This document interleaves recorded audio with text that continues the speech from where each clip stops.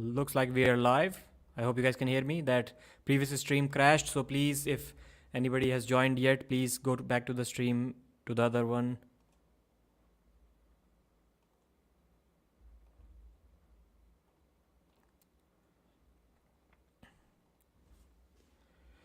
So looks like we are live. If anyone has joined, then please, if you can go back to the other stream and then tell the viewers that this new live stream has started. It will be really awesome for me. Please do that. So I hope you guys can hear me. I hope I'm audible. Hi, AJ. So guys, AJ, can you please go to the previous live stream, and if there are some people still waiting there, then can you please tell them that the new stream has started. 7 viewers, I'm back, bro. Thank you guys. The previous stream crashed as soon as I just connected my earphones, and there was nothing that I can do to get my audio back. That was terrible. Nothing I could have done. I've done that hundreds of times, connected my earphones after that, but I'm not sure why this time it just crashed my microphone. Terrible. I had like over 1700 viewers. Terrible thing to happen to me, but not much I can do right now. So the matches have started. Let's focus on the first match. Let's see what's going on there. Let me open the Core Sports website.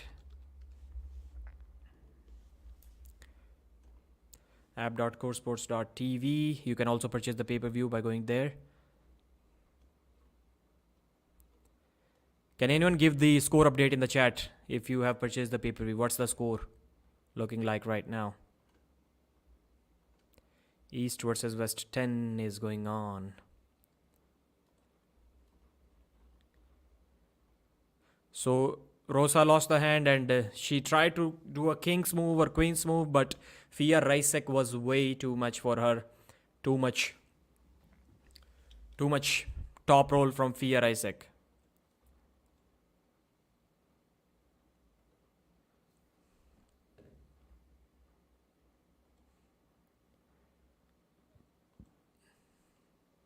So I'll recap the match right from the beginning. I'll tell you guys what happened in the stream.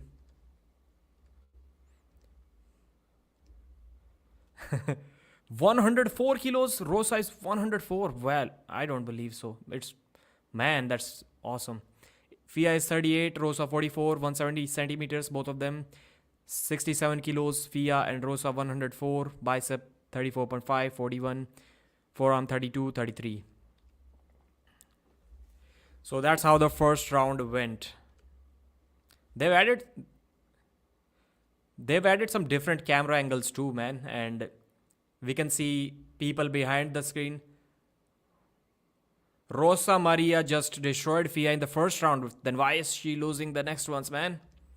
How did she get top rolled? In the first, she was easily able to curl her in, and the hook was dominant, man. The hook was dominant in the first round. So Rosa, guys, is the replacement of Irina Gladkaya. Irina cannot pull due to some medical reasons as prescribed by her doctor, which are unknown to us. And round 2, as it started, Fia this time pulled back and she took her hand. Rosa is in this position and Fia is holding on. Fia has cupping, Fia has pronation. She is holding. She does not want that unnecessary slip. But Rosa flops her wrist right now to get a slip, but Fia is getting behind her shoulder. She's trying to press her down. Almost got the win.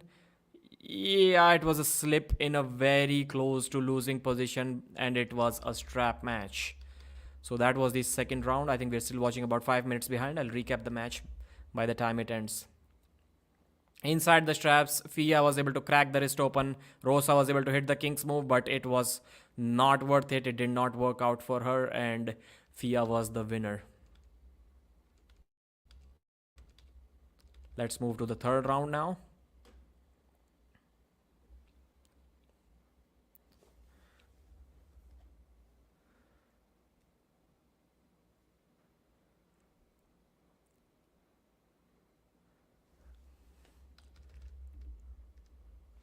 Fia top rolled her without the straps in the third round. She is very patient. No slip allowed, nothing. The score is 2-1. Fia versus Rosa. Fia, Rosa, and then Fia. 3 rounds. So the score is 2-1 as of now when I'm watching this match.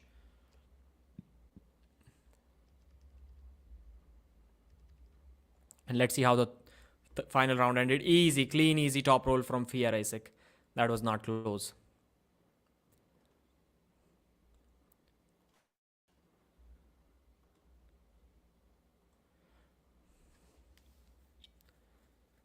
"400 people have joined. That's 4 times less than what it was. But what can we do? Fia is saying that she expected the first round to go like that.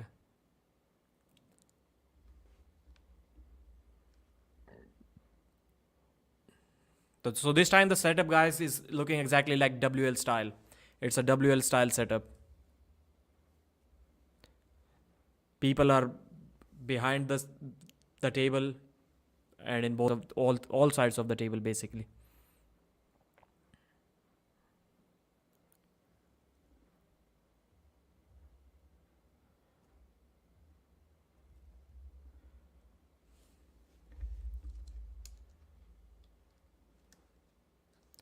So Matt Mask is on the table. The wild horse is feeling confident. He's facing a top roller, Frank Lamparelli. Frank Lamparelli is at the table too, and 41 years of age, Matt Mask. Frank is 44, 198 versus 191, 114 kilos, 95 kilos Frank Lamparelli is. Is that correct? I don't think so. 43 centimeter, 45, 46 centimeter, 42.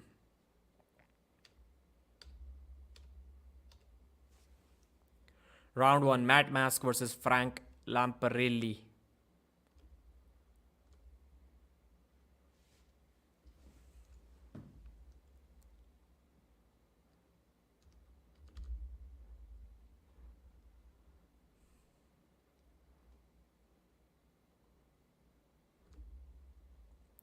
So round 1, Matt Mask versus Frank Lamparelli is about to start.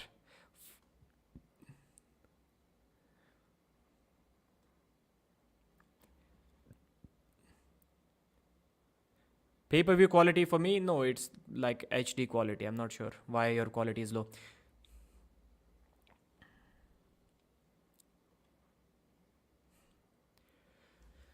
Matt Mask has to win this match. If he loses to a relatively unknown opponent, it is not going to look good for his career. He needs those wins. He has only defeated Krasimir Kostadinov and an old Ron Bath in previous 8 or 9 super matches. He desperately needs the win in this one. Let's see if he's able to get it or not.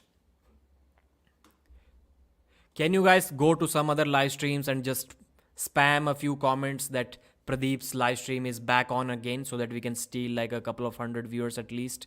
It's about only 500 as of now. Please help me out, guys.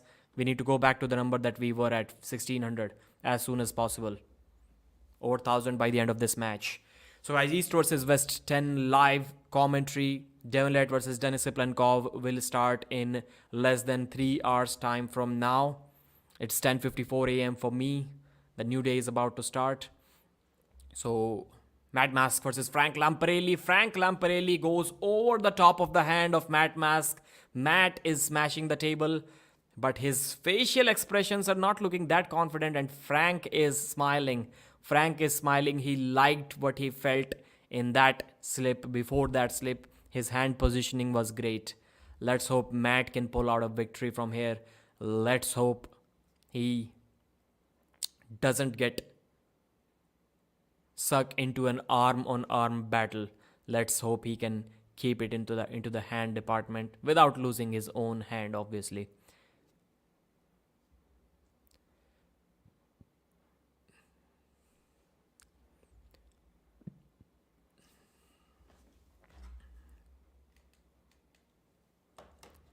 So they've strapped them up. Matt Mask is on the left side of the screen. Frank Lamparelli is on the right. Wow, Frank Lamparelli, way too much horsepower. Way too strong for Matt Mask. He pins him. I'm warming up right now. That's what he's saying. And he had good like 2-3 pulse hits. He's like This usually when you see people hitting again and again, they hit like here, go back and then hit again. But Frank was like, he hit here and then he hit here, like a couple of hits, and easy pin. Easy pin. Too much side pressure. I'll say too much side pressure. Matt, like, his wrist didn't get totally opened up. He stayed flat, and like towards the end his hand was like slightly going backwards, but too dominant, and that is when the buckle was on Frank's hand. If Frank does not have a very terrible endurance, then the match is over. So did you guys do that? Did you guys go to some other live streams and tell them that Arm Wrestling News is up again? If you left Arm Wrestling News chat because it crashed, then you can go back. Victor Aditya भाई मदद कर कुछ यार. 10:54 तो है, पर जा एक आधी लाइव स्ट्रीम में कुछ अपने भाई की सहायता कर. I'm just asking for the viewers who left this stream because it crashed. Matt is getting charged up this time, man. Good slip, good slip. This time fast slip, but still Frank Lamparelli's hand went over Matt's hand.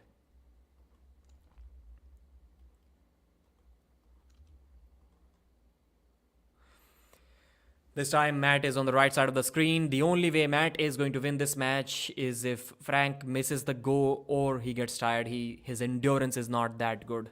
Only then Matt is going to win, because in the first round clearly Lamparelli was the stronger man.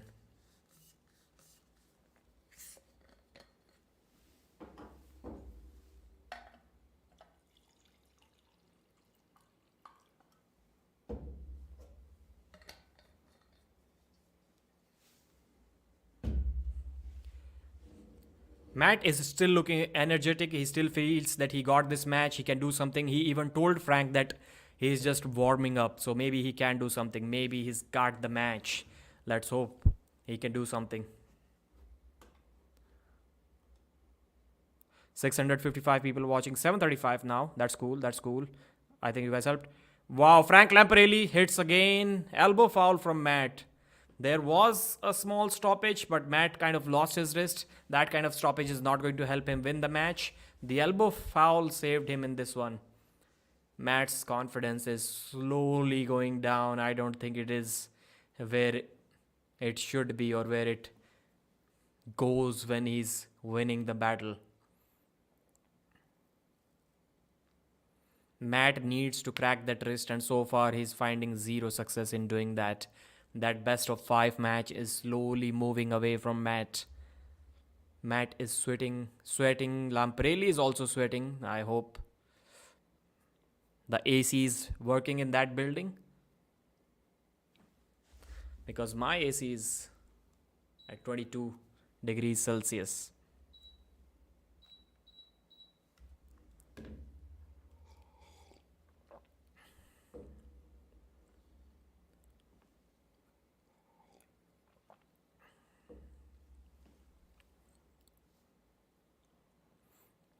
Alright, the second round is about to start. Let's go, Matt.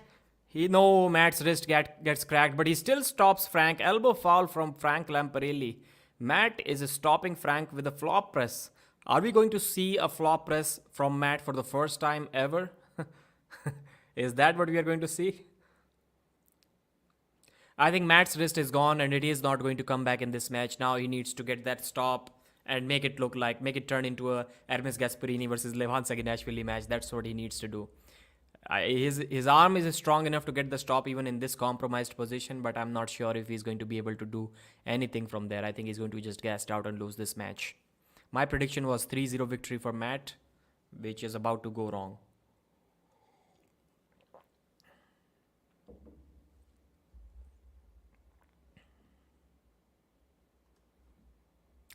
If you have joined recently, guys, thanks for watching. 700 viewers watching. You guys are awesome. I had about 1600 going on. This is the East versus West 10 live stream commentary. 47 rupees super chat from who? Let's see. Viewer activity. Thanks for the super chat, Daniel. HUF 200. Thanks, brother. Round 2. Both arm wrestlers are on one foul each. Matt Mask is shouting at the referees because he cannot see his knuckle.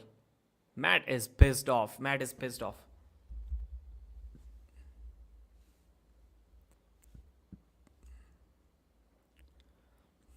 Matt Mask versus Frank Lamparelli. Round 2. Matt needs to do something now.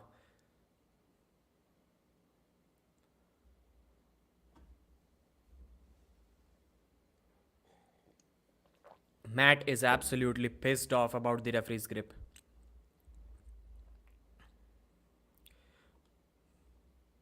Hi Pradeep, I'm back. Jayesh Yadav. Bhai, get more people. Get more people from other live streams. People who left mine live stream because it crashed. They should know that I'm back.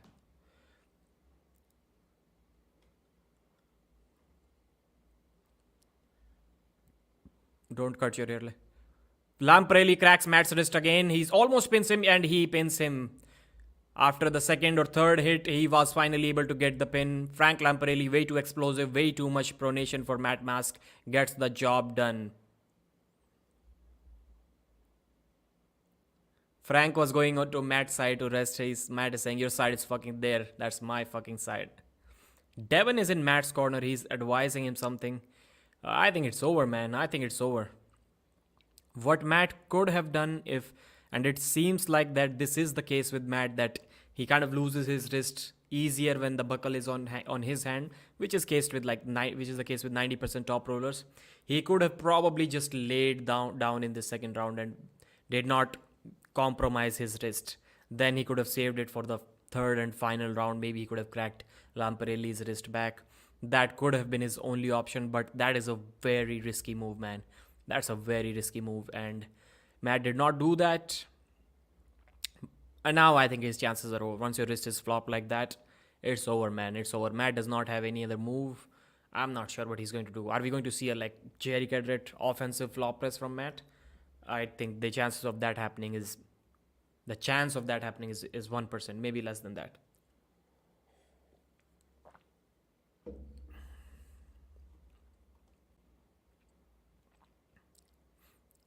Thank you so much, Denis versus when time started. Matt, do a Bhupinder Jogi. I'm back. Couldn't hear you in the meeting. I'm hoping you're talking about the previous stream. It's time saving, man. It may be annoying, but it's time saving. All right, over 700 people, 748 people watching, guys. Man, I had 1600. What have I done, man?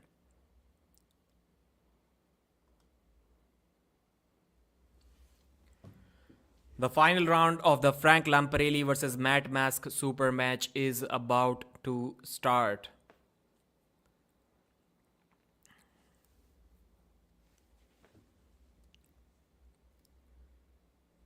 Do something, Matt. Do something. Make it an absolute war.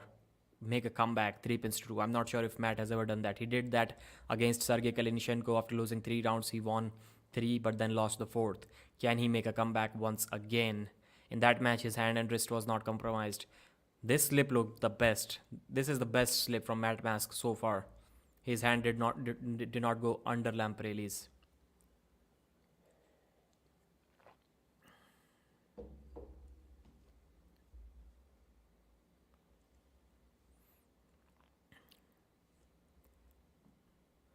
Goat Pradeep, thank you भाई. नगर में डिंडोरा पिटवा दो कहीं. कहो कि मैंने बुलाया. Yeah that's what you need to do भाई. करो यार, करो. 1000 तो पहुंचाओ कम से कम. Alright. Matt Mask versus Frank Lamparelli. Third round is about to start. Matt is on the left. Frank Lamparelli is on the right. Both looking for their explosive top roll. So far, Lamparelli has been faster and stronger than Matt. This time, he cracks the wrist back once again, but Matt stops him. Matt stops him with a flop press. Wow, Matt Mask with a flop press, man. Matt gets behind his shoulder. Wow, he gets ripped open. But didn't get pinned. Matt Mask with a flop press for the first time in his career. Matt's elbow is about to break. Flop press from Matt Mask. Wow. Matt almost pinned him. Matt elbow foul from Frank Lamparelli. Wow. Is that going to be a match of the night? If that happens 2-3 more times, that's match of the night for sure. What what were we expecting? Matt Mask with a flop press. Matt Mask with a flop press. When I said there are 1% chances of that happening, I was obviously talking about an offensive off the go flop press. But we did see that almost happening in the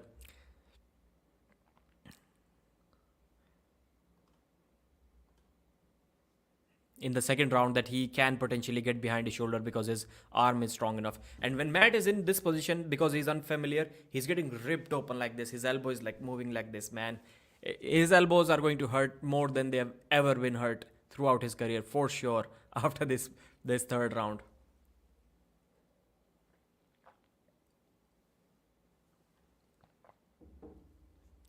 The way he's getting behind his shoulder, Matt was arm wrestling like a beginner. Like if you're here like here, how do you immediately get ripped open like this? Because it's new territory for Matt, and I think he's learned something this time. He's going to be better with that. So load with as much back pressure and pronation as you can, then get behind his shoulder, just like Hermes Gasparini did against Levan Saginashvili. Yeah, this is Levan versus Hermes 2.0, and now both are breathing heavy. Frank also looks tired. Frank also looks exhausted. Can Matt do something about it? The wrist is gone. The wrist is completely gone. Matt Mask will find a totally new fan base if he flop presses his way to victory 3 times in a row in this match.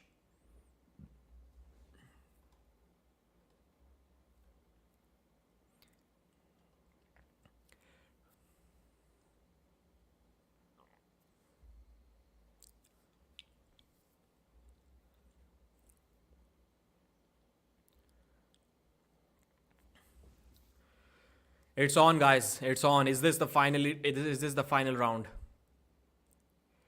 Matt Mask is in a good position. No, he gets his wrist elbow foul. Second elbow foul, and Matt Mask wins the first round. This time, wow, Matt Mask is back, ladies and gentlemen. Matt Mask is back. You're getting fucking tired now. That's what Matt is saying to his opponent. Matt is back once again. This time he got good hand positioning. It almost looked like he's going to top roll, but then Frank did a good side pressure hit and he was able to crack Matt's wrist back. But while doing so, his own elbow was off the pad. And even if it wasn't off the pad, Matt could have been in a much better flop wrist position this time. And I think this round was over for Frank anyways. There wasn't much he could have done in this round. But this time the buckle is going to be on Matt's hand and it can get difficult. 841 people watching. Matt Mask is doing the unthinkable. He's about to flop press Frank Lamparelli on his way to victory. Matt is the strongest baby pony of all time.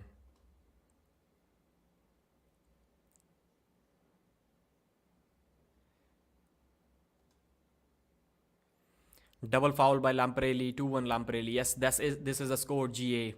Shashank Singh, Pradeep, I will design the t-shirts. Thank you, brother. Please message me. Where is the fight? थोड़ा हिंदी में बात भाई, सवाल पूछो, कर लेंगे, कोई दिक्कत वाली बात ना. कैमरा स्क्रीन की तरफ करो, हम भी देख रहे हैं. Bro, you're on timeout.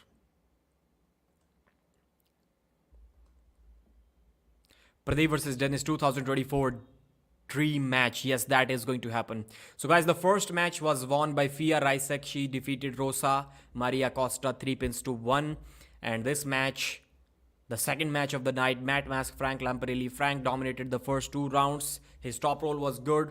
It looked like Matt is still in the game. He was not overwhelmed by Frank's strength. And this is what Matt is showing in the third round by winning the third round. And now the fourth round is about to start. I think every single round, just like the previous ones, is going to go inside a strap. There is no way that either of these two can pin the other one without the strap, unless one of them is exhausted, which isn't the case. Frank once again went way over top of Matt's hand. Dominant slip, dominant attack by Frank, but the arm power just isn't there yet to finish the match. So usually, probably this is the first time where I'm seeing that Matt's arm power is kind of equal to Frank's arm power. Maybe like a couple of percentage stronger, but his hand is weaker. That's like one of the rarest occasions ever. Anyone who has a stronger hand than Matt for sure has a stronger arm than Matt, but this may be the first time that this is not the case. At least I haven't seen anything like that. Pradeep भाई मुरादनगर में कहाँ से हो address? State में OFM state.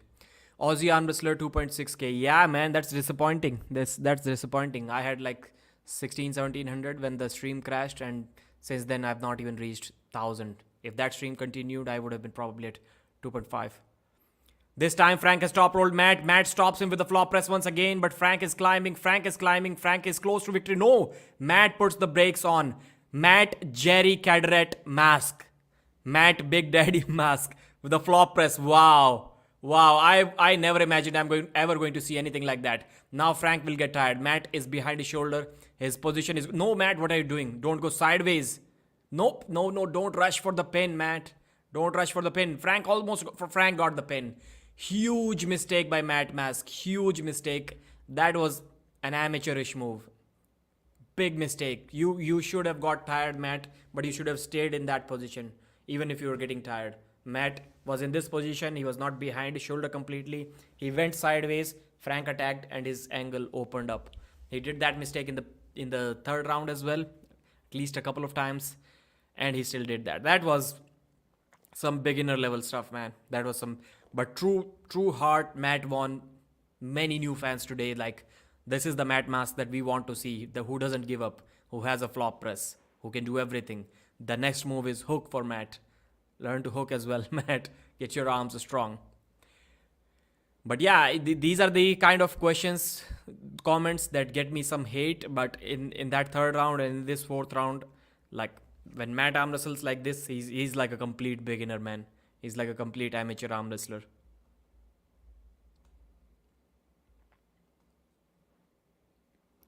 Yeah, Matt Mask lost this match 3 pins to 1. The score is 3-1. Matt didn't get any pin, but he won one round on fouls. He was looking good. He was looking strong in that match. That is the match that Matt should have won. आप हरियाणवी है brother. हाँ भाई हाँ. मुरादनगर में kite college. That's good. के सामने वाली गली में. That's good भाई. मुरादनगर के लौंडे भी देख रहे हैं यहाँ पे. Arm wrestling news live stream. बहुत बढ़िया. Frank Lamprelli is with Neil Pickup and Martino. Neil is looking good. Neil is looking cool in the black shirt and black suit. Did you see the post that I made about Neil Pickup in the community tab and on Facebook and Reddit everywhere? I think it was funny. Pradeep bhai, my card is not supported for the purchase. What to do? Get a credit card, bro. Get a credit card. And enable in international transactions. YONO SBI पे जाओ और वहाँ से enable international transactions. Matt lost to a football player. That's sad. Pradeep, don't cry. We will bring back your viewers. Just buy me the pay-per-view. I don't have time for that, bro. 900 people watching. Thanks for your support, guys. Thanks.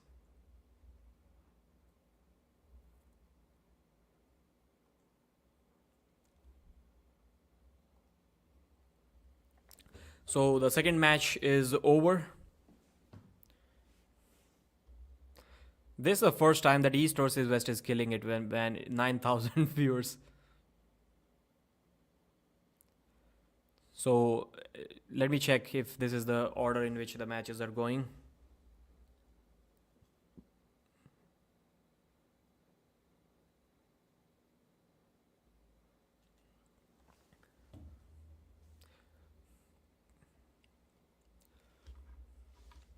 Okay, I think it's time for a recap.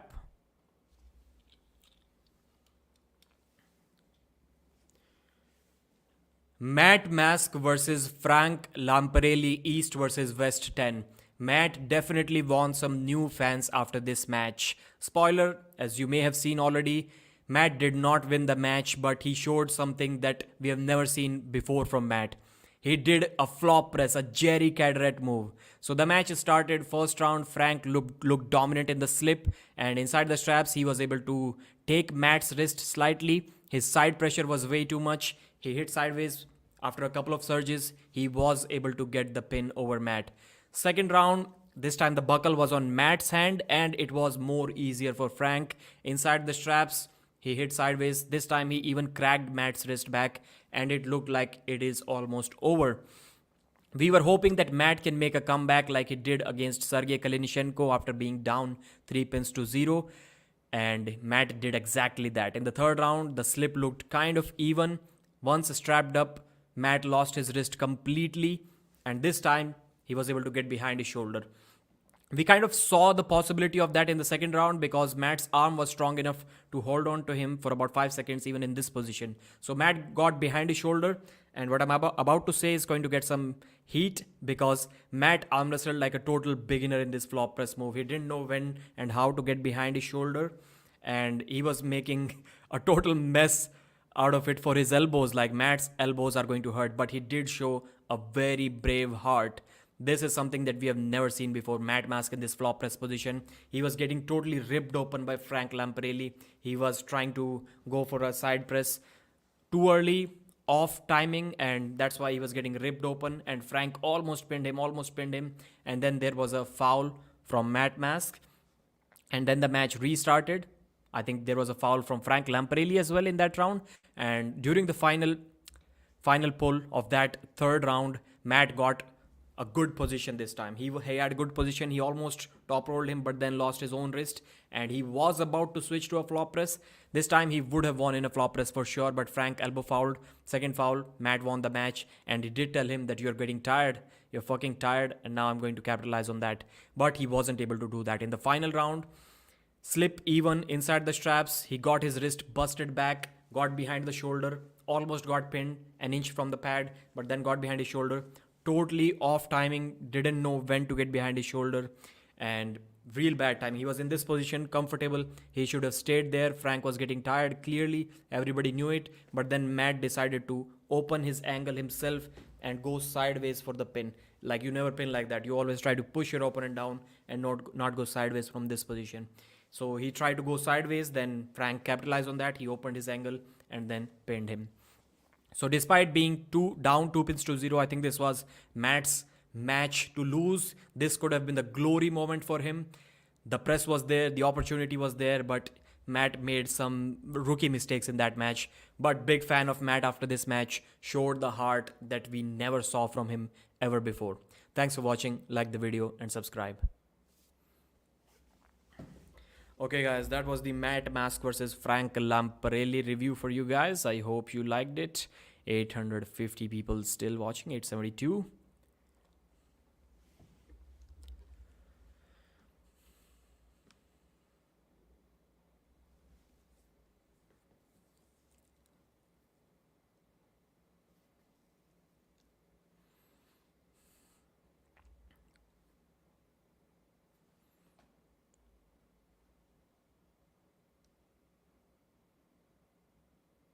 $1,000 wins is not enough worth losing the respect from your opponent. That's what he's saying.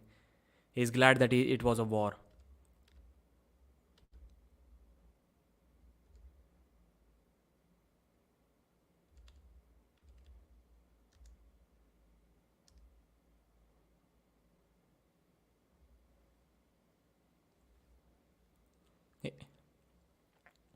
He would love to try against everyone.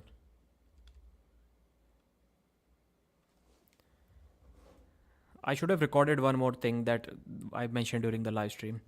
एक और record कर रहा हूँ अभी, देख लिए. मतलब उसी का थोड़ा सा और पार्ट बोलूँगा, जस्ट 10-15 सेकंड का, बीच में डाल दे कहीं भी.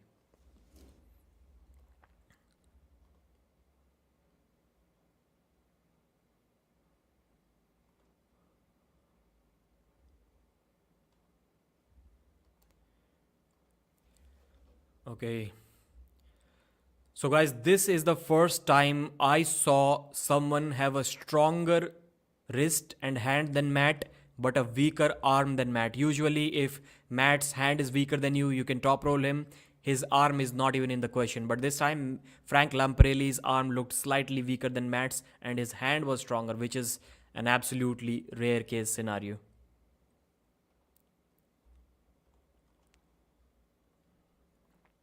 When is Denis match? It will start in a few hours, maybe 2 hours from now.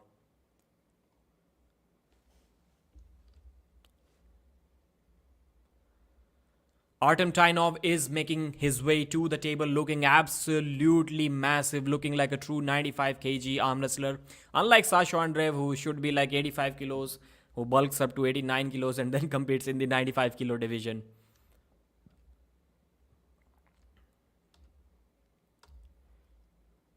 Multiple times world champion. You cannot even count how many world titles this guy has while still being about 28 years old. I think that's his age. Still very young and a monster looking, wired looking, thick. 88 kilos. I wish either Sasha wins this match dominantly, easily, quickly, or he loses this match very quickly, because I want to see him really fresh against John Brzezinski. Sasha is only 28 years old. Are you guys kidding me? 26, not 28, 26 years old. And Artem Tainov is 34, 169. I can bet my life that Sasha Andreev is not 169. Kill me today if Sasha Andreev is 169 centimeters. Bro is like 160. 161 or 2 on a very good day, maybe, if I'm wrong. 169, absolutely no way. Sasha is like 5'3", man. 5'4", maybe, at best. 88 kilos versus 95 kilos. 46, 47. Bicep, 42, 42. So bicep and forearms are about the similar size.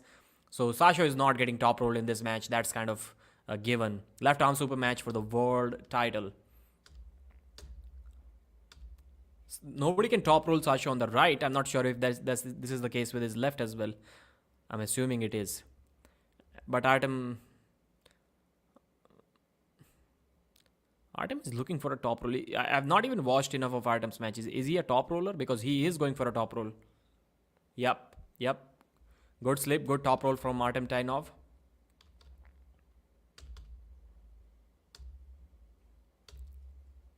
So inside the straps, they're about to start.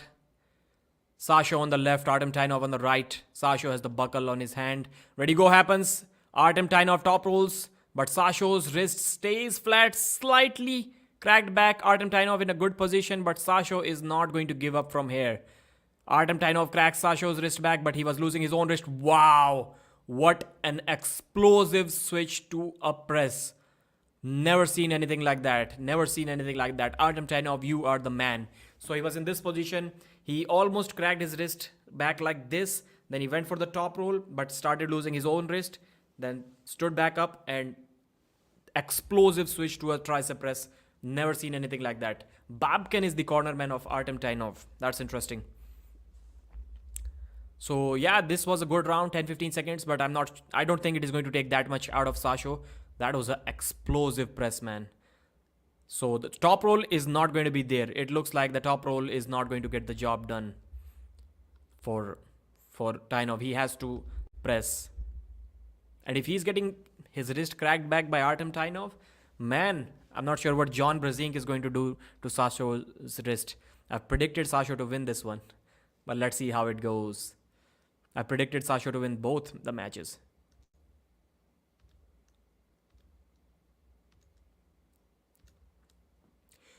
So the way the second round started is Artem Tainov went straight for the press. Sasha Andreev was ready with his own top roll this time. Sasha is switching to a top roll technique. That's interesting. Or maybe the flop press from Artem Tainov forced Sasha to go into a top roll. He didn't want to go there. Now they're strapping them up for the second round. And now we are live with the stream. I was watching almost a minute behind early on. 840 people watching. Thank you guys for joining. You guys are awesome. Pradeep, don't cry. We'll bring back your viewers. Just buy me pay-per-view. Okay, that's still an old chat. Pradeep, you are little behind. Yes, I was a little behind. Now I'm live. Frank won 3-1 over Matt Mask. Brother, people live streaming the match. Where? Hey Pradeep, a guy is live streaming the whole match. What is happening? I hope he gets shut down by East versus West. Send the clip to someone. Send the clip to. Coach Ray is commentating. Engen is also busy. I'm not sure who you can send it to. Jayford is the guy who shuts down the illegal streams and videos. Jayford.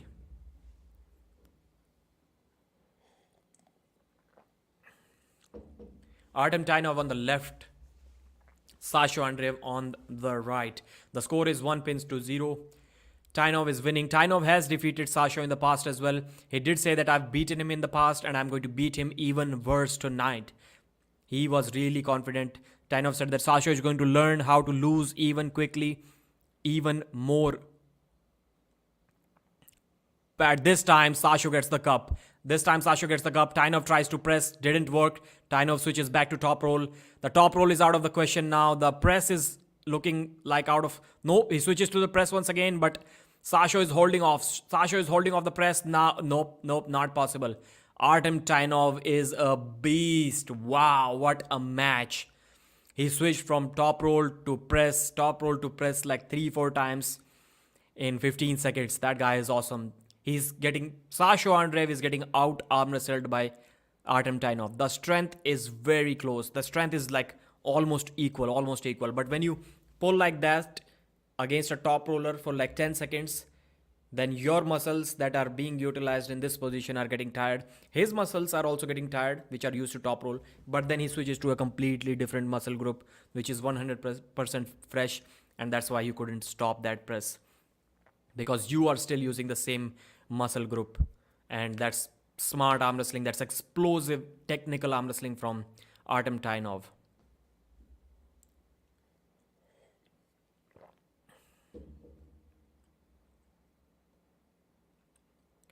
Are you blind, Pradeep? Are you quiet? Make you volume louder. Quality technique. 775 people watching. Why are people dropping? Are they not interested in this match or not interested in my commentary? Pradeep Bhai loves baby can. Which match right now? Artem Tainov versus Sasha Andreev. That is an absolute war. Absolute war. I hope Sasha loses this round as well, man. I hope he loses this one as well, so that he's not that much exhausted while going into the match against John Brzezinski. His left arm is already pumped, looking swole.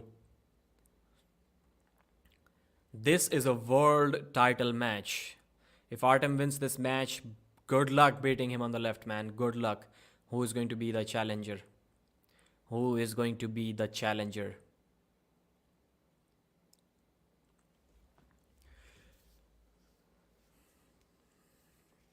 95 kilo world title match, third and possibly the final round. Tainov going for the top roll.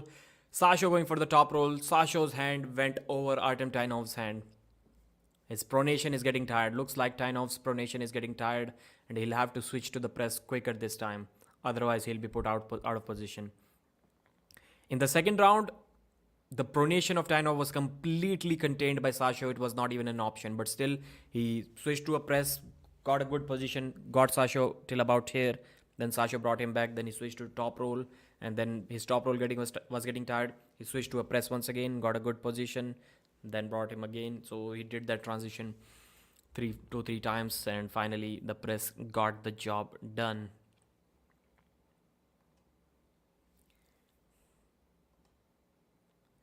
$779 people watching, guys. Please subscribe to the channel if you have not already. Is this the main event that's going to happen earlier than previous East versus West main events? Yeah, it looks like the matches are moving at a good pace. I hope so. This time, Sasha Andreev top rolls Artem Tainov. This time, Sasha with his own top roll. Wow. He has flopped the wrist of Artem back. And now Artem Tainov with a flop press. Artem Tainov switching to a flop press. Sasha top rolls him to the pad. Nope. It was almost a pin. Now Sasha is getting stopped. Sasha has top rolled and Artem Tainov in a flop press position. That's Levan versus Hermes once again. That's Mad Mask versus Lamparelli once again. That's a good match. Sasha is getting tired. Sasha is getting tired. He almost got pressed and the match is over. Artem Tainov destroys Sasha Andreev. He proved that when he beat Sasha in the WAF tournament for the world title in 2021, that was no luck. He can do it again any day you ask him. That's the man right there. 95 kilos, East versus West, world champion Artem Tainov.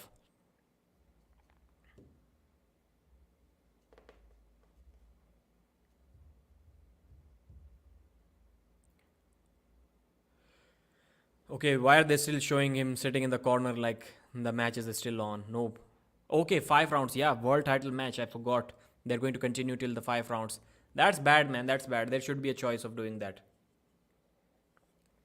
Neil keeps on saying that the title changes hand. The title is going to change hand. When did Sasha win the left arm world title? What am I missing here? I don't think he has that title.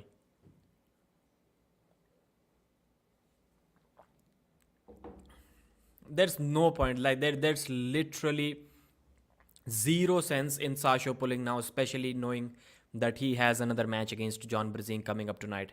Literally zero chance. I don't think it should be happening. If Sasha is smart, is going to lay down. He's going to quit. He's not going to pull. Anybody please say when match begin? Sasha should rest. Yes, he should. Baby can on Tainov's corner.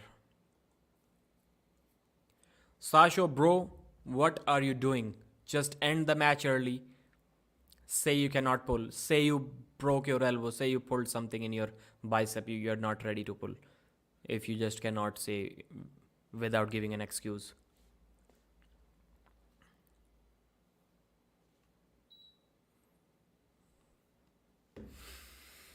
I don't know what is even happening. I don't even know why Engin made this 5 round. Who is advising Engin on these things, man? Like, why is a title match 5 round super match? What is the sense of that? Make it a best of 7, man. This is the worst decision that Engin has taken as a promoter. Worst. That affects the match directly. Best of 7 would have made sense. Okay, all matches are best of 5, but the title match is a best of 7 match. You need to win 4 rounds. That could have made sense. But 5 round super match, like we have to pull all 5 of them, literally makes zero sense. A guy named Francis50 is live streaming the whole match. Isn't he going to get banned? I hope he does. Dabang lag raha hai, thank you. Sasha with the top roll once again. This time looks like he's going to get the pin without the straps. Looks like he's going to get the pin. Yes, he gets the pin. He gets the pin. Now the motivation isn't also there from Artem Tainov. Sasha Andreev is a top roller, man. A 5'3" top roller. A 5'3" guy who's top rolling someone in a world title match at a weight which is above his current body weight.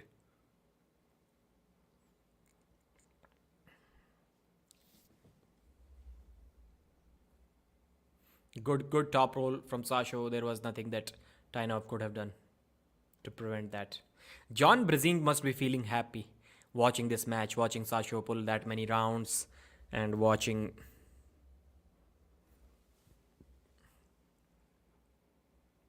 $860 people watching. Thank you guys for your support. Denis versus Devon will start in 2 hours. I agree, Pradeep. Best of 5 makes 5 round. Best of 5 makes sense. You win 3, the match is over. But what's the point in pulling all 5 rounds? That's dumb, man. That's dumb. Pradeep, when will Devon and Denis match? 2 hours from now. Good top roll. 5'3" is a great height for a top roll. They are happy. Abhay Ajit, they are happy with their career.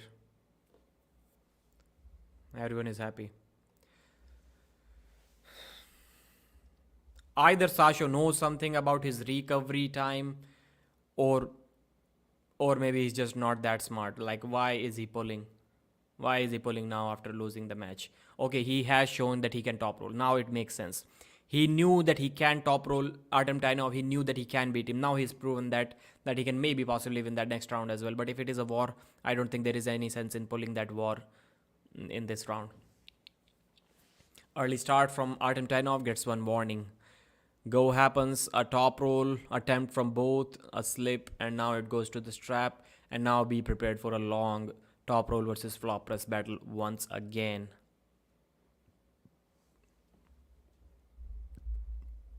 Not looking good for Sasho, man. Not looking good. Lost the first match. Looks exhausted. John Brzezinski is happy. Probably going to lose the second one as well. Who's winning? Sasho has lost the match against Artem Tainov. Tainov is the world champion at 95 kilos. But the fourth round was won by Sasho. They're still continuing even after Tainov being the clear winner, 3-0.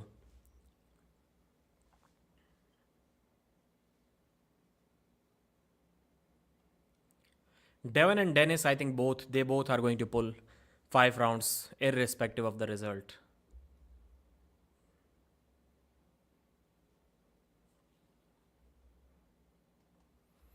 Okay, they are strapped up. 5th and final round of the match. Tainov has already won 3-1. Sasho with a top roll, but he loses his...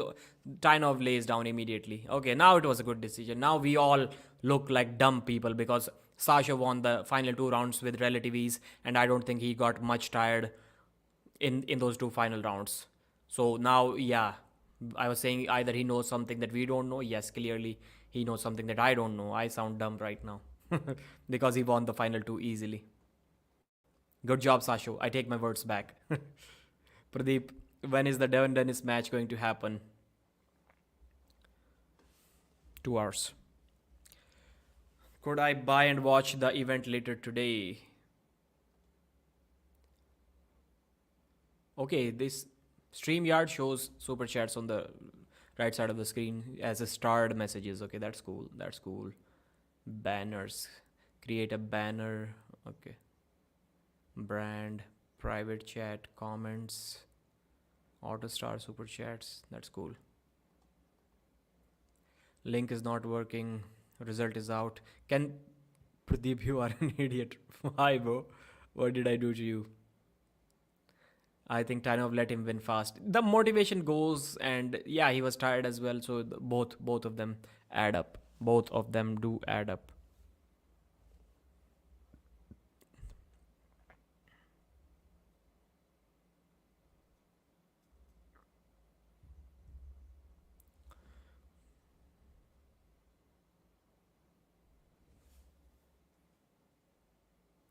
Should I record the result of this match as well? इस match का भी करोगे result है ये करने लायक. Devon versus Denis happening at 1 a.m., 2 a.m., 2 a.m. Indian time. Yeah, maybe around that time. More like 2 a.m. Less, maybe 2. I don't know. Now we stream. Did John match start, bro? Give him a break. He just competed in 5 rounds. Let him breathe. And then he's going to come back against John after like 3-4 matches. 4 matches should be good enough time to rest. East versus West, 85 kilo champion is being crowned right now. Artem Tainov. He's smiling, but the energy kind of looks down. And isn't it weird? Like, yes, you have won the match, but you got whooped in the final 2 rounds, and then you get the belt, and you're like charged up, like, yeah, I got this shit. It's kind of weird. This whole concept is weird, man. Sabin, Old Ironsides, Satya, Subaraj, Mahapatra, Dwayne. Yeah, it's weird. You guys tell me, like, you lost 3-0. You got beat pretty bad. And then you got tired and you got destroyed. You got owned in the final 2 rounds. Maybe the other guy is holding you and posing with you. And then the match is over, 3-2, and you get the winner. Like, how do you show excitement after that? It's weird. Pooja Singh, my family is sleeping and I am watching your live. Thank you, Pooja Singh. Pradeep versus Babken. My family is also probably sleeping except for my brother, maybe. He's uploading the videos. Pradeep versus Babken. Babken is way too strong, man. भाई आप किस पे देख रहे हो? I'm watching on Core Sports. If you're talking about the screen, I'm watching on a good 43-inch LED in front of me.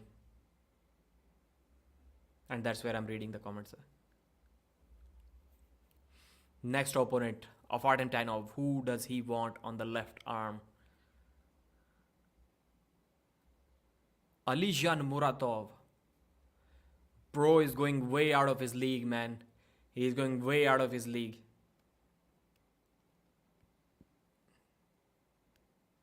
Right arm ready to pull anyone. Left arm Alijan Muratov. Muratov is like heavier than him, at least by 5 kilos, I guess. But he's a beast, man. He's a beast. Arm Wars started the concept of pulling all 6 rounds. It's dumb. Yeah, it is. How many matches happened? Tell the result, please. Okay, the result. Fia versus Rosa was Fia Isaac, 3 pins to 2. And then we had which match? I'm forgetting. Can you guys tell me what was the next match after the Fia versus Rosa match? I don't think it was Matt versus Frank.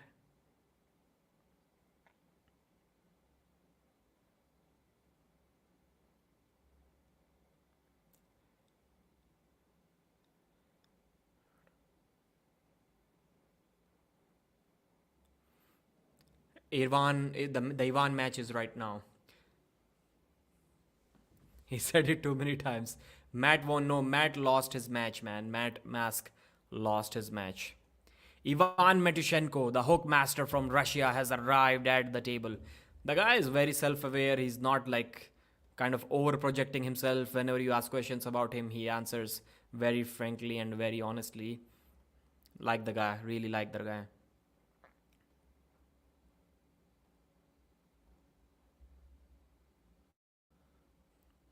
So only 3 matches have been over till now. Fia Isaac defeated Rosa Maria Costa 3 pins to 1. Matt Mask lost to Frank Lamperilli 3 pins to 1. Artem Tainov defeated Sasho Andreev 3 pins to 2. First 3 rounds were won by Artem, then Sasho won the next 2 by a top roll.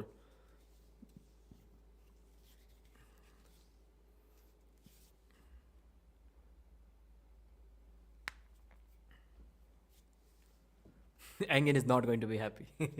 Neil is saying that he's the recent winner of the High Five Knuckles Up event against Dave Chaffee.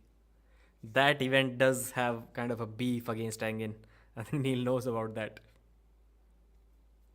Ivan Metushenko versus Kamil Yablonsky. The Golden Dragon looking absolutely massive, flexing his biceps, showing his authority. He's dancing, he's pumped up, he's all charged up. This match is going to be decided on speed. 37 versus 38. Ivan is 38.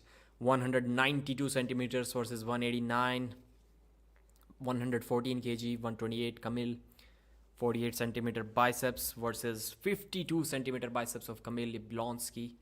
43 centimeter forearms, 45. So, yeah, Kamil is overall the bigger guy. But is he faster? Speed is very important in this match. So far, my predictions have been going terribly wrong. I only got 1 right out of 3. Predictions are a weird subject, man. I guessed it. I predicted it like 2 years ago. I predicted my predictions being wrong 2 years ago. At that time, I was predicting like 8 or 9 matches correctly out of 10, and everyone was talking about it 2 years ago, 2.5 years ago. Wow, Pradeep's predictions. They started calling them Pradeeptions. Pradeeptions. That's how good I was at predicting matches 2.5 years ago.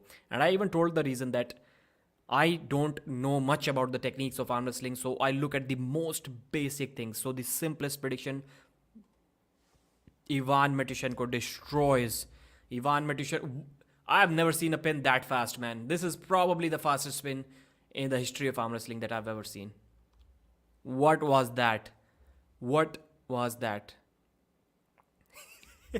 Kamil couldn't even get under. Like, he was trying to get his press down.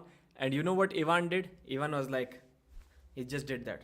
He just did that. That pin was faster than most of all of the Talga Taktaev pins. That's how fast it was. Ivan is a beast, man. With that kind of speed, he can beat Tordzilla as well in a hook. Because Tordzilla will not be able to engage his hook at all, man. He can just do that.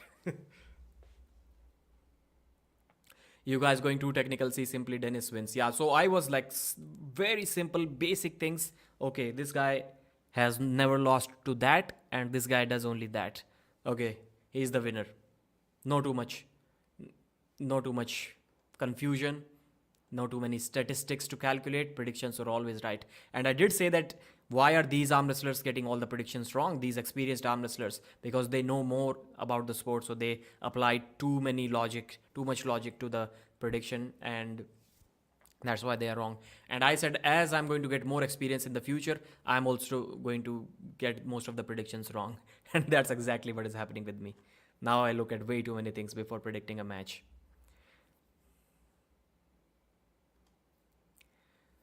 Round 2, Ivan on the right, Kamil on the left.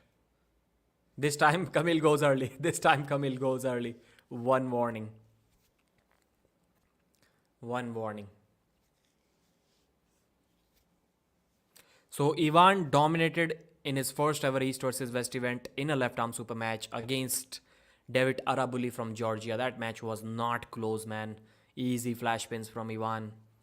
Way too strong, way too fast. And it looks like it's going to be the same thing on the right arm in this match as well. Kamil Jablonski with another false start, 2 false starts, 1 foul. He got a good press. He took Ivan straight to the pad, but that was a false start, man. That's what Kamil needs to do, man. That's the only way he can be faster than Ivan. But it is a thing for the pressers, man. Those guys who rely 100% on the press, they always do well when they are on the left side of the screen. So when their main shoulder is facing away from the main referee, so that he cannot straighten that shoulder, and the referee is not blocking the attack angle with his hands by holding the hands like this. So that's why the guys this time gets a good flop press. 1 foul, 1 warning. I don't think it works like that, man. Any experienced arm wrestler about the rules of arm wrestling? What am I missing? So once you have given 2 warnings for a false start and you lost that round, so the warnings start again in the next round? On the same thing, do you get warnings again? I don't think that's how it works.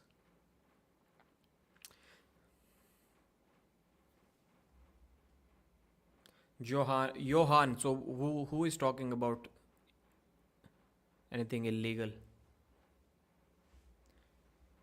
You are not showing the match. Why should we subscribe? Okay, then don't subscribe, brother, because that I cannot do that. Can you tell me when Aryan Kandari and Shiv Kaushik will pull each other? Maybe next year. Can be a good match.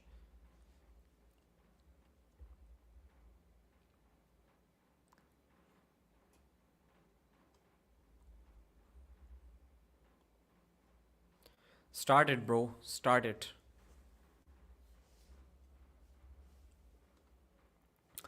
Fourth match of East versus West 10, the biggest super match event in the history of arm wrestling, is on. Kamil Jablonski is pulling Ivan Matushenko. Why is it creating weird noises?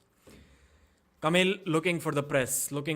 Cannot afford to false start. He'll have another foul. Second foul, and he's lost the round. Second warning, second foul, winner. Wow. My man just false started like 4 times. Is that what he did?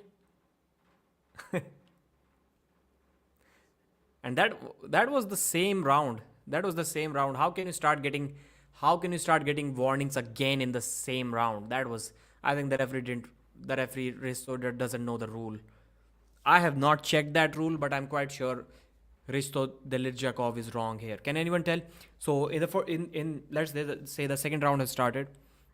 You false start twice. You've got 1 foul now because you false started twice. So the match is restarting, the same round, second round, and you false start again. That should be straight away a second foul, man. Why was there a warning after that? I don't think it should have been a warning. It should have been a straight foul.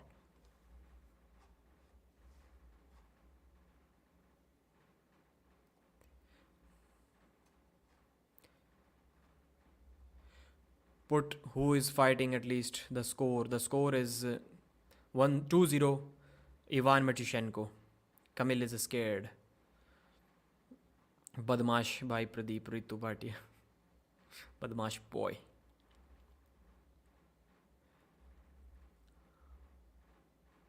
Because of no OTP rules, the payment is not going through. Yeah, that's the same case with my credit card as well. But my father's credit card works for me, so that's where I buy the pay-per-view from. Not much you can do about that, Dhruv, now. So is this the final round? Is Ivan going to show his speed once again by beating Kamil with a fast hook move? Round 3 of this 4th match of East versus West End is about to start.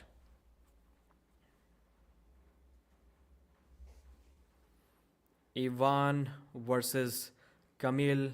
Round 1, Ivan is with a fast hook speed.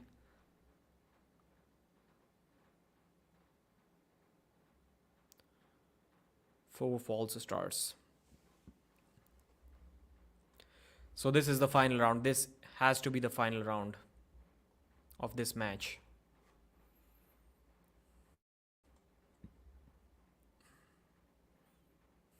I think the match is on 12:50. I tried with HDFC debit, didn't work. Wow, too much hook power from Ivan Matishenko. Gets the job done. Easy 3-0 victory for Ivan. Totally just consumes his press. Just eats his press. Just eats his press. The way he can just grab low and go sideways, man. That's good. That's the perfect style to beat Jerry Kedrat. I'm not sure if Ivan is big enough and strong enough to beat Jerry, but that's the perfect style to do that. And I think he has a very good style against Todd Hutchings as well. So that match can also make sense.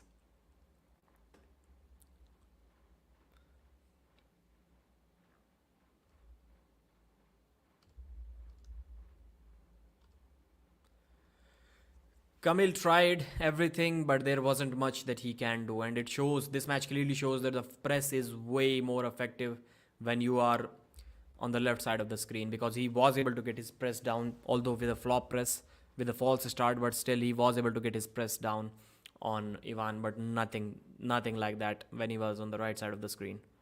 His press was just completely blocked by Ivan's dad move by Ivan Matishenko.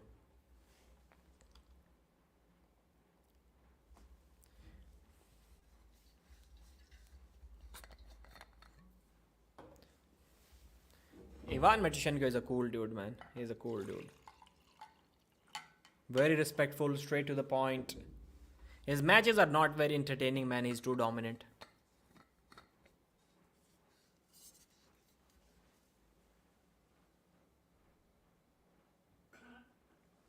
Why are you fast and strong? That's what coach is asking.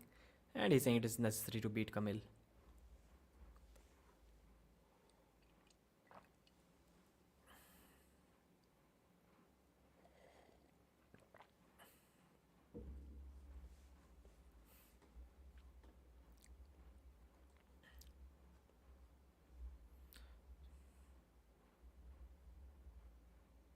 Buffering. People were saying buffering few minutes ago. I hope it is solved. Ivan would murder Jerry. Yeah, the style looks perfect against Jerry. Monopoly game. Please, is there any paid YouTube channel where I can watch? Nope. Pradeep pouring vodka in Denis' honor. Can you tell me when Aryan can... Pooja, I've already said it. Your screen is lagging. Buffer. Man, that's disappointing. Bro, please don't do that to me. Internet connection.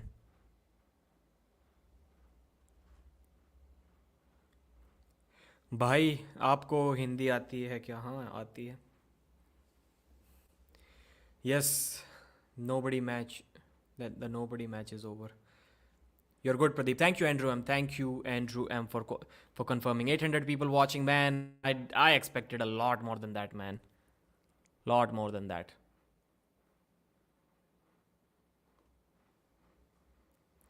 Ronaldo. Virat Kohli is the GOAT.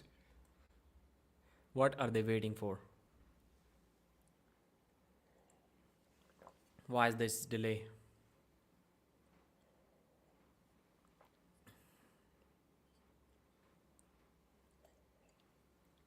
It's absolutely silent, man. What happened to the commentators?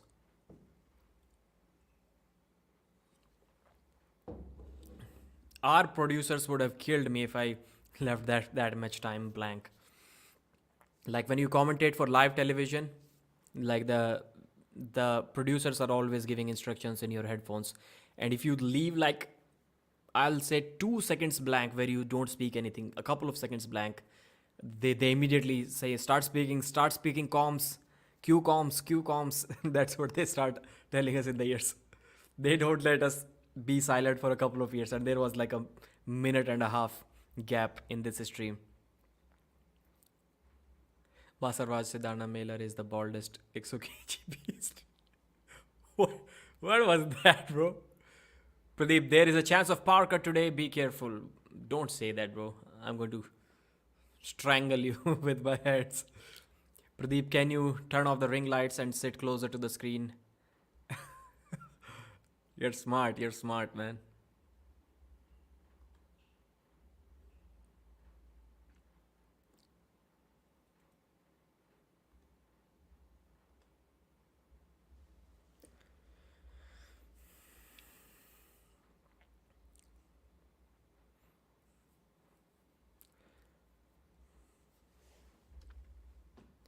So Samushia is already at the table, and now it's time for Abdul Manaf Tuziev.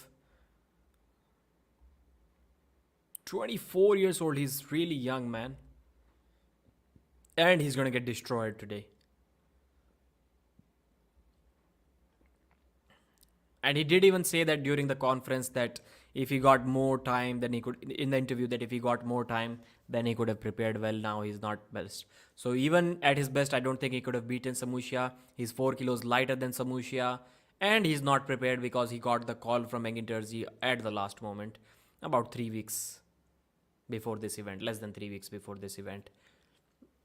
Abdul Manaf Tuziev praying to his god before the match, but unfortunately is not going to get any help.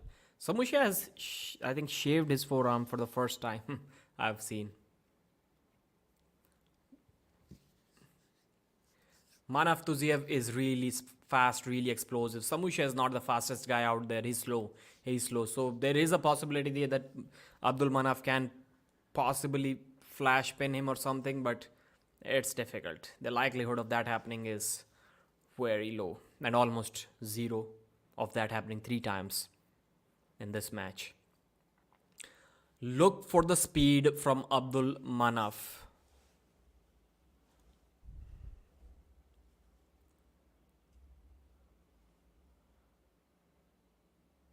Wow, he gets the pin.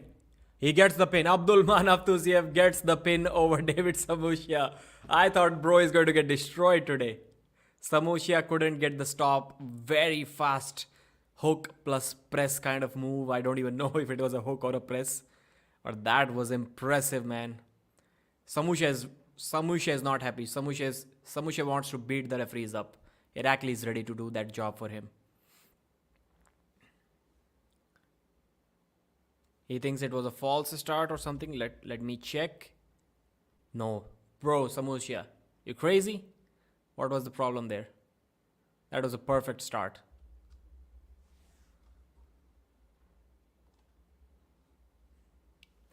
Samushia, bro, you're sleeping. The referee did nothing wrong there.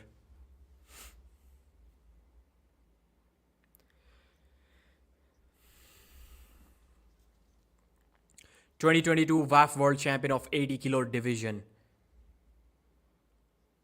Did Samushia compete in this year's WAF or last year's WAF?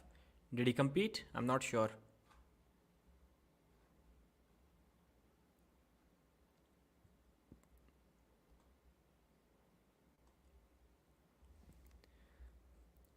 Live television is a live television, different production level. Yes, yeah, you're right, brother. Flip कर camera हम भी देखेंगे. Concrete elbow in Haryanvi, I don't know how to say that.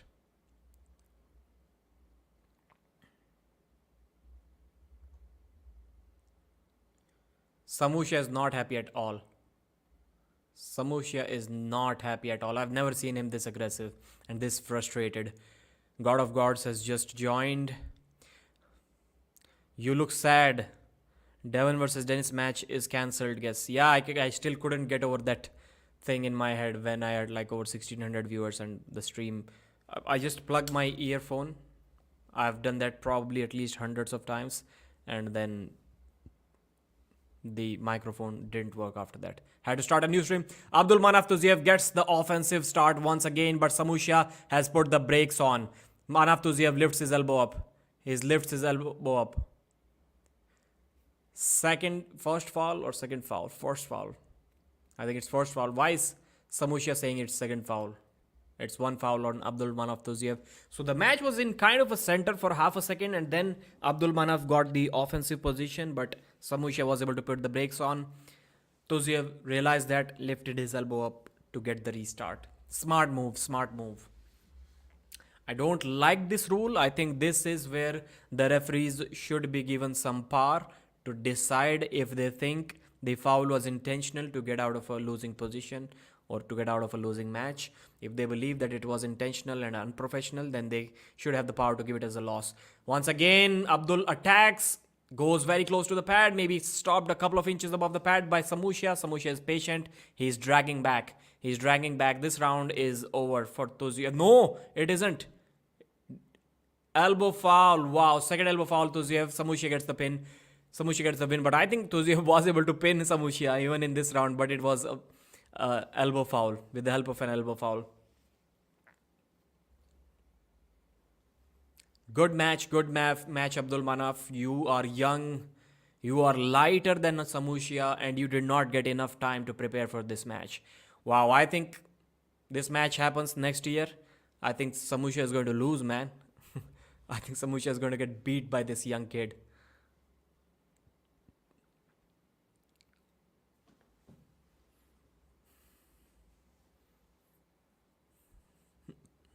Good second round. Too many fouls. In this whole event so far. False starts and fouls and whatnot. Give source or it didn't happen. What didn't happen? Denis versus Devon is cancelled. No, it is not cancelled. What are you talking about, man? Who is spreading these rumors?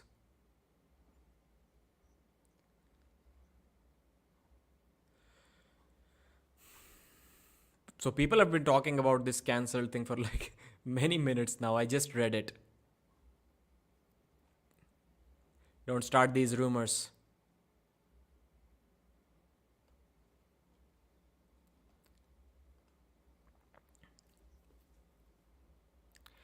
So third round of Abdul Manaf Tuziev versus one false start once again from Abdul Manaf, getting too excited. Needs to keep the nerves under control. Cannot afford one more false start. It will be a foul. Samusha is not feeling extremely confident as of now. In the first round, he was pissed off. Second round, he was also pissed at the referees. He did win that round, but it was not like this time. An explosive start once again. If Tuziev switches to a press, it can be over from here, but the hook is not going to get the job done. For what? Did he just give him a foul for an arm break position? What was the case here? I didn't see any elbow foul. Let me go back.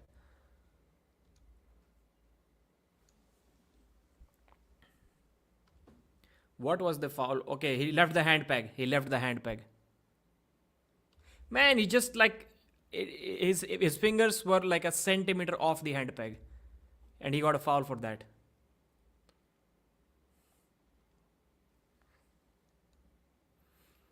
The head referee was confused, like, bro, what did you give that foul for? I didn't see any elbow foul. So one foul on Abdul Manaf Tuziev, cannot afford to have one more foul. This time Samusha stops him right in the center. Samusha is in control this time. Third hit. Couldn't get the pin. waiting patiently in the center. Fourth hit, couldn't get the pin. He's asking for the pin, but the referee didn't give it. Fifth hit, couldn't get the pin. Abdul Manaf is holding off. Sixth, seventh hit gets the job done.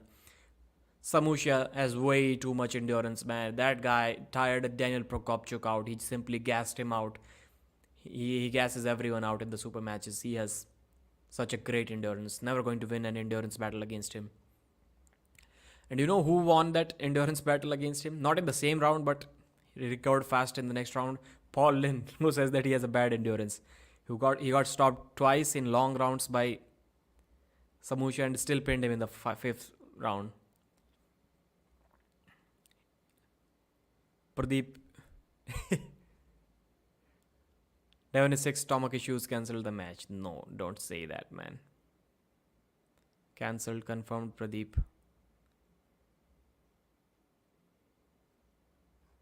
Okay. Abundance of Turkish and Indian food. Devon's stomach bloating and he also passed.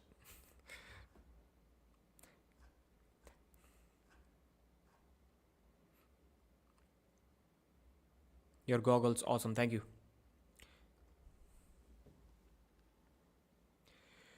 So, if you are starting rumors, why don't you start a rumor by going to the other live stream and tell people that Pradeep is showing the matches for free? Go to someone else's live stream, Nikhil Kumar, bhai, do this. Go to someone else's live stream and tell them that Pradeep, let's go there. Pradeep is showing the matches for free. The viewers have not reached 1,000 yet, man. See, I still remember that 16 Devon diarrhea.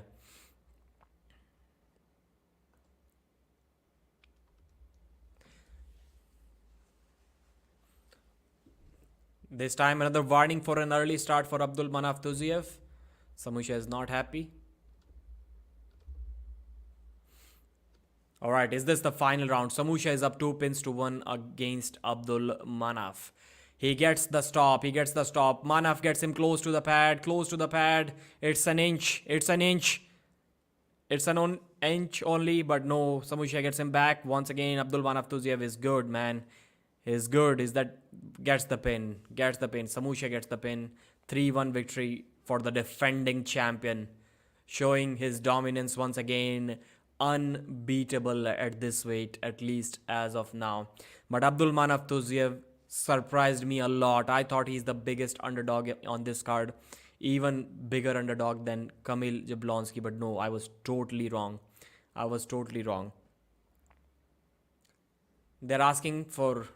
He's asking if he wants to go for another round, and both kind of agreed. They are going to go for the 5th round as well because it is a world title match. So we have to consider these things, man. Tuziev is like at least probably 5 kilos lighter than Samusha, and he's only 24, and he got the call while the event was less than 3 weeks away. So he did say during the interview that he isn't fully prepped, and still pins Samusha in round 1. Still takes him an inch above the pad or 2 inches above the pad in all of the rounds. Pooja Singh, I'm going to put you on timeout.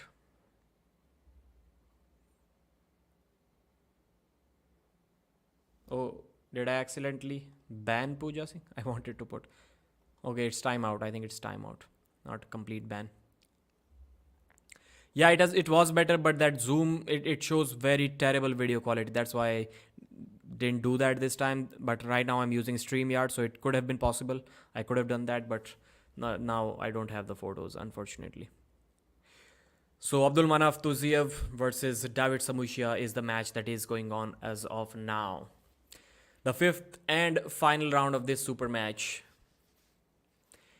Now just start with a slow pull, man. Do something. But no, slow pull is not the style of Tuziev. That's why the referee is equally strict even in this 5th and final round as well.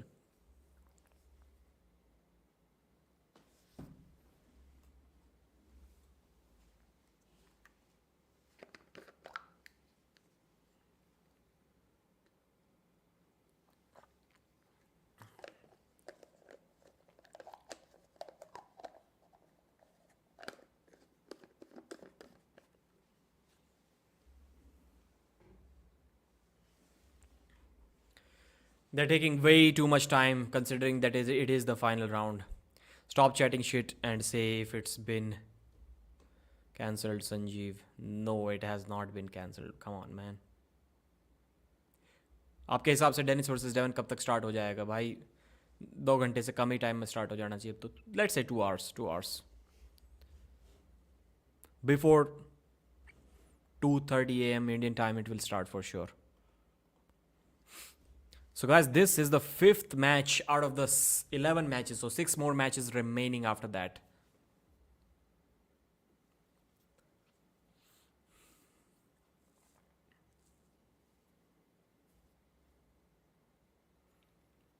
Fifth and final round. Samushia puts the brakes on right and center. This time Tuziev went for the top roll, had no luck whatsoever. This time he went back, didn't go for his ace inside move. And no, there is no chance of a top roll against David Samushia. Not at least in this match. Irakli Zarakashvili is on the stage congratulating him. Samushia is happy for the first time. He was pissed throughout the match. Defends his championship. Defends it. I'll say apart from the Paul Lin match, I'll still say that Samushia is someone who has relatively got the easiest matches so far. Like he's 7-1 or 8-1 if we include the Paul Lin match, I think. 7-1. But he has not had that many difficult matches apart from the Paul Lin match, which he lost, by the way. Or maybe there is no one who can give him a difficult match except for Sasha Andreev. Maybe Engin could have done something. But his hooking is looking insane, man. Looks difficult to top roll this guy.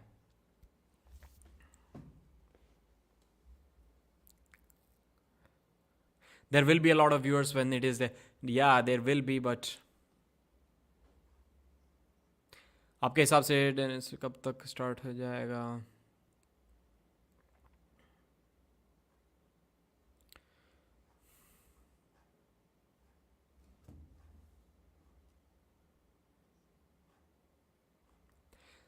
So Samushia wins.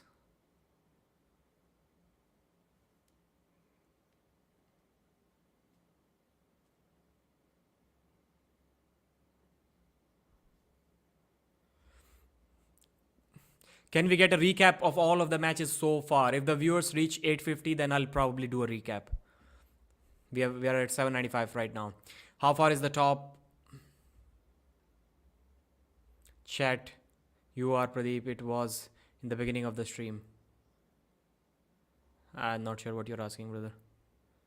Todd Ongarbayev cancelled. John's liver shut down and Devon is locked in the hotel closet, spun out on meth, confirmed. Pradeep Engin Terzi can't ban a channel. He has to complain through YouTube and then YouTube will take an action.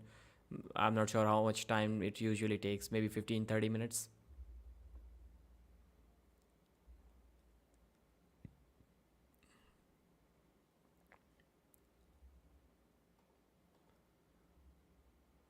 So Samushia is giving his victory speech. He's pumped, he's happy.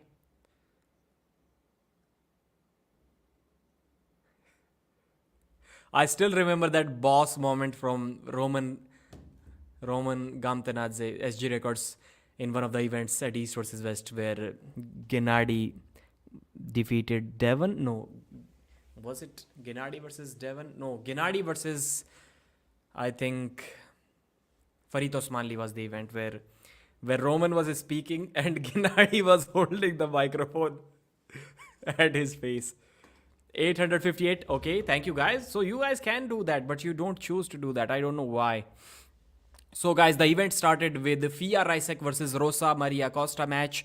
Rosa was able to get the hook in the first round. She got the quick pin. Fia's hook power was not nearly, I'll say, not anywhere close to Rosa Maria's hook power, but then Fia was able to load up with some top roll power and she cracked the wrist back of Rosa, and that's how the second round was won in the straps, and the next 2 rounds were won without the straps. Good dominant top roll victory from Fia Rysek. Matt Mask versus Frank Lamparelli. Frank dominated the first round, too much side pressure, little bit more pronation than Matt Mask, And then the second round cracked Matt's wrist back, but Matt was able to hold him here for a few seconds. And then in the third round, Matt showed something unimaginable. He switched to a flop press position and he did beat Frank in that round.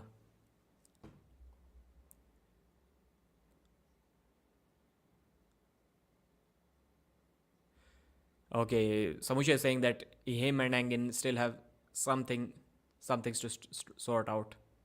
He's not going up in weight until the Engin match happens.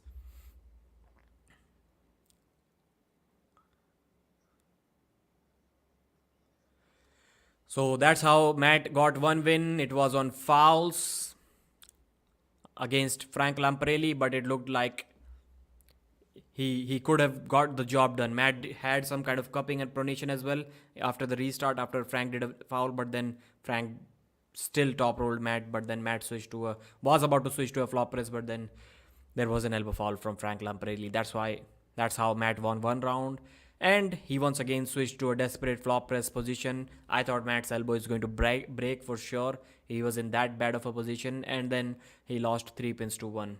Now they're showing the replays of the matches. First match replay. I could have done the recap right now. I'll do a recap of the next match as it shows on the screen. Goddamn, and this 20-minute interview. Pablo, you are a moron and need blocking.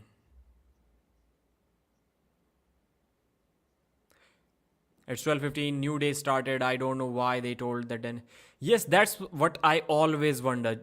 It's quite clear that it should be according to the date and time of the place where event is happening. So they always say, okay, Evgeny Prudnik versus Devon Larratt, November 19th. But was it really November 19th? Because even in Turkey, when that match happened, it was November 20th, the next day already, because it starts at 8 p.m. Turkish time, maybe a little bit later than that. And usually when the main event finishes, it's always the next date. So what date should we call it? Most likely it is going to be the next day when this event starts as well. Chat, what time? So the first round, Frank Lamparelli is winning, as I just recapped. Let's read the chat and then.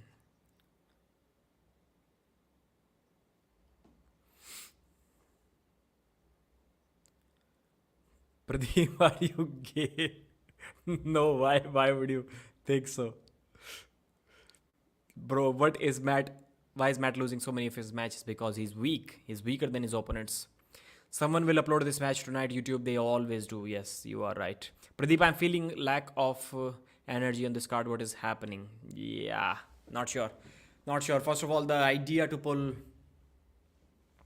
all the rounds is not good. So Artem Tainov versus Sasho Andreev. Artem Tainov got the pin. He switched between top roll and hook technique. Sasho couldn't do much. The second round, once again, fierce tricep press, get the job done. And the third round, a flop press. Sasho decided to top roll. He took the wrist of Artem Tainov and the flop press was too much. Sasho got exhausted. Sasho got tired, and look at the energy. Look at the joyfulness on Artem Tainov's face. Then Artem's pronation gassed out and Sasha was able to top roll him without the straps. In the fourth round, his motivation wasn't there, his endurance, his stamina wasn't there, his arm was pumped. And then the fifth round, inside the straps, Sasha with a quick, fast top roll side pressure move inside the straps got the job done. Once again showing that it is not really a good idea to pull all 5 rounds after you have already won the title. Not sure what is going to happen in the Devon versus Denis match though.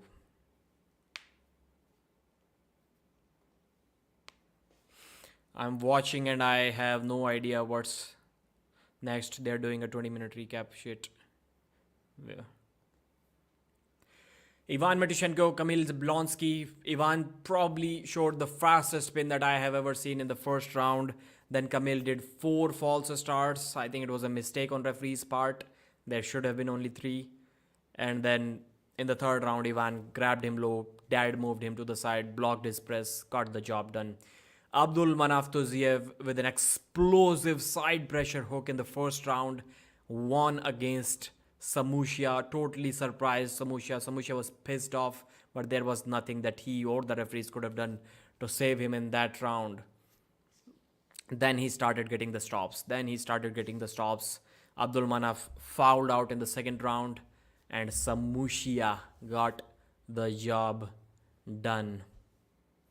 Final round, Abdul Manaf took him once again an inch above the pad, but Samusha waited patiently, gassed him out, and then pinned him with a single surge. Samushia versus Abdul. 3-1. So undefeated in this weight class, undisputed champion. I think he's won 7 matches now. That's simply insane. He's there at almost every single East versus West. Out of 10, he's been there for 8 or at least 7. In the final round, Abdul Manaf tried to top roll, was never going to get the job done. So they did pull for all of the rounds. And looks like the East versus West stream has a break now. That hotel ad that everyone was talking about on Instagram. Are you ready for the Green Park Hotel ad? Convention Center. The reception. What's that? The banquet hall they call it. The corridors. Restaurant.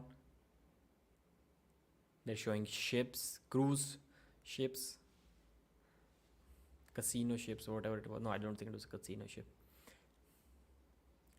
Bar, drinks, swimming pool, food. Good ad. Please don't want a job at the outside place. Fish choice, but get back 5th. You are American. You would have the same. You could please specify a time for the day. What are you talking about, bro? And dispute is bound up with no cap. Are you sure you're on the right channel, bro?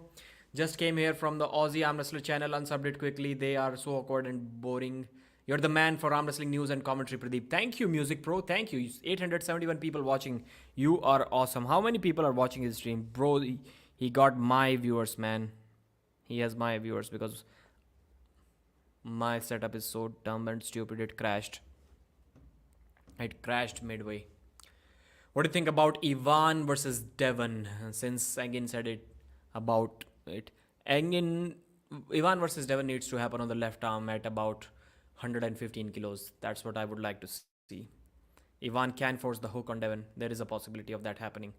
But eventually I think Devon's King's move will start working. I can sell the link. Bro, do business somewhere else. You're going to get banned.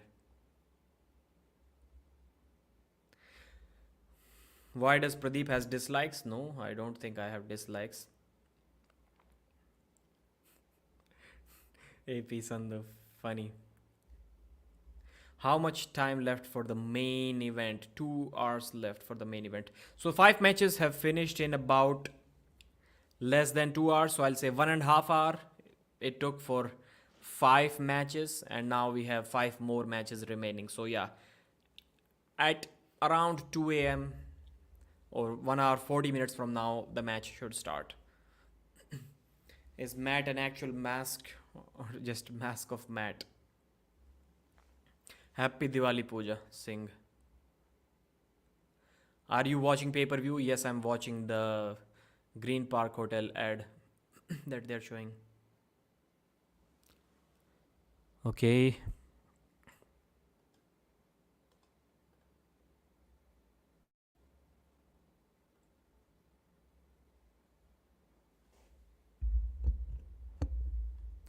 What happened to the audio? The stream audio is gone. Is it gone for anyone else?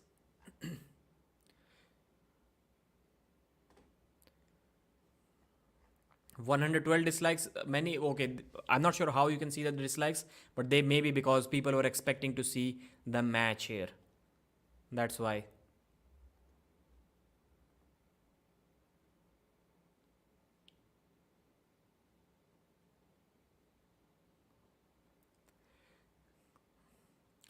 Francio got banned. He didn't crash. People, audio good. Thanks. Okay, mm, I'm not getting this audio from the stream. I don't know why it stopped.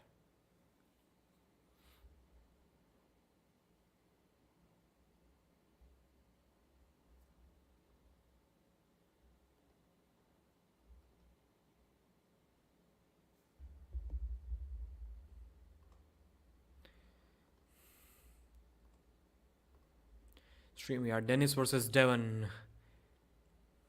Your accent is just rubbish. Thank you, sir. I like that. At what Indian time will the match begin? Are you just joining because I just said it maybe 2 minutes ago? Gripzilla. Gripzilla needs to sponsor arm wrestling news, man. Come on, Gripzilla. They've sent stuff to. They're sponsoring East versus West. Good. But Engin or the arm wrestlers, they don't even care about grippers or grip strength, man. I'm passionate about grip strength. Gripzilla, if you're listening to me, you need to sponsor arm wrestling news. Don't worry about dislikes, my friend. Yeah, do I look like worried to you? Yeah, if a regular video gets dislikes, then I may be worried, because that's bad on my part. But this stream, obviously people want to see the free live stream, and then when they don't see it, they are going to dislike. So it's totally okay. The likes are still like 6 times more than the dislikes. If whatever that person said is correct, then I still don't mind it. Even if they were equal, I would still not mind it at all. Okay, I've started YouTube, and that is showing me perfect audio, but the East versus West stream is not giving me any audio. So maybe something wrong with the East versus West stream. Pradeep did like Ivan's performance. What a man. Yes, I for sure did. Ivan versus Devon left arm match. I think that can happen. Probably at Neil's event as well. You know KSF Academy. Yeah, KSF Academy. Bro just translates all of my videos into Hindi and says whatever the hell I'm saying. Just translates the video into Hindi and uploads it on his channel. Good. He has faith in my videos. How many matches are we? I actually got sent his video by an Indian arm wrestling fan. I was like, bro, look at this. He's copying exact your videos, and then I subscribed to his channel. I disliked for your awful behavior. Okay, thank you, sir. Why sunglasses? Because of 2 ring lights. My eyes, like, I can't see anything, man. It's getting too difficult for my eyes. I use my mobile phone for like at least 12 hours a day. Matt should change his name to Smashed Matt Mask. Travis can compete with anyone if he's serious. Okay, I turned off the audio from that tab on my phone. Different tabs on laptop. There is a small option of turning off the audio. That's what I pressed. That's why I was getting no audio.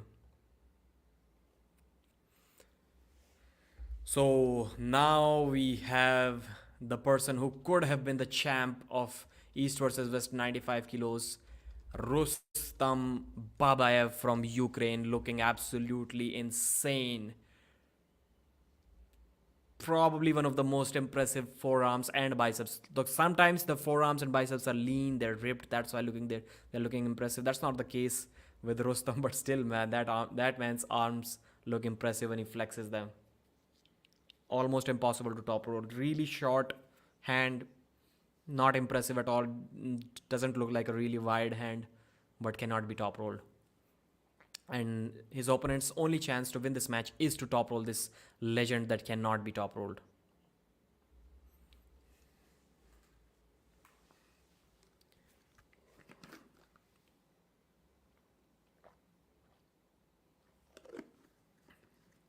See, for how many years Rustam has not competed in WAF. I think, when was the last time he competed? Was it 2016? 17 maybe? I don't remember him in 17. And he still has most WAF titles. Wow. The guy has not competed in WAF for 6 years at least, and still has most WAF titles. Sasho is going to break his record for sure. I'm not sure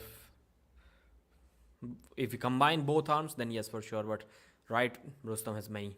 Pradeep, what is your arm wrestling level? Very low. Full support. Thank you. Thank you, brother. Travis, Bajent, Arsene Liliev should be there.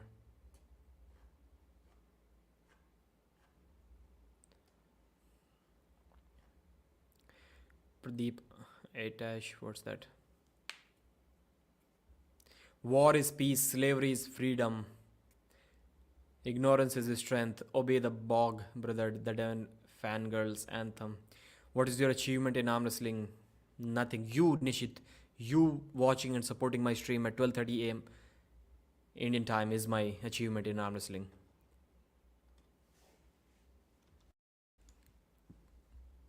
So after the first ready go, quick hit, both went outside. Rustam went for the top roll as well because he knows that there is no one on this planet who can hook Irakli at least without the straps. Not going to happen. Maybe like, yeah, super heavyweight guys. Levan can do that. Maybe Denis can do that. Not hook, but keep the wrist flat. But yeah, Rustam is not going to do that. So 6'3", Irakli, 26 years of age. Rustam is 5'8", 40 years old, both 95 kilos. Biceps and forearms are almost same, 47 centimeter and 40. Rustam's forearm are 40. Okay, they're smaller. Rustam's forearms are smaller than Irakli. And he's smaller than Irakli. That's interesting. Irakli gets the top roll win over Rustam Babayev. Easy, clean top roll from Irakli Zirakashvili. Rustam is not feeling tight, man. He was like, once again, he lost almost in a similar way. He lost to Paul Lin, where his chest muscle kind of detached. Not detached, but it got tore. He's feeling it still. That's not the Rustam that we knew. I think he made a mistake competing this early. I think he made a mistake.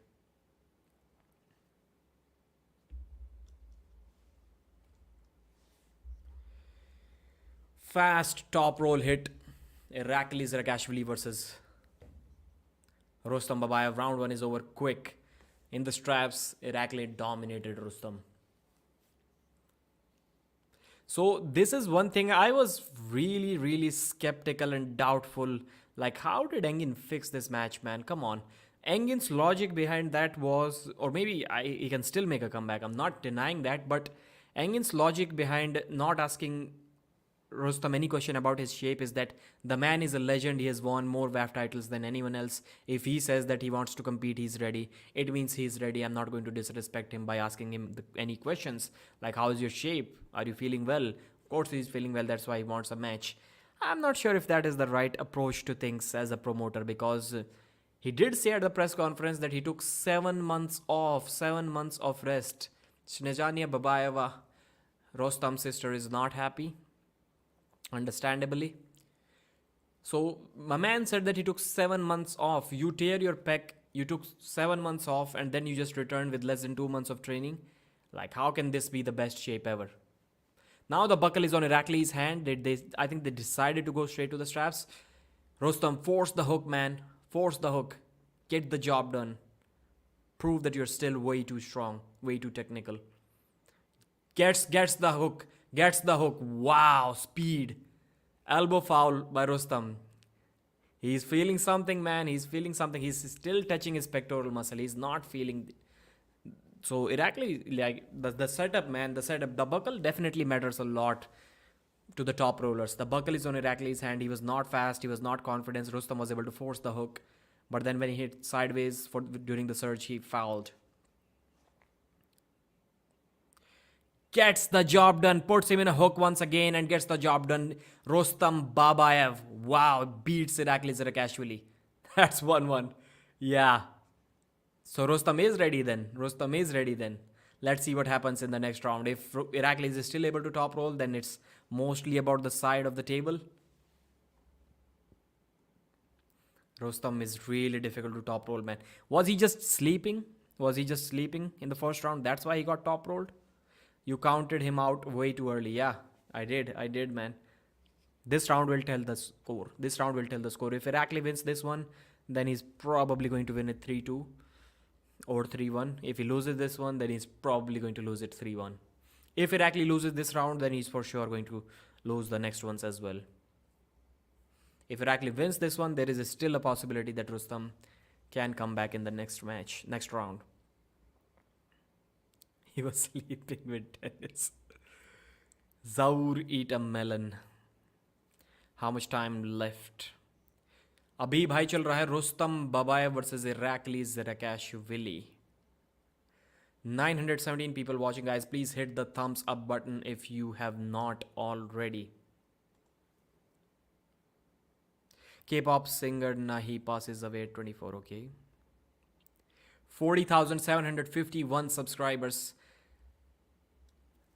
We need to hit 41,000 soon.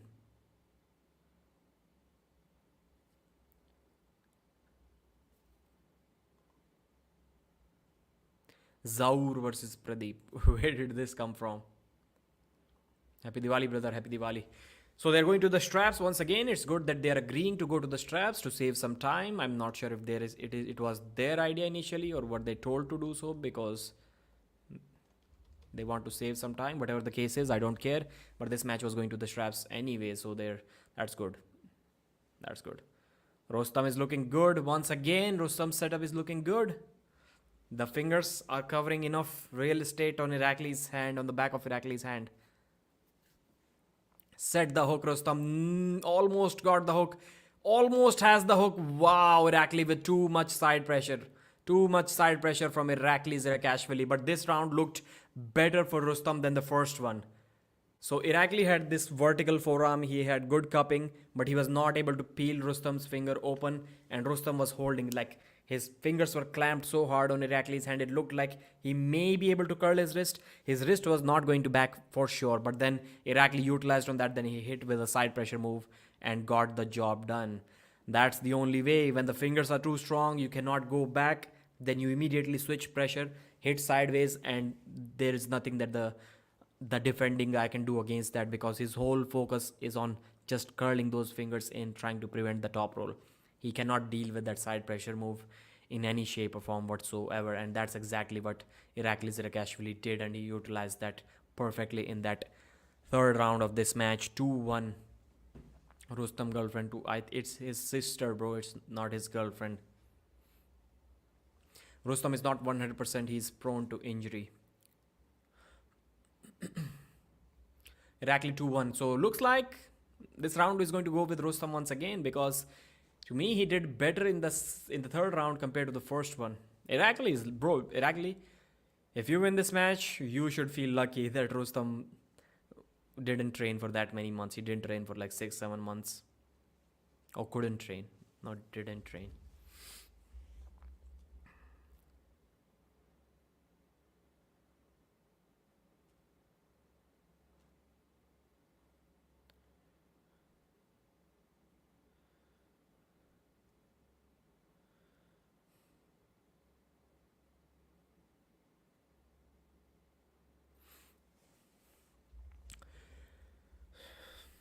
Shnezania is the corner woman of Rustam.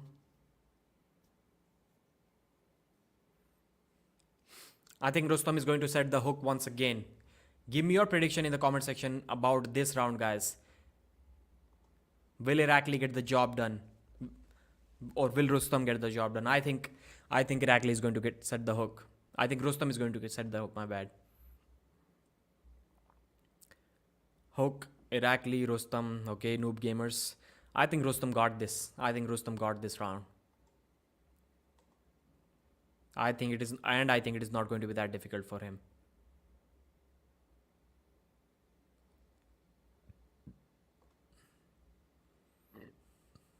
Not a good grip. Not looking like a good grip from Rustam. But he's forcing that hook, man. He's forcing that hook. I can see it coming. I can see it coming.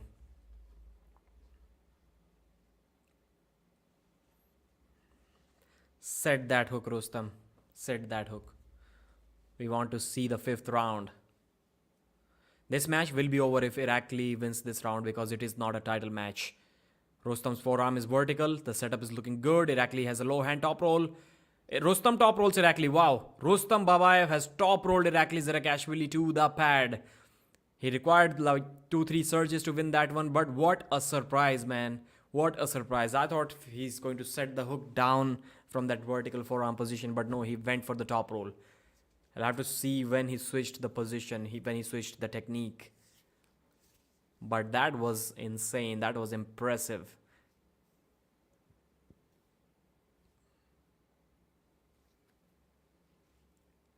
Irakli Sirak actually gets top rolled by Rustam Babayev.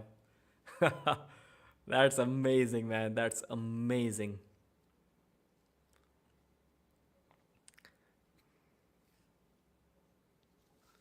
What do you think about John Brzezinski versus Rustam Babayev? Like that match, that rematch needs to happen. They never faced each other in super match format. I think that will be cool to see. It will be cool to see.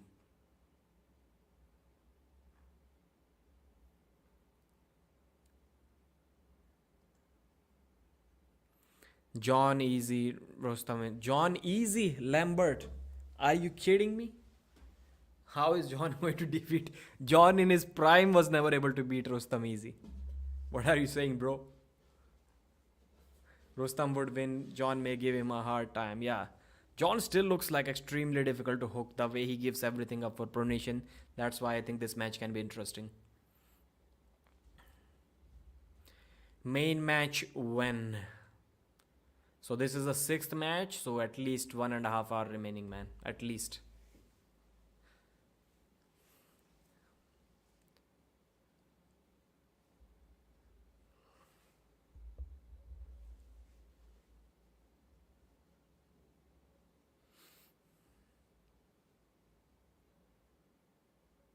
What are these people in the background doing, man? Show some energy. You're watching an arm wrestling match. You're not attending a political meet. The guys shout in the political meetings all the time. So I don't know what they're doing here, man. You're not sitting in a casino or something.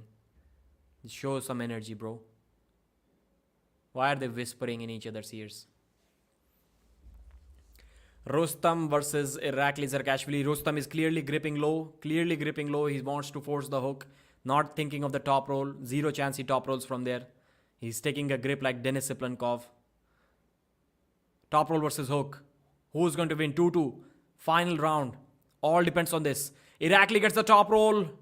Elbow foul from Rustam Babayev. I think he got saved there. Irakli got the good position just like the first round. And he would have went sideways in about a second or two after that stop. But then it was an elbow foul from Rustam Babayev while trying to get that stop. And he lives for one more restart. That is a close match. It was not a war by any means, but going back and forth. Amazing match. Rustam versus Irakli. Who is going to win? I'm not sure how I can create a poll. Okay, so you guys were asking, let us know the match. I can create a banner in this. Rustam 2, Irakli 2.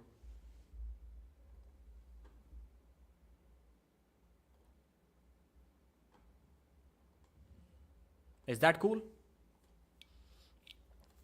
Low grip, the grip. Look at this grip if you have the pay-per-view. This is exactly what it's going to look like in the Denis versus Devon match. Denis grabbing low, Devon high forearm. Irakli hits the top roll. Rustam is struggling. His chest is feeling hurt. Irakli Zarakashvili with too much side pressure couldn't get the job done. Rustam couldn't get the job done. Poor Rustam Babayev. There was one thing that could have saved him, and it was the better side of the strap. If Rustam won the toss, he would have won the match as well. This match was decided by the coin toss. Coin toss, yeah. One day I said coin toss. So, yep, man. Irakli Zarakashvili beats Rustam Babayev. Rustam has been kind of unlucky in both of the matches. This is the game. This is the part of the game. You cannot really say he was unlucky. But yeah, I think he would have won if he had the better side of the strap in the first round. Loses to Irakli.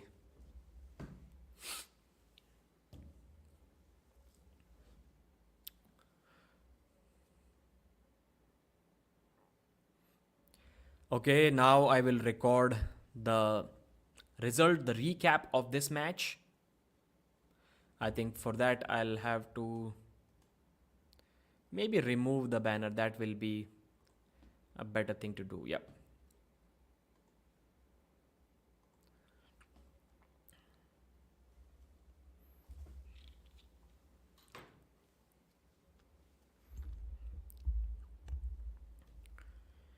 Rustam Babayev versus Irakli Zirakashvili 95 kg match. This match could have been a title match. It was that high quality, high talent match. But none of them have the title, so it wasn't. So Rustam versus Irakli, hook versus top roll. Rustam was coming off of an injury, 7 months of rest, and then he trained for a couple of months and then came back. And this time he was ready to prove that he is the man, he's the legend that he is. So round one, Irakli Zirakashvili gets the good side of the strap. He was on the left side of the screen and he hit the top roll really fast. Top rolling Rustam is almost impossible, but Irakli was able to do that. Second round, Rustam gets the good side of the table. He sets the hook so fast on Irakli, he cannot do anything. I think this may have been the first time I've seen Irakli getting forced in a hook by anyone. Like, I've not seen him getting forced in a hook at probably any weight, not only at this weight. Rustam gets the win. Third round, it goes back like that once again. This time Rustam got top rolled, but his wrist never went back. His fingers were kind of sunk in into Irakli's hand, and he was able to almost start curling him back in, but Irakli realized that he cannot peel the wrist back open, so he hit with a side pressure move, and Rustam was not ready for that. His whole focus was trying to curl his wrist, curl his fingers in, and that's why the side pressure from Irakli got the job done. Fourth round, Rustam set up with a tall forearm, and I thought he's going to sink that hook, but he switched to a top roll, surprised Irakli Zirakashvili, surprised everyone. Rustam Babayev top rolled Irakli Zirakashvili. I was like, so that's insane. He's hooking him, he's top rolling him, got the job done, equalized the score, 2-2. Then in the final round, Irakli top rolled him once again. He was about to go sideways, but Rustam had an elbow foul after the restart. Clean, clear top roll, fast victory from Irakli. Got the job done in like 2-3 seconds. 3-2. Congratulations, Irakli Zirakashvili. You deserved the win. But I have to mention that Rustam has been kind of unlucky at East versus West. He was winning the first match against Paul Lin, got injured in the third round, then lost the entire match, couldn't get the title. Now he came back after an injury, and now we have seen that he got the bad side of the strap. He lost the coin toss. If he won the toss, that the left side of the screen won every single time. I think he could have legit won that match. That match was just decided on this small part of luck, feat of luck, and Irakli got that luck today. Thanks for watching. Like the video and subscribe and purchase the pay-per-view.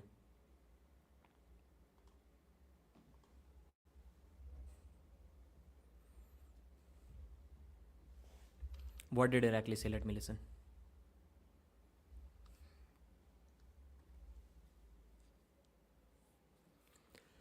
So he wants the title and then he wants to move up.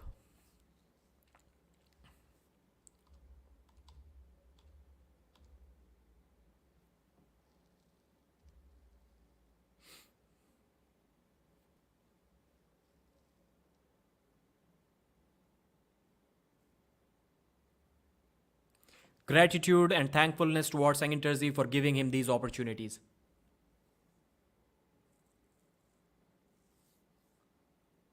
That's a good point, man. I like this guy, Irakli. He's saying that my poster is on such a large screen along with the legendary arm wrestlers. I'm so grateful.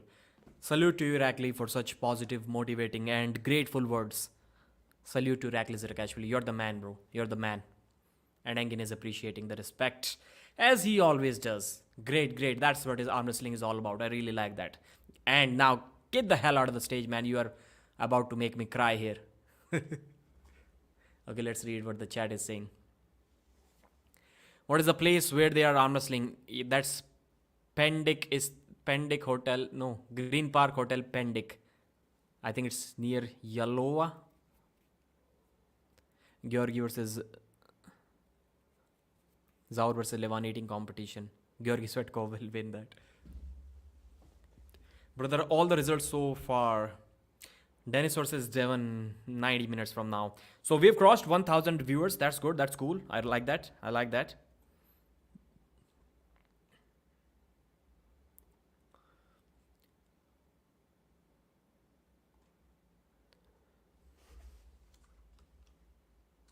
So now it's the ladies' match.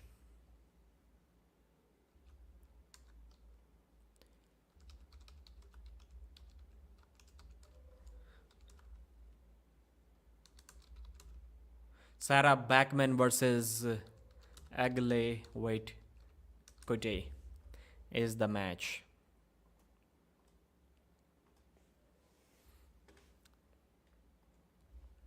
Sarah Backman versus Agla is the match. Sarah is looking intense. She is looking focused on this match.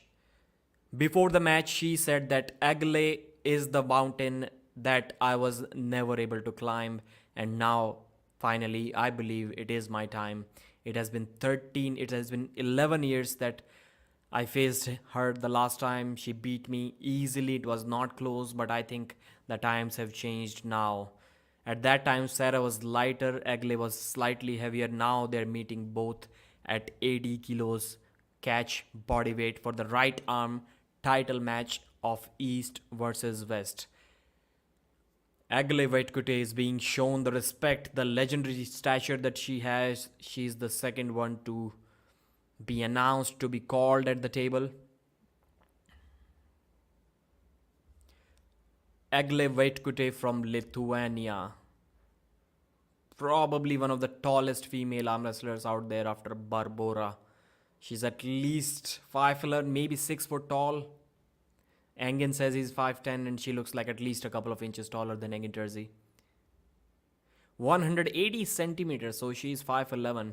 Sarah 174, 5'8", 5'8 and a half. 80 kilos. Bicep. Sarah Backman has 35.5. Agle has 41. I don't believe it. I don't believe Agle's biceps are that much bigger than Sarah. Or maybe they are. Forearm size is about the same. Round 1. About to start. Sarah on the left. Agle Vaitkute on the right. Has times changed? Both of them have lost to Gabriela Vasconcelos. Sarah gave a slightly better fight to Gabriela because she slowed her down. She stopped her by round 4. Agle was not able to do anything. She took her hand, but then Gabriela had way too much side pressure. Looks like Sarah's hand is going to be stronger. The grip is good. No, Sarah's hand gets completely buckled under Agle Vaitkute's hand. Wow, that's interesting.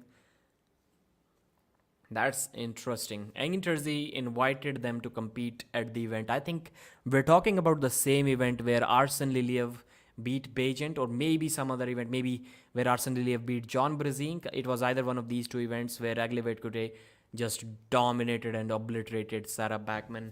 That match was not close. And now, after more than a decade later, these two are at the table against each other once again.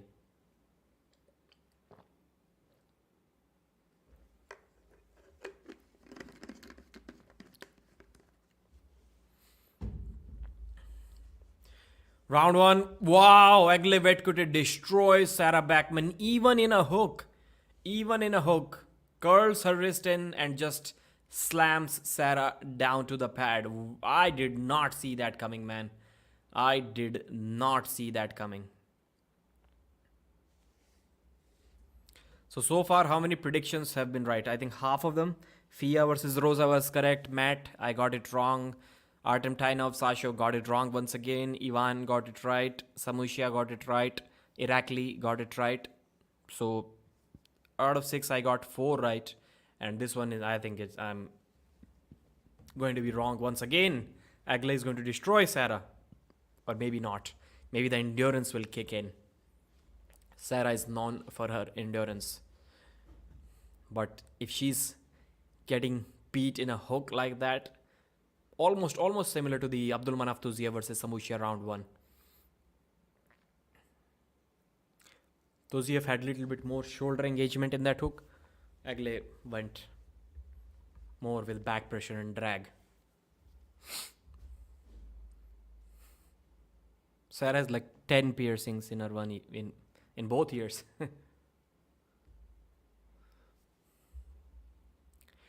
Fia and Malin, the Swedish ladies, waiting patiently, watching the match, supporting their countrywoman Sarah Backman. Now she's a US citizen, I guess. Gribzilla logo on the shoulders.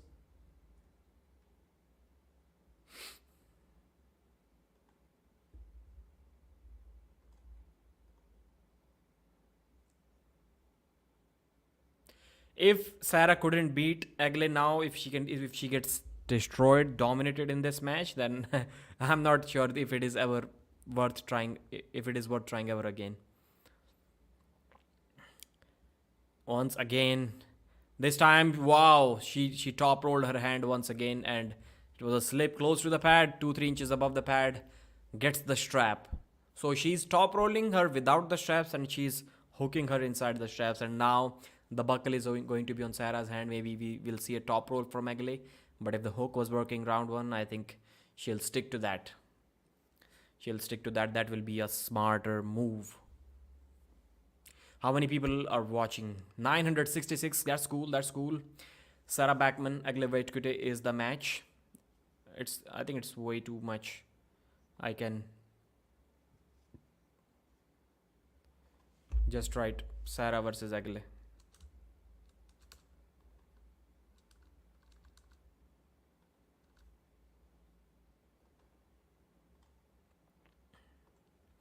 Hook or top roll? What do you think we're going to see in this round? It's about to start. Wow, too much side pressure. How can you beat Sarah Backman so easily? Sarah is saying wow. Sarah is saying wow. Risto is like, I don't know what I just saw. Sarah Egle did say that she never stopped training for arm wrestling after she lost to Gabriela Vasconcelos. And at that time, I think she was making a comeback. So I'm not sure if she was so much well trained in that match against Gabriela. And she got one pin over Gabriela on the left arm, not on the right, but on the left she got one pin in the first round.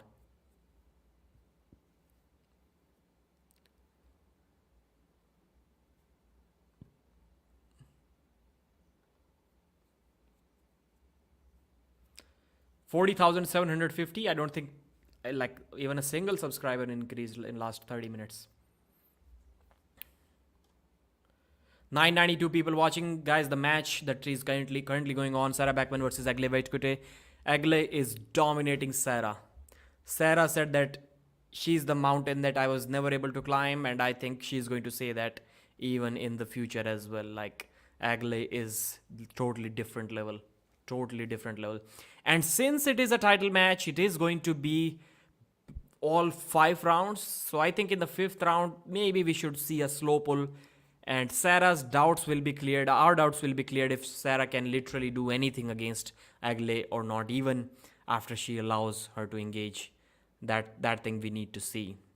I think this round, Sarah has kind of given up and she may get top rolled straight to the pad. I think Egle is going to take her straight to the pad. There is going to be no slip in this one.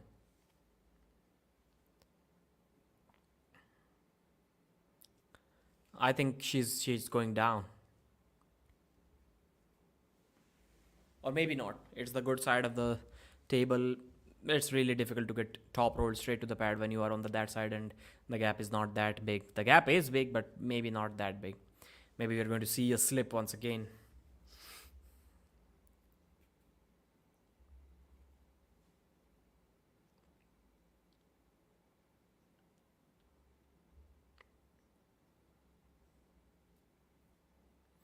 Yeah, just curls her in a hook without the straps and beat her easily. Wow, that's the most dominant victory over Sarah that I've ever seen.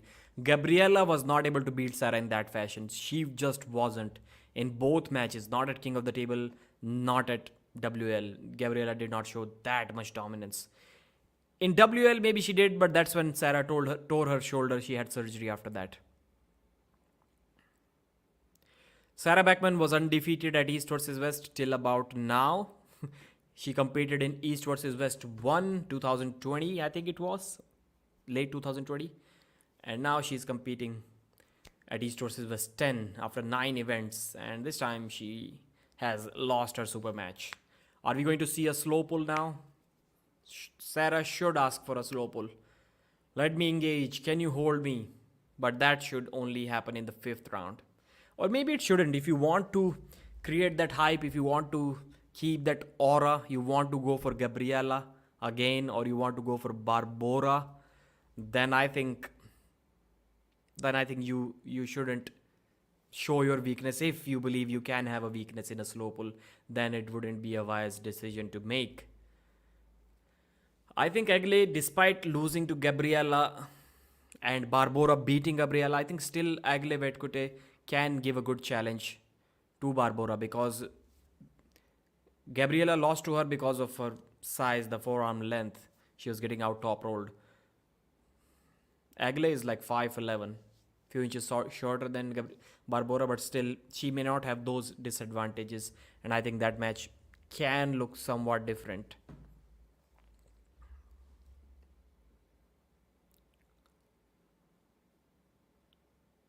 Slip, we go to the straps. Sarah just simply, I cannot believe that she's that much weaker than Egle, but the way Egle is pulling, she's immediately turning her palm over. The way she's pulling, she simply does not let Sarah engage any of her power whatsoever. The most dominant wing, even more dominant than Ivan versus Camille, very similar to that.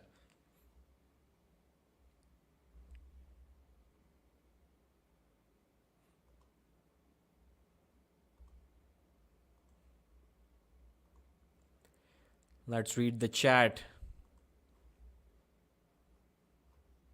Irina Gladkaya versus Pradeep. Yeah, right.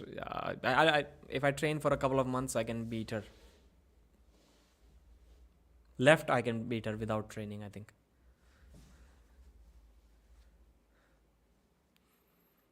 This time she does a slow pull. Slow pull. She has stonewalled Sarah. Wow. Sarah is saying, "Oh God, that's too much for me."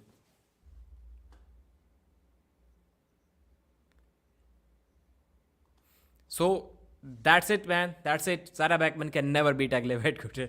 Not in this lifetime, I guess. Not in this lifetime, I guess. She probably lost worse than she did a few years ago. Why are you gay? That reminds me of that interview, that black guy who's interviewing.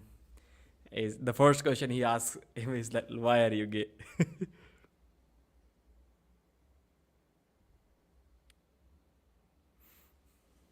Egle Pro.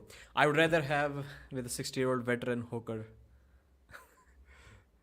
than touch Sarah Backman. Why do you think she is going to let you touch her? Pradeep, you look like Rambo with these shades and grenade launcher in front of you. This.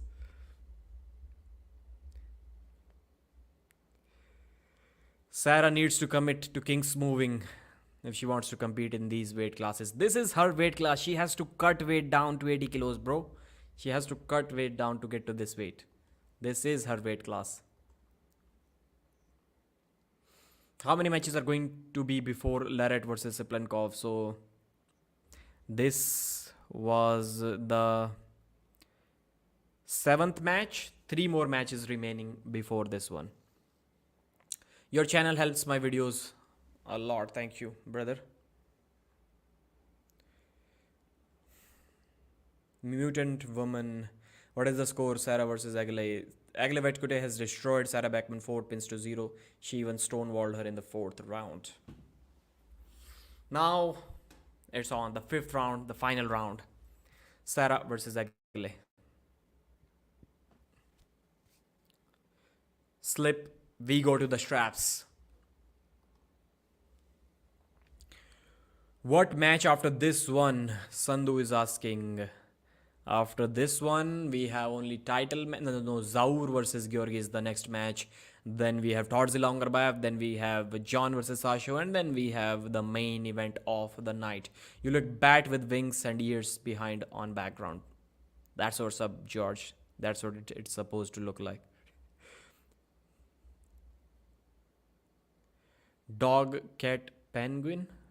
Babken versus Pradeep. Why, bro? Babkin is my buddy. Is Hermes still your favorite? Yeah, if Denis wins this match tonight, then he's going to be my favorite arm wrestler after today. One more hour, more than an hour, I think. Stonewalls, Aglevet Kutis, Stonewalls, Sarah in the final round as well gets the job done. Sarah is just impressed. Sarah came here to get impressed.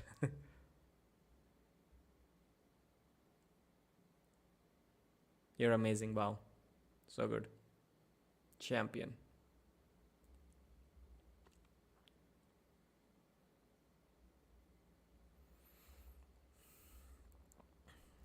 Aglevet Kute with a dominant performance. I think she can she ask for a rematch against Gabriela because she got destroyed 3-0 the last time. So can she ask for a rematch and the winner gets a match against Barbora, or do you give her a match against Barbora straight away? But she's 80 kilos. She needs to get big and strong. I'm not sure if she can. She's like already looking full, not looking that much lean even at this 80 kg weight. I'm not sure if she's built to handle someone like Barbora. But I don't think even Barbora can beat Sarah that easier. Gabriela cannot do that.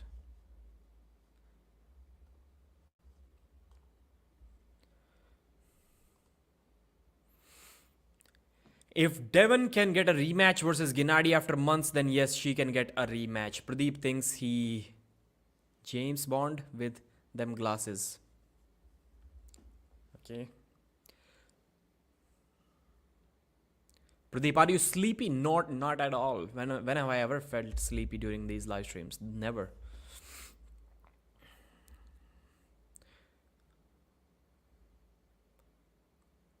Thank you. I messaged you on Instagram but couldn't get a reply. When did you message me? Can Hermes beat Vitali? Pradeep greater than James Bond.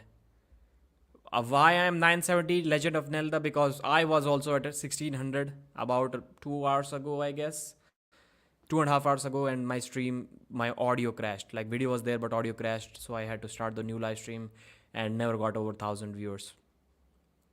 Is your prediction still that Devon will narrowly win Denis? No, 3-1 or 3-0, maybe 3-0, maybe 3-1. I don't think it's narrowly, but the rounds are long. The rounds are not easy. Results first. Excitement, okay.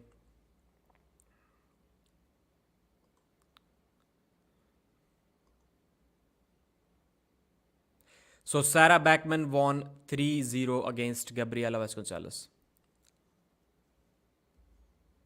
Barbora is there to present the title. Barbora is different beast, man. She's looking like a different human being.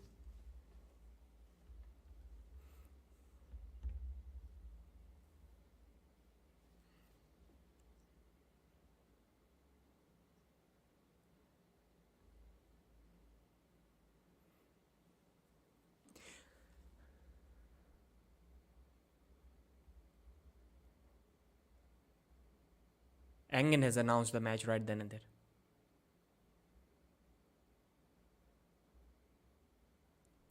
Aguilera said no? What? Engen offered that match and I think Aguilera said no. She's looking impressive. She's looking good biceps. Now I can see, yeah, her biceps are actually in fact bigger than Sarah Backman's.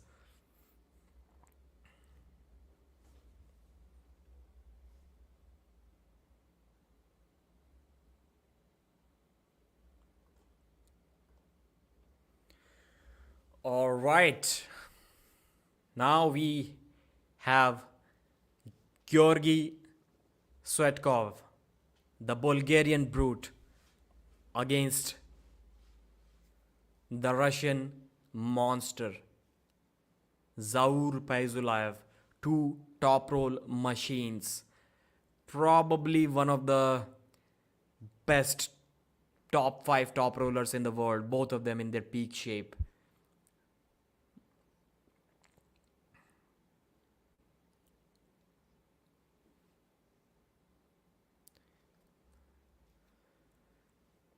Zaur Paizulaev was supposed to face Hermes Gasparini earlier this year. He tore his bicep, couldn't compete against Hermes, and now he is back at the East versus West table, making his debut here against Georgy Swetkov. He couldn't win the AMC tournament last time. He lost to Vitaly Lalatin because he was still recovering from the bicep surgery that he had earlier this year. Now he's almost healed, but he did say that in the gym he's lifting about 92% weight of what he was lifting back in the day. He still feels scared to lift heavy weights. That's why he couldn't get as strong as he would have liked to.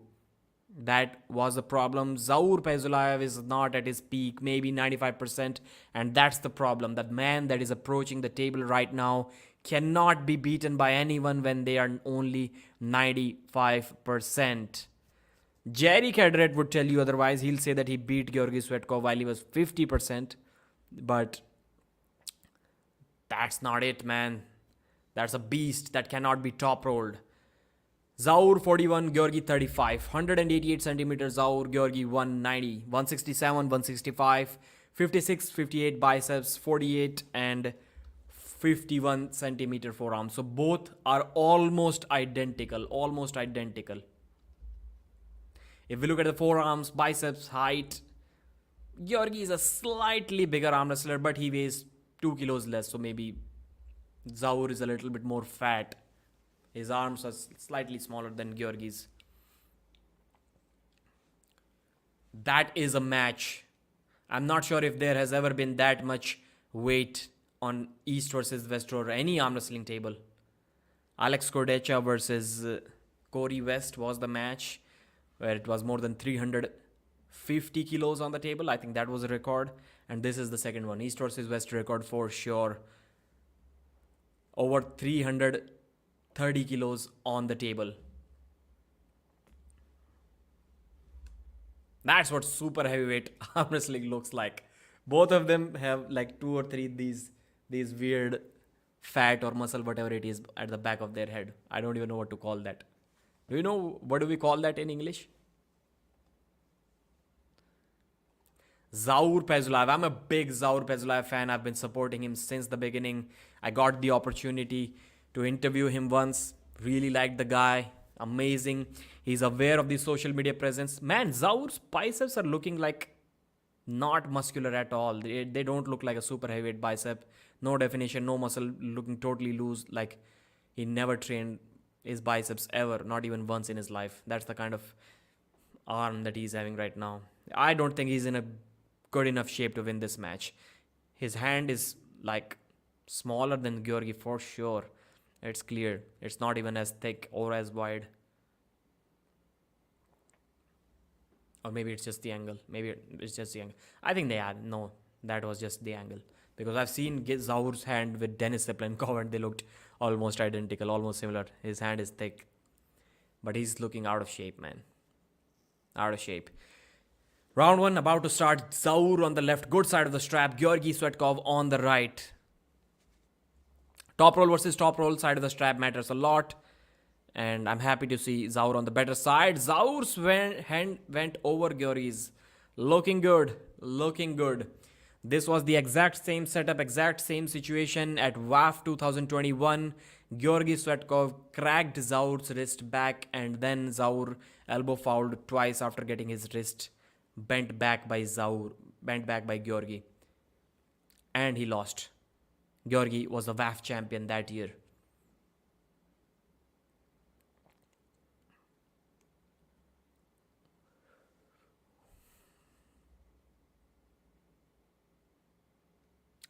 Can Zaur do something? I'm rooting for Zaur. Bro, please do something, Zaur. Do something. At least give him a tough match so that you can claim that you are only 92% and now you're 100%, so you're going to probably beat him. But if he's going to beat him at 100%, then maybe he should at least move him off center in the first round while being 92%. That's my analysis, pre-match analysis. Denis Chernobyl monster. 1153 people.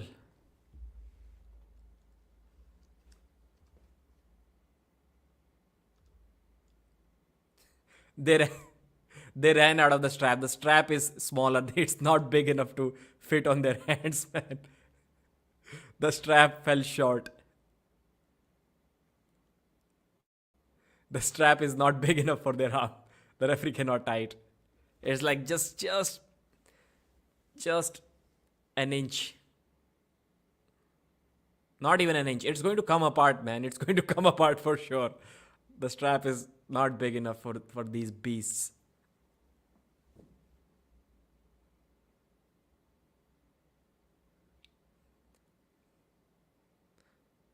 Referee's grip first warning to Georgi. He's moving. He's saying, close me like that. Round 1. It's about to go down. Two monsters colliding against each other. Zaur Pezulaev versus Georgi Swetkov. Top roll versus top roll. It's on, guys. Crack that wrist. That has never been cracked. Do that. Do that, Zaur. I think Georgi is going to win 3-0. I'll be so happy to be shocked and surprised by Zaur Pezulaev's power. Again, first warning? How can you give first warning a couple of times, bro? What's up with you, ref? Give him a foul. Give him a foul. It has been first warning 2 times now.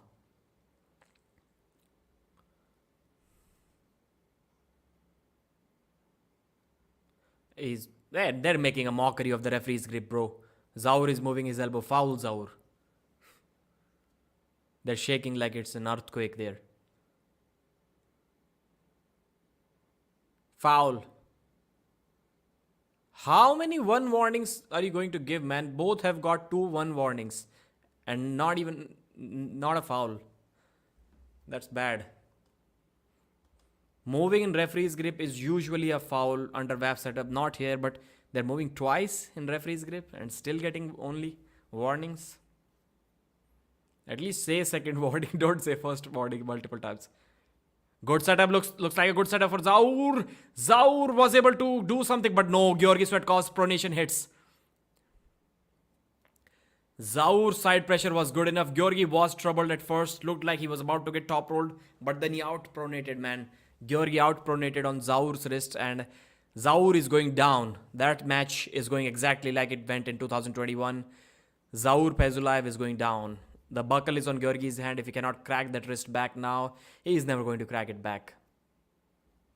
Georgi said that his wrist has never went back. It looked like he will lose it, but then he out-pronated, man. He busted Zaur's wrist. Not completely, but it went slightly back, and then Zaur elbow fouled. Zaur cannot do anything if his wrist goes back. He does not have that kind of arm wrestling ability. Or maybe Zaur is going to turn into Matt Mask tonight with a flop press. Good setup. Zaur gets a good setup, but Georgi Swetkov with the top roll cracks the wrist back of Zaur. Elbow foul from Zaur Pezulaev. Georgi Swetkov beats Zaur in the first round, and there ain't nothing Zaur can do about that. This match is over, ladies and gentlemen. 3-0. This match is over. Georgi Swetkov cannot be top rolled. This guy cannot be top rolled. This is one wrist, probably the only wrist in the building tonight that has never been cracked back, ever.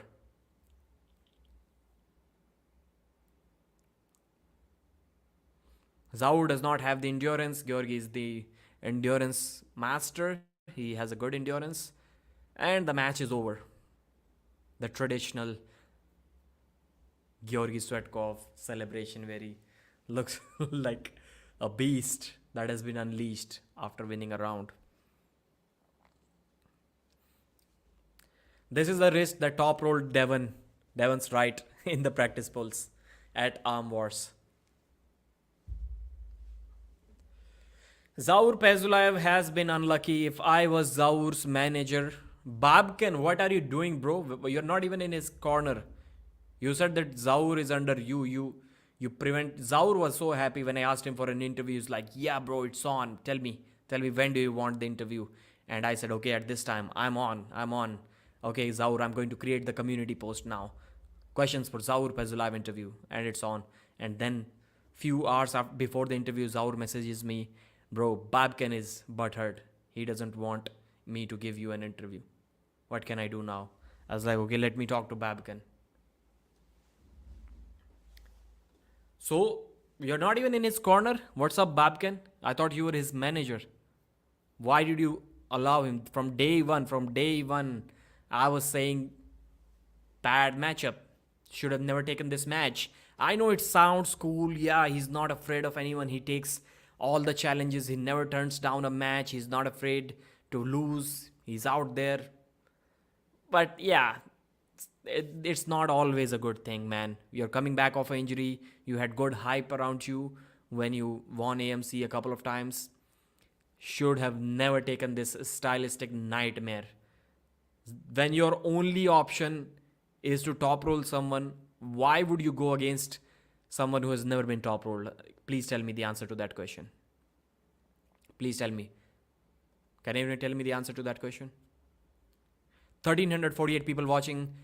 It's going to be a slaughterhouse, man. It's going bad. I'm a fan of Zaur, and I'm struggling to see him getting beat like that. Baby can strikes again. Baby can. So why isn't Babkin in his corner? Why isn't he seen on the screen? He was with Artem Tainov. What's the case with that? He was with Artem Tainov, but not with Babkin. And he likes to control. Not with Zaur. And he likes to control who Zaur can or cannot give interviews to, despite him having 100% interest in going on that channel. See, no, he's nowhere to be seen.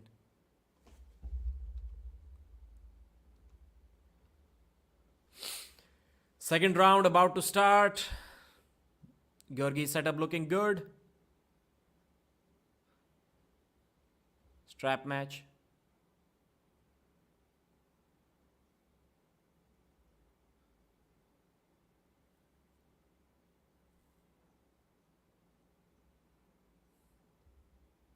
So Georgi Svetkov wants the strap down, and it's like a 2-finger rule. You can have it only that much lower, but you cannot get it that much lower when the strap is smaller. If he ties it down, then the strap is going to run short of length.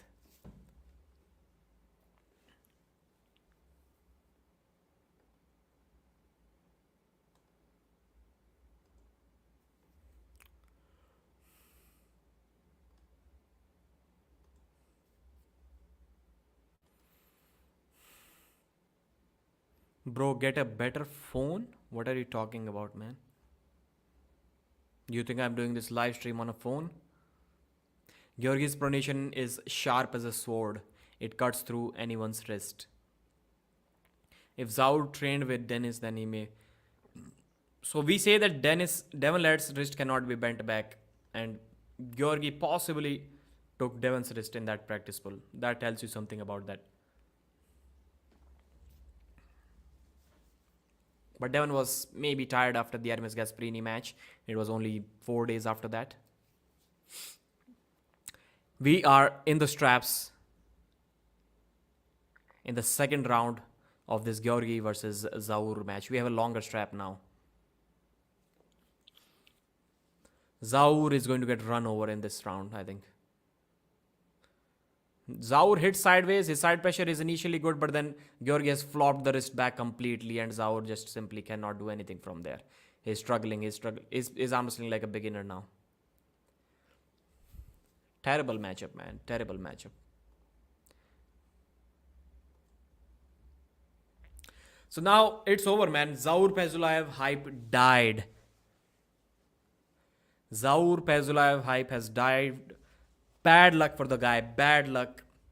He tore his bicep before the Hermes Gasparini match. I think it could have been a good match for him.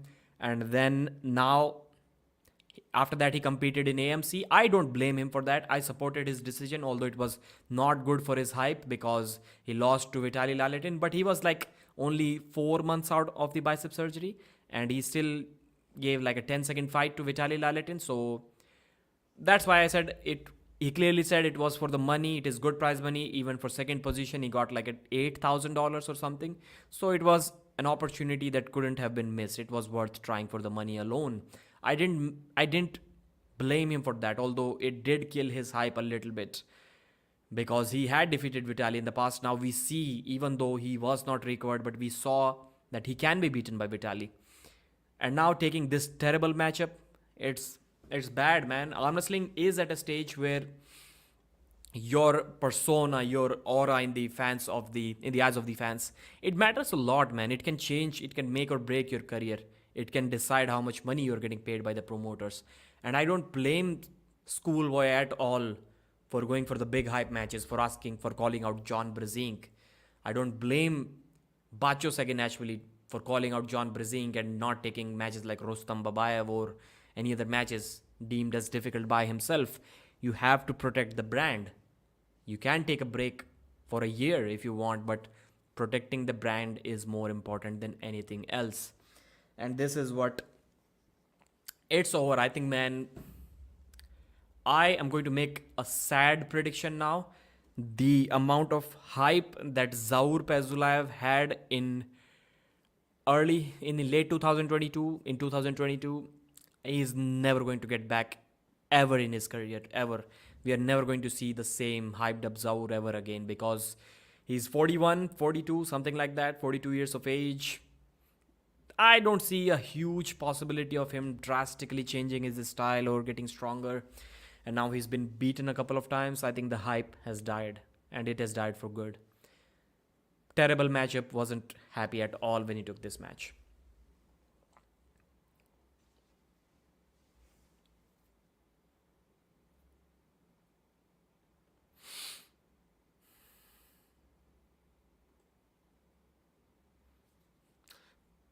Pradeep, I'm going to hype you. I can't believe Zaur thought he could beat Levan LOL. Will take Zaur another year at least to fully recover. I'll not say another year. Maybe like 3 months will be sufficient. He's saying he's 92, so maybe he can get to 100%. 3 months, I think it's possible. Protect the brand or not. Zaur should face Corey West LOL. Are you doing arm wrestling? No. Morozov could have flop pressed Georgi if he was 100%. Maybe, yeah, but I doubt that. It could have been close, yeah. Armhammer messaged me on Instagram. Bro, do you think it is the right time for me to reply to your Instagram message? Strap match. Kush, is that you? I like your videos, and as a regular viewer, my channel name is okay. Armhammer, just curious to know what do you earn through your shorts, bro? I'm doing live commentary here, and you're asking me like how the shorts revenue works. I like your confidence. 1400 people watching, guys. Please hit the thumbs up and subscribe if you haven't. My name is Pradeep. This is Arm Wrestling News that you're watching, live commentary of East versus West 10. If you subscribe, you'll be getting regular updates of all of the arm wrestling major events from throughout the world on this channel. You won't be disappointed.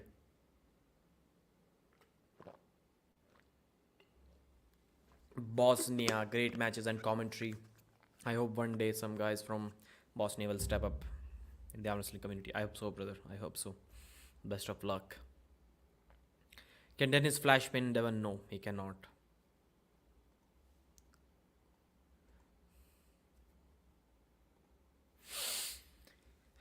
It's a dominant one-sided match, but I'm still not sure why is it taking like 30 minutes to finish.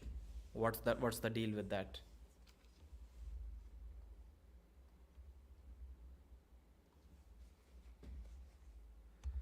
So the entrance started about 19 minutes ago. 19-20 minutes ago. So this match has been going on for like 20 minutes since the first athlete made his entrance. And it's totally one-sided.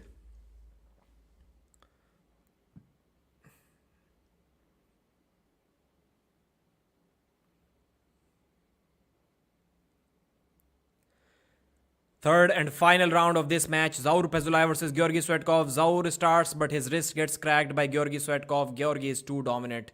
He just beats him with ease. And seeing how fat Zaur is, like it's not even a possibility for him to engage a flop press. Like physically he cannot do that. His belly is already resting on the elbow pad. as he's standing. Bad matchup. Bad matchup. Let's see. Let's see who. For sure, Georgi is going to call out Devon Larratt. And then I'll listen to him and then I'll record a result video of this match.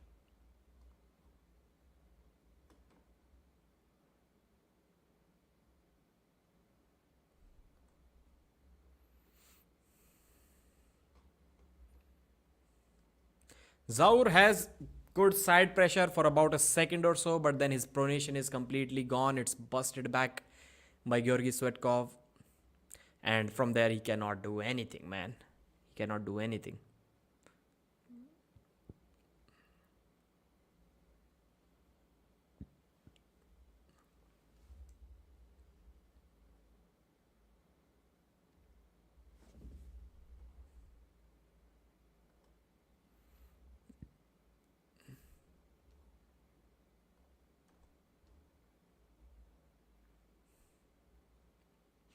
Georgi Swetkov is a beast, man. He's a beast. Put him up against top rollers and see what this guy can do.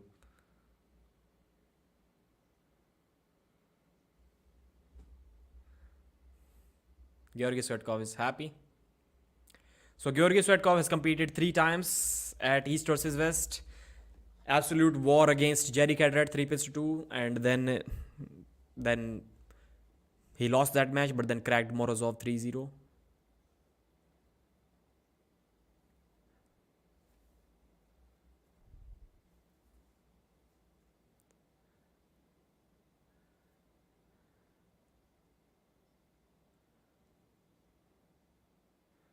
He's just praising Zaur Pezulaev. I didn't expect to win so easy against him.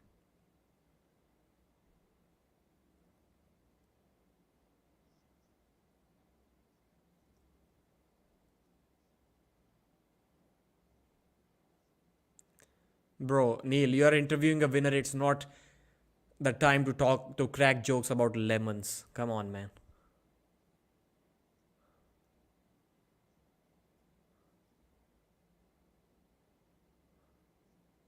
Devon.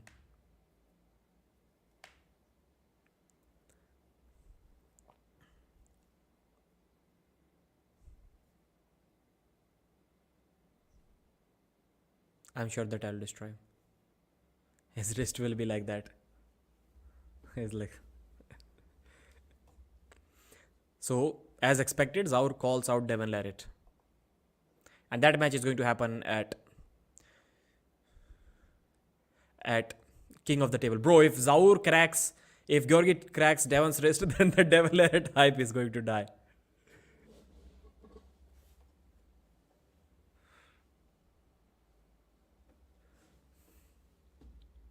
Okay, he wants to be number 1 in the world.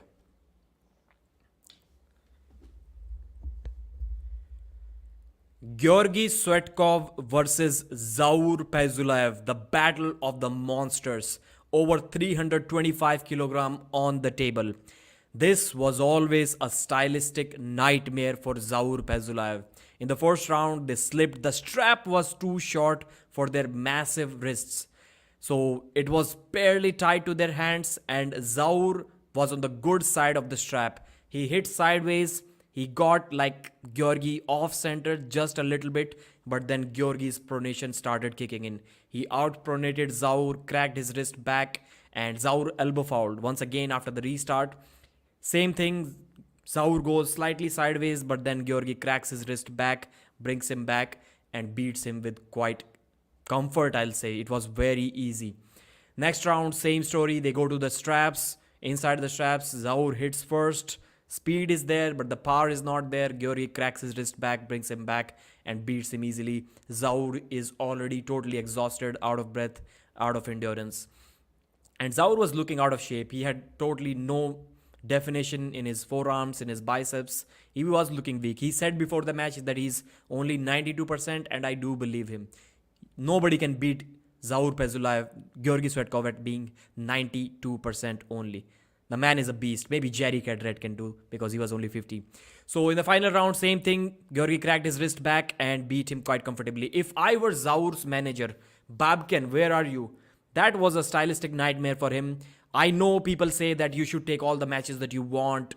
You should not fear anyone, but that was not a wise decision.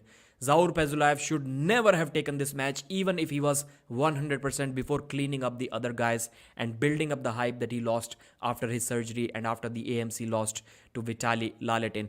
Totally bad decision. Unfortunately, I believe Zaur being 41, 42 years of age, his hype that he had in 2022 is never going to return back. And if we talk about Georgi Svetkov, he, as expected, called out Devon Larratt. He said that I will destroy Devon Larratt, and that match is probably going to happen at King of the Table in about 4 weeks' time from now. Georgi said that Devon's wrist is going to be like this.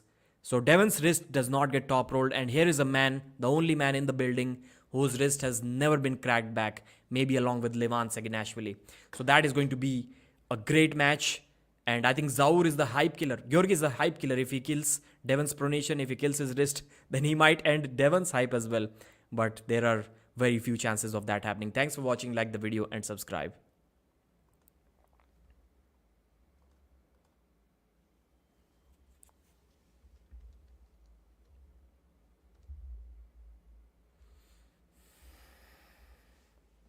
Now only 3 matches remaining. So the Devon match will start in less than an hour time from now. That's my guess.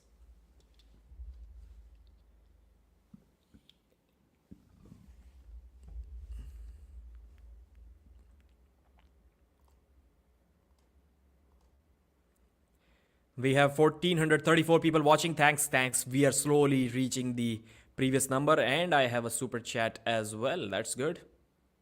Uncle Todd Hutchings is approaching the table. Jason with a €1 super chat. Thank you, sir. Thank you for your support. Title shot against Kedargali Ongarbayev, 105 kilos. Todzilla Todd Hutchings is on a roll. He defeated Ibrahim Sagov. He defeated John Brezink. He dominated that match. He has defeated almost about anyone that he has faced in past 2 years except Evgeny Prudnik. Ongarbayev does not have the cupping abilities that Evgeny Prudnik has, but he probably has a better top roll than Prudnik. Can he beat Todd Hutchings? I think the margin for error for Ongarbayev in this match are slim to none. He has to execute his plan perfectly. If it comes on arm strength, I don't think it is close. If it gets stopped and there is no empty space, and usually there is no empty space when Todzilla is competing. By empty space, I mean that you can come back, you can hit and bring the arm wrestler back to the center. There is no free space like there is against Michael Todd King's move.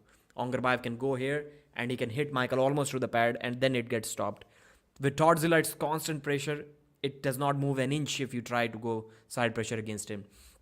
28 years versus 57 years old. Todd is more than twice the age of Ongarbayev. 186 centimeter versus 180. If Todd is 5'11", then I'm 6 foot tall. And I'm not even 5'11". 105 kilos versus 100 kilos. 45 centimeter versus 42 biceps. 42 centimeter forearms versus 34.5. Are you kidding me?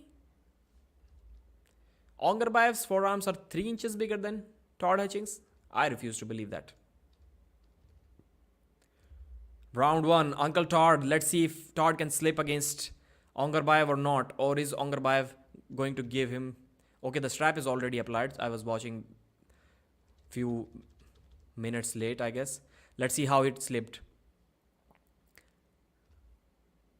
Wow, Todd went for the top roll and it's a good clean slip. Todd has no trouble. Todd puts the brakes on Ongarbayev. Way too much side pressure. Uncle Todd is dominating Ongarbayev. As of now, let's see if Todd can get the job done. Let's see if Ongarbayev has anything. He applies back pressure, but no hope. He's still in the game. Todd is waiting patiently. Todd is going to tire Ongarbayev out. No, Todd cannot finish. Wow, Ongarbayev stops Todd near the pad. That's impressive from Ongarbayev. That's impressive. That's impressive from the Kazakh Bruce Lee. Ongarbayev should have probably laid down in this round, man. He's wasting endurance. Todd's endurance is... Ongarbayev's wrist gets cracked back. Todd Hutchings has top rolled Ongarbayev. Todd Hutchings has top rolled Ongarbayev. And it was a millimeter above the pad. It's a millimeter above the pad, and Todd gets the pin. Uncle Todd destroys Ongarbayev in an absolute war. It was the round of the night. Todd Hutchings beats Kidargali Ongarbayev. Wow.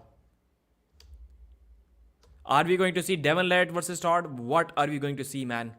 Todd Hutchings is the man. Ongarbayev made one of the worst mistakes of his life. He should have given up. I was telling you, Ongarbayev, do not contest it. Lay down. Do not contest it. Lay down. Give up. I don't know how Ongarbayev, being as smart as he is, does not know that. This round looked very similar to the John Brzezinski versus Todd Hutchings round 1, but John was not able to hold Todd for such a long time. Ongarbayev did that for maybe a minute or more. 1.5 minutes.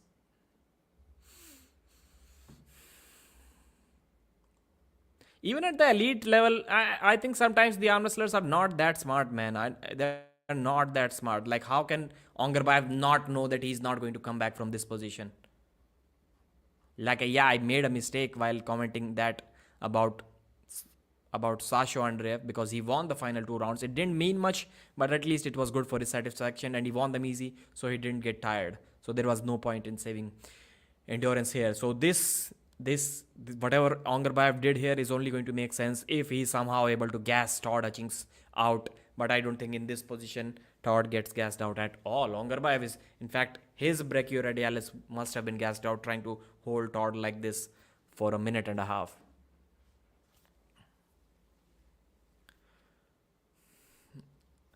It's over for Ongarbayev, man. It's over. Uncle Todd has cracked the code. Todd Hutchings becomes... Wow. So, Todd Hutchings, if Devon... Now we'll have to see if Devon competes against Todd at 105, does he have to defend it? Or does he get the chance to go to 95? If he beats Ongarbayev now, then Sasho is in trouble, and then we're possibly looking at the double champ, the champ, Todd Hutchings. If John doesn't beat Sasho tonight, irrespective of the result of John versus Sasho, Uncle Todd can be the double champ.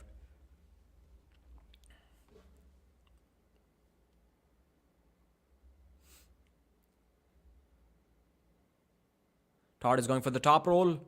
Yep, Todd goes over the top of Ongarbayev's hand. Uncle Todd is a pure top roller now. He's a pure top roller. Seriously, man, he's top rolling everyone. He top rolled Ibrahim Sagov. He top rolled John Brzezinski. He top rolled Kidargali Ongarbayev. Are you kidding me? Is Todd Hutchings the best top roller in the world at this weight? Could you have imagined anyone ever saying this? Todd Hutchings, the best top roller in the world. Bro, my man is top rolling everyone. Like, there's just no other way around it. I know he just tires them out with the side pressure and then cracks the wrist back, but it is what it is, man. Where can I see the results of the matches? You can listen to them here. I'm not sure where you can see them. You'll probably have to purchase the pay-per-view from app.coresports.tv.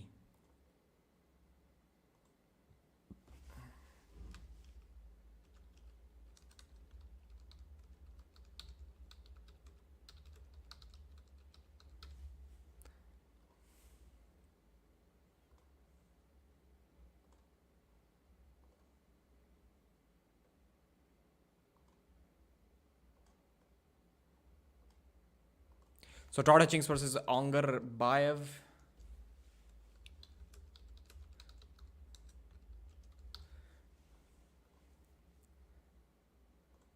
Is the match. You have the banner now. How many people? 1,436 people watching. Soon we are about to hit 50. Nobody, please don't anyone of you leave before we hit 1,500. We haven't seen 1,600 since the previous live stream crashed, and we have to see it. I've been going on for like 4 hours now. Come on, guys. You can do it. Uncle Todd going for the top roll once again. Can Ongarbayev... My wrist is fucking backwards. Yes, it is. It is backwards. Todd hits sideways once again. It's looking bad for Angarbayev. Todd Hutchings is the fastest arm wrestler as well. Not only the best top roller, he's the fastest top roller in the world. Angarbayev is done, man. Angarbayev is done. Just give up, bro. Just give up. There is literally 0% chance that you can do anything from here, Angarbayev. Give up. Try again. Take that risk. Todd Hutchings beats Angarbayev. Todd Hutchings is the best and the fastest top roller in the world. Todd is amazing. Angarbayev down 0 pins to 2. Okay, we are not leaving. You should use a banner in every match. Yes, I should. 1440 people. Yes, you're not leaving until at least we have 1500 here. I never leave, Pradeep. Thanks. You're the man. Who's the worst technician now, Devon? Todd is my man. Todd is too much. It's over for Angarbayev.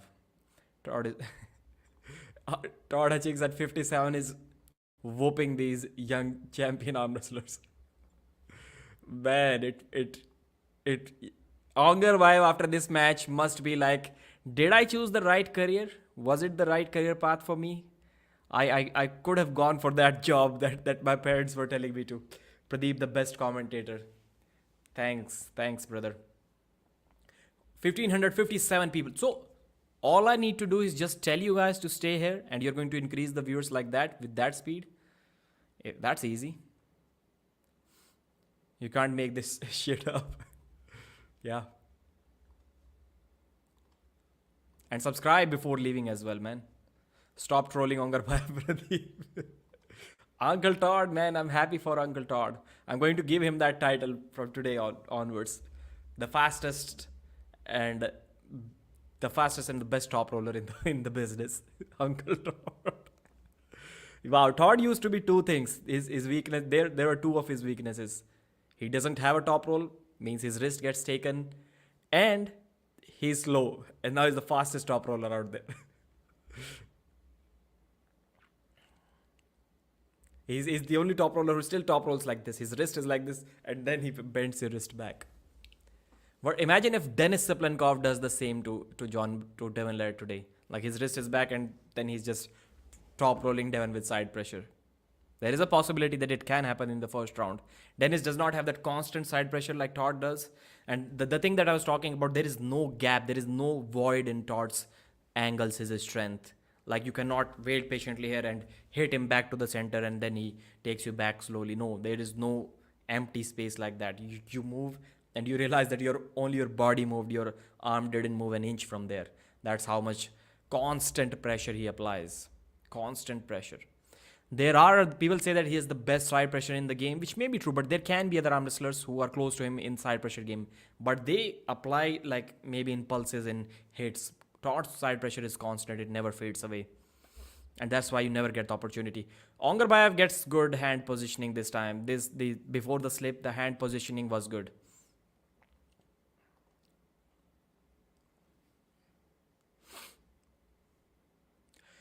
Angarbayev made the biggest mistake of his life by hanging on to Todd for like a minute and a half in the first round. Should have never done that. Worst decision ever.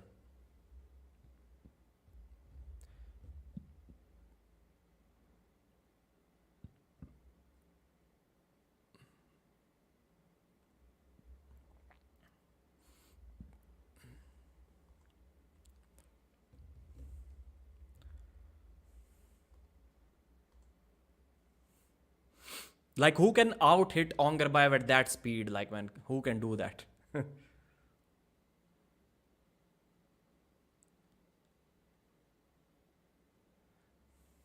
So what's next in the 105 kg division? If Devon doesn't cut down, then we only have Dadikian left. Dadikian versus Todd? Uncle Todd may be able to teach even Dadikian a lesson the way he's pulling. False start. That's what was needed. Angarbayev needs that false start. I don't blame him for that. Uncle Todd is lightning fast. When you're facing the fastest arm wrestler in the world, you have to risk false starting.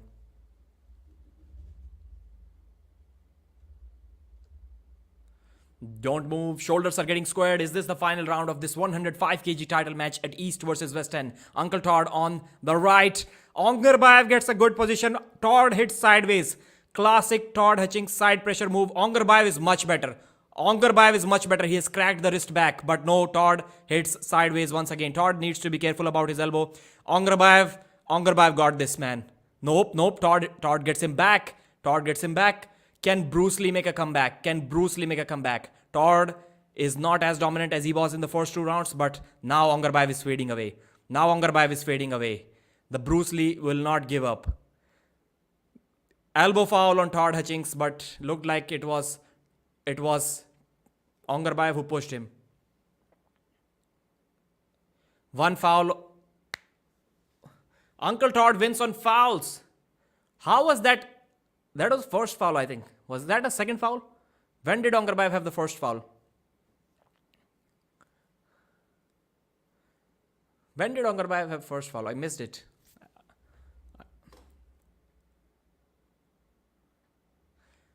The Bruce Lee was making a comeback, but no, it was not.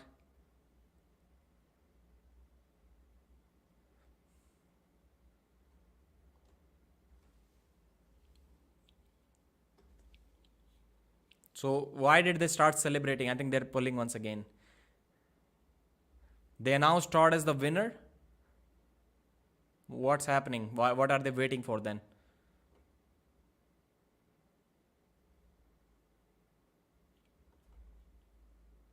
Who are you bringing to face Todzilla? Dadikian, man. Dadikian. How can you forget about that guy? Neil is asking, who will you bring against Todzilla?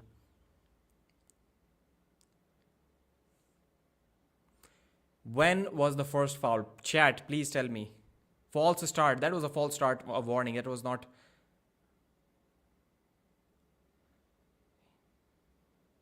Yeah. The announcers, the commentators were saying winner. The referee said winner. I was like, bro, am I blind? I'm wearing glasses, but I didn't see the first foul. When did it happen on Ongarbayev? It was only a false start, not a foul. But Bruce Lee was making a comeback.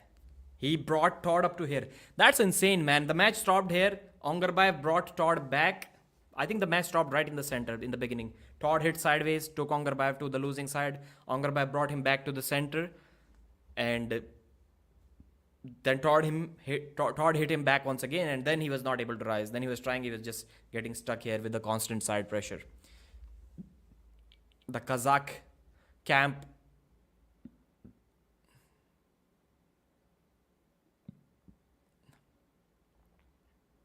Todd wants it really tight. He wants the strap tight.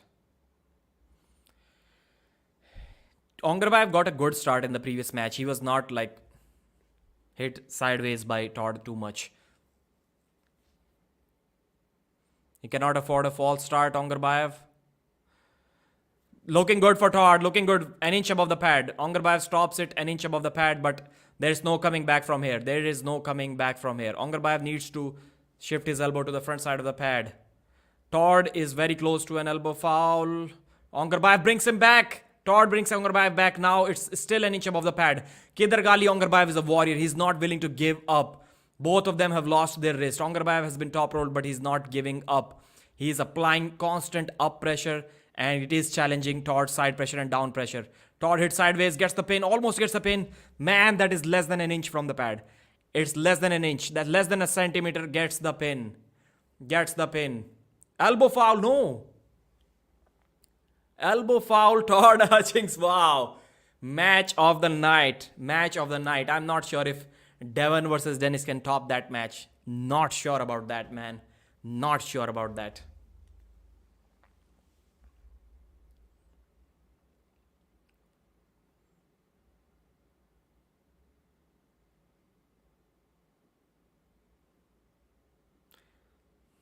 Zaur versus Georgi was the other match.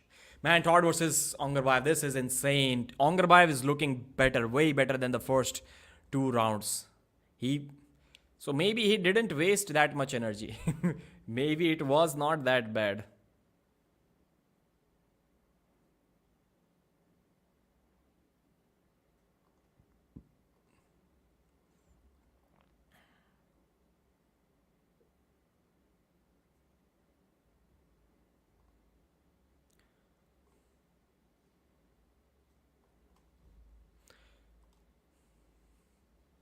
They're still resting.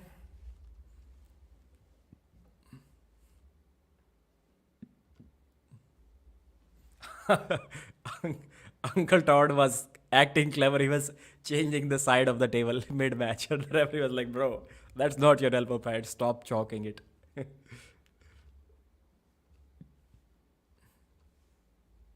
Todd Hutchings pinned him. He pinned him, but it was like an elbow foul at the same time. So Angarbayev, all the time, you guys cannot see it, but it's all, if that is the elbow pad, it's like that much. He's like that much above the elbow pad for like half a minute. If Angarbayev makes a comeback from this position, I think it's probably the best comeback in the history of arm wrestling. It's probably going to be the best comeback ever. I've not seen. I don't see Angarbayev making a comeback. But if he like stays a centimeter above the pad for a minute and then brings Todd back and beats him 3 rounds, man, the Bruce Lee will be a superstar tomorrow.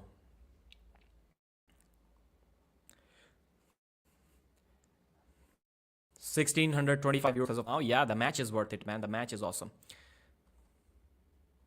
Please, guys, subscribe if you have not already. Todd Hutchings versus Kidargali Angarbayev is going on right now. The score is 2-0 in favor of Todzilla, and both of them are on 1 foul. So Todd can afford to do 1 foul. He may not like to do it, but Angarbayev is right at the edge, man. 1 mistake and the title is gone. The match is gone. Warning, early warning for Todd. Kidargali is also moving before the go, man. I'm not sure. It looks straight, it looks fair before the go, but somehow he magically gets that slight cup, slight pronation, and shoulder comes forward before the go to hit backwards. Angarbayev is playing the referees good, I think, and Todd is getting the warning. Todd hits sideways and almost gets the pin once again. Gets the pin. It was a pin, man. Pin. Oh, pin. Yeah. It just barely touched. It barely touched. Yes, Todzilla, Todd Hutchings beats Kidargali Angarbayev 3-0. World champion. Wow, Todd Hutchings is destroying her girlfriend. She is going to break her, man. It's just... Todzilla, Uncle Todd, the champ, now go for don't accept, telling in that you will accept the Devon Larratt 105 kg match later on. Tell 5 round, okay, it's a 5 round match, so they need to continue. Telling in Uncle Todd, telling in that you want to be a champ first. Go for Sasho or John, whoever is the champion. Get the double title, man. Get the double time. Can you guys believe this guy lost to Zoloev a couple of years ago? 90 kg Zoloev was able to beat Todd, and since then Todd learned so much. He updated his game so much. He slips well. He's become the best top roller out there. Zoloev's top roll impressed him so much, and that's the thing, man. Zoloev had been hooking his entire life. And he top rolled Todd. So maybe Todd thought that, why can't I top roll everyone if that guy can top roll me while weighing less than 10 kilos, 9 kilos less than me? They're not going to pull, man. Let me see who denied to pull. Was it Todd?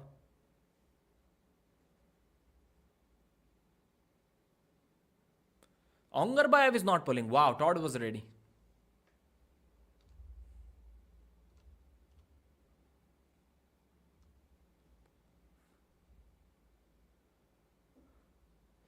It's 5-0. Todd made Angarbayev quit, man. Okay, it's time to start recording the matches.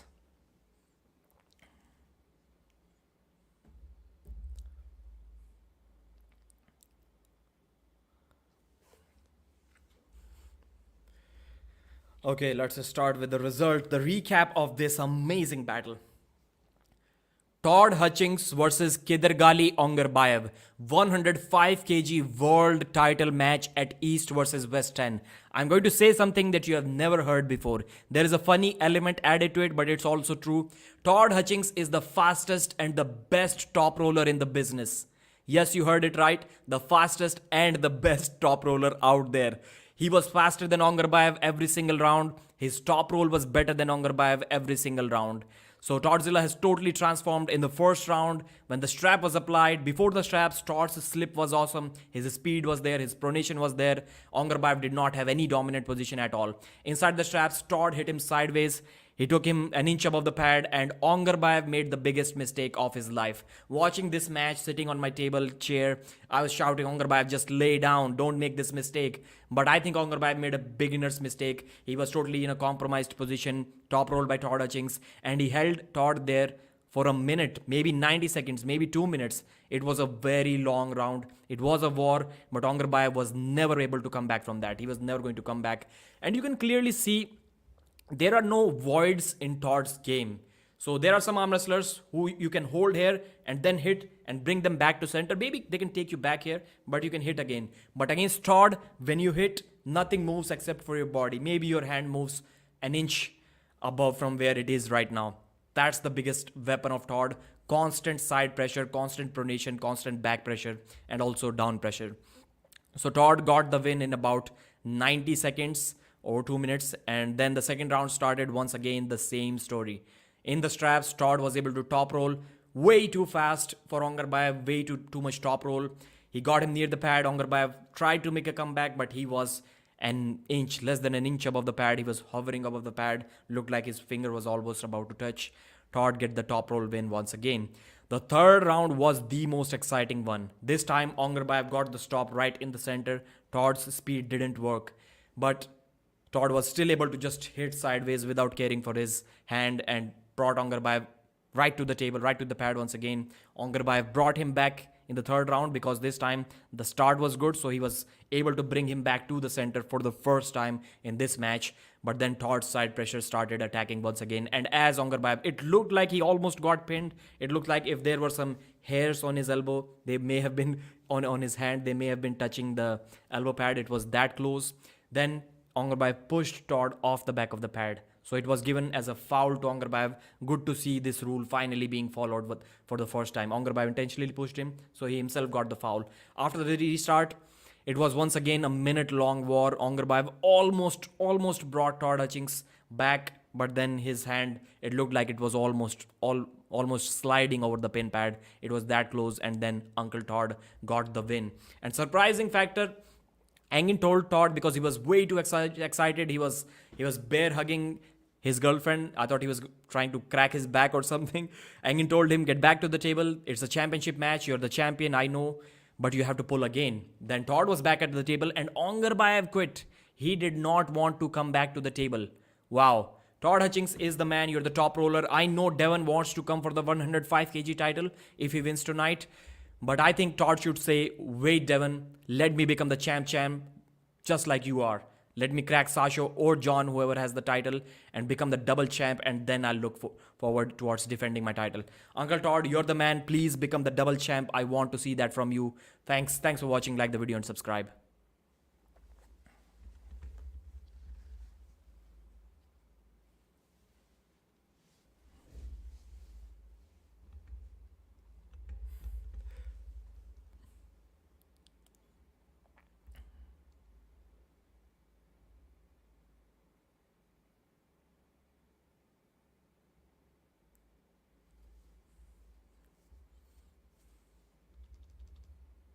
Let me listen what Todd said after the match.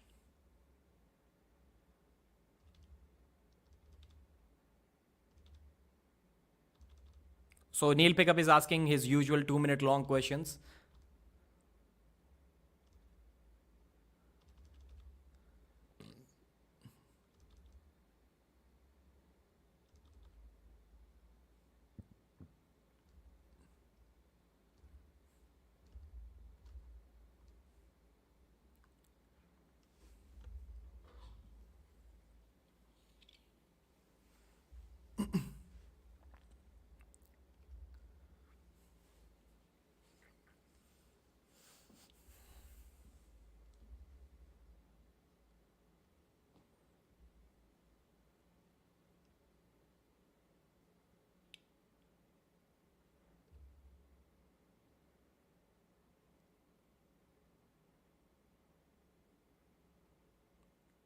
So Todd is explaining how he was able to beat Ongarbayev, and he told Engin that he's probably not looking forward towards pulling Devon Larratt. And I like it. I like it, Uncle Todd. You do not have to pull that monster.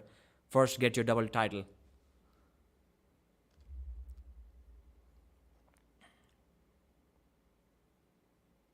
Ah, Todd, you're lying. Todd is saying that he's way faster than me, Ongarbayev. No, bro. You're the fastest man. You're Usain Bolt of arm wrestling, Todd. You're faster than Talgat Akhtayev.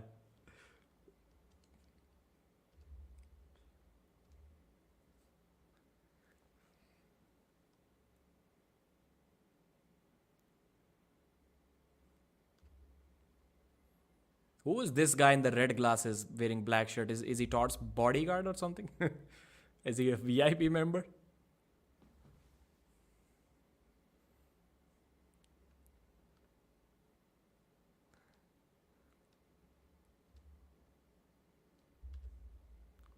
Todd is the man. Possibly, most possibly, he's the player of the night. He should. I think Engin should. I'll suggest this.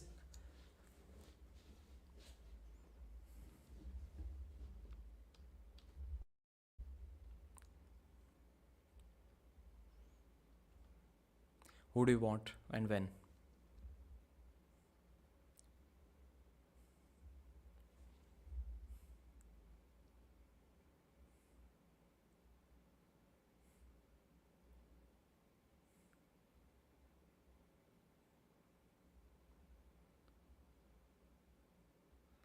Okay. Uncle Todd, I don't like that.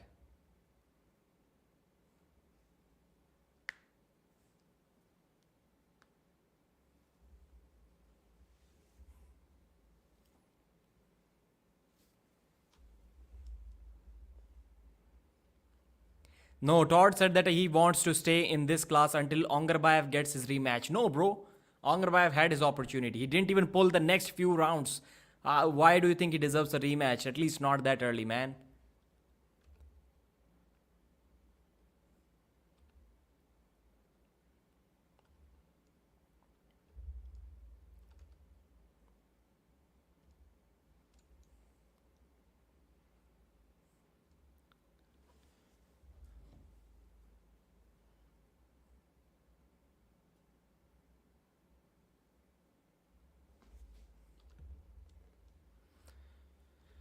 So now, the co-main event of the evening.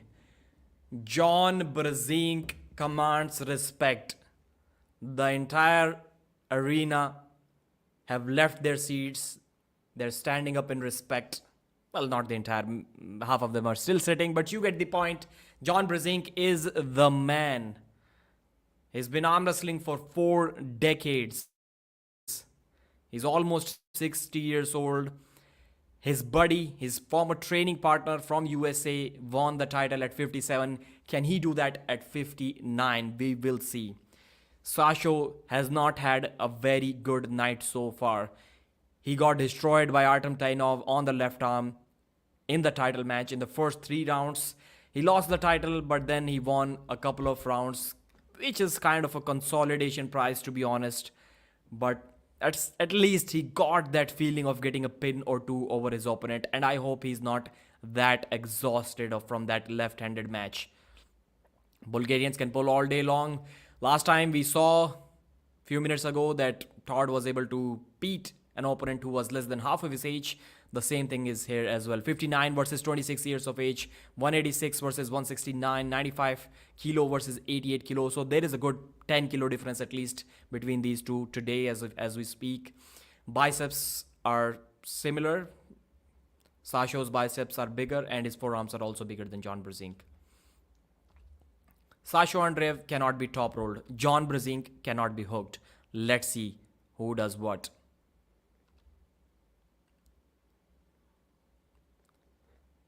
Ready, go happens. Sasho is looking good. He goes back for the slip. That slip happened way easier than the Rob Vigent Jr. slip back in 2022 at Arm Wars. Manjeet एक थोड़ा सा और दोबारा record करिए, मैं वो ओंगर भाई Tod वाले को बोल लूँगा, टॉड ने मना कर दिया 95 में जाने से.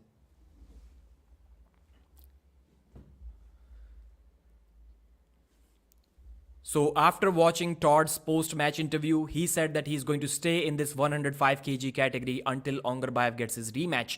I'm not sure if this is the best decision because till then, Devon can come into that weight category and he can make things difficult for Todd Hutchings.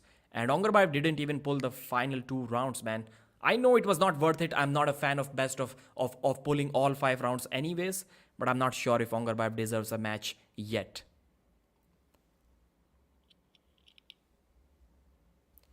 हो गई बस 15 सेकंड की है, डाल दे उसमें.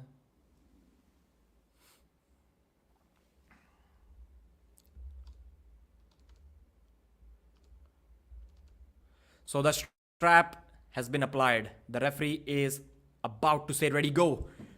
It's on. It's on. John top rolls Sasho. Sasho curls him in. Sasho curls him in. Sasho has curled John in. John is trying to top roll. No, not going to happen, man. Not going to happen. John has to press Sasho. It's over. It's over, man. It's over. Sasho gets the job done, I think. John needs to switch to a tricep press just like Artem Tainov. Otherwise, it's over. It's over. It's over.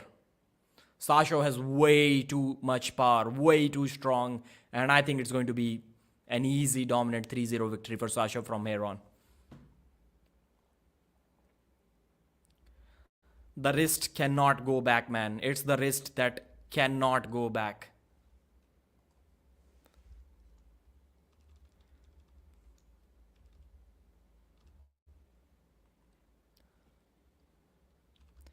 That was a good round. John needed to switch. Like, he got the position, he got Sasho here. Immediately, he needed to lay that tricep down over Sasho. As soon as he got curled inside by Sasho, it was over. He's never going to come back from that position, man. I made some bold statements before this match. I made a couple of statements. I said that there is only one thing. It's either or situation. Both cannot happen. Either John can cut to 95 kilos or he can beat Sasho Andreev. He cannot do both. At 95 kilos, he's not going to beat Sasho. I made a bold statement. Got a little bit hate for that because Sasho does not get top rolled easily, man. And John is looking lean. He's looking like a fitness model. But is that an ideal shape to compete in an arm wrestling match? I'm not sure about that. And the other statement I made was that John can never beat Sasho in a hook. It's just not going to happen. If John was allowed to be 110, 15 kilos in this match, I think he still couldn't have beaten Sasho in a hook. So his only option is to top roll Sasho, and Sasho does not get top rolled. Now I can see a clear path for him. Just go for your side pressure move, and as soon as you start getting curled in, immediately lay that tricep down, just like Artem Tainov did. He laid the perfect example to beat Sasho. And Sasho did not win the left-handed title, but looks like he's going to retain the right-handed one against the GOAT, because he's related to Tony Ferguson, who changed the names below on the screen. Okay, thank you, sir. Thank you for mentioning that.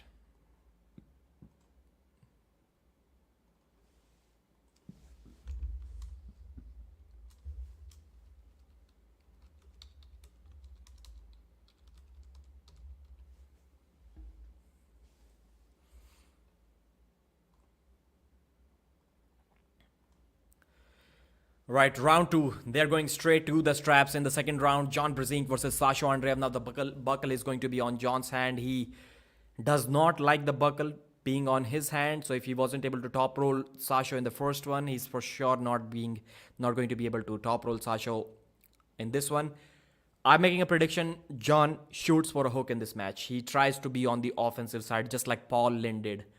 I think John is going to try to do that. He's not going to go for a top roll. That's my prediction. Let's see if John also has a similar thing in his mind or not.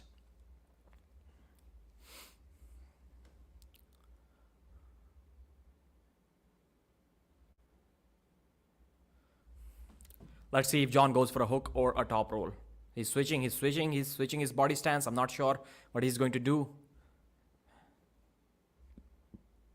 If John goes for a hook, Sasha may even top roll him. Yeah, he kind of try to do both things. Low hand top roll. Sasho is good position. He's laying the frame on John's arm.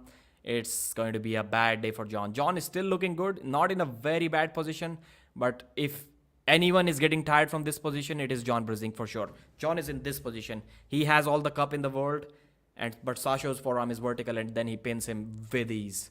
Sasho pins him with ease. This is a mismatch, ladies and gentlemen. It is a mismatch.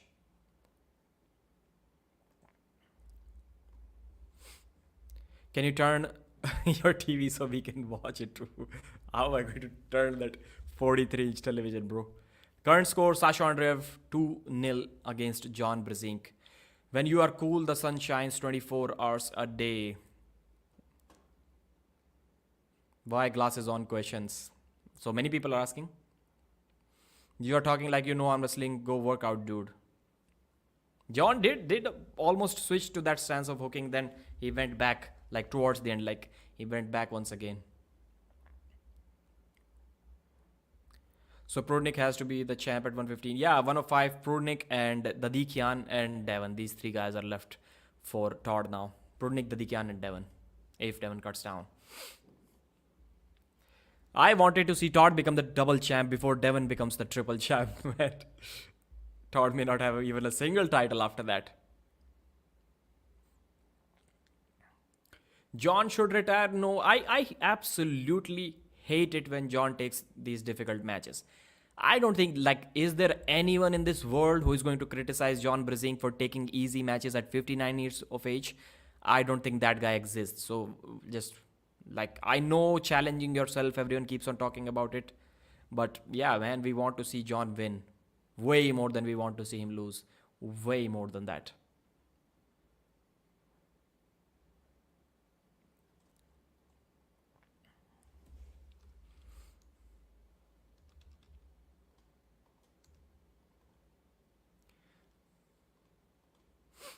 Sasha Andreev versus John Brezink 2-0. Sasha's back pressure is, his speed is like really good. John should have never cut weight for this match, man. He should have never cut weight for this match. He's still, and don't get me wrong, he's still, if you measure them right now, he's still 10 kilos heavier than Sasha. But bad style, man, bad style. And now, see how good is Paul Lynn, man. The respect for Paul. Paul, if you're watching this, bro, somebody can please send this clip to Paul. Respect for you. The GOAT couldn't do anything against Sasho. And Paul almost beat him. I'll say if he didn't make one mistake and the referee called that pin at the right time in the second round, Paul could have get the job done, man. He could have been the champ. And see John versus Sasho. You're the man, Paul. Devon is shaking. Paul and beast. The mistake that Paul made was that, first of all, in the second round, the pin was called 5-6 seconds late. Clearly, everyone agrees with that. And then Paul got stopped in the center, round 3. And he kept fighting. I was like, bro, Paul, what were you thinking there? Sometimes it's like a chess game. When you're playing chess with someone, you cannot see the mistake that you're making, but the guy who's just observing the game right from the side, he can easily see that what's happening. And that was the case in that match as well. So now let's talk about John versus Sasha once again. They're strapped up. It is going to be the final round of this match. John Brezink versus Sasha Andreev. 95 kg world title match. Sinks the hook. Sasha sinks the hook. It's exactly in the center. John is in this position. He has pronation. His arm is straight, but his cupping is there. But that's not the position from which you can beat Sasha Andreev. John is dropping his body weight down. Hit the king's move, John. Hit the king's move. Sasha goes sideways. John hits the king's move. No, man, no. John stood up and shoot for the hook. It's not going to work, man. The hook. Yeah, if he tried that early round 1, he could have probably got behind his shoulder and pressed him down. But that's not going to work. John bows down to Sasha Andreev. Sasha, at least something to be happy for. Something to celebrate for Sasha tonight.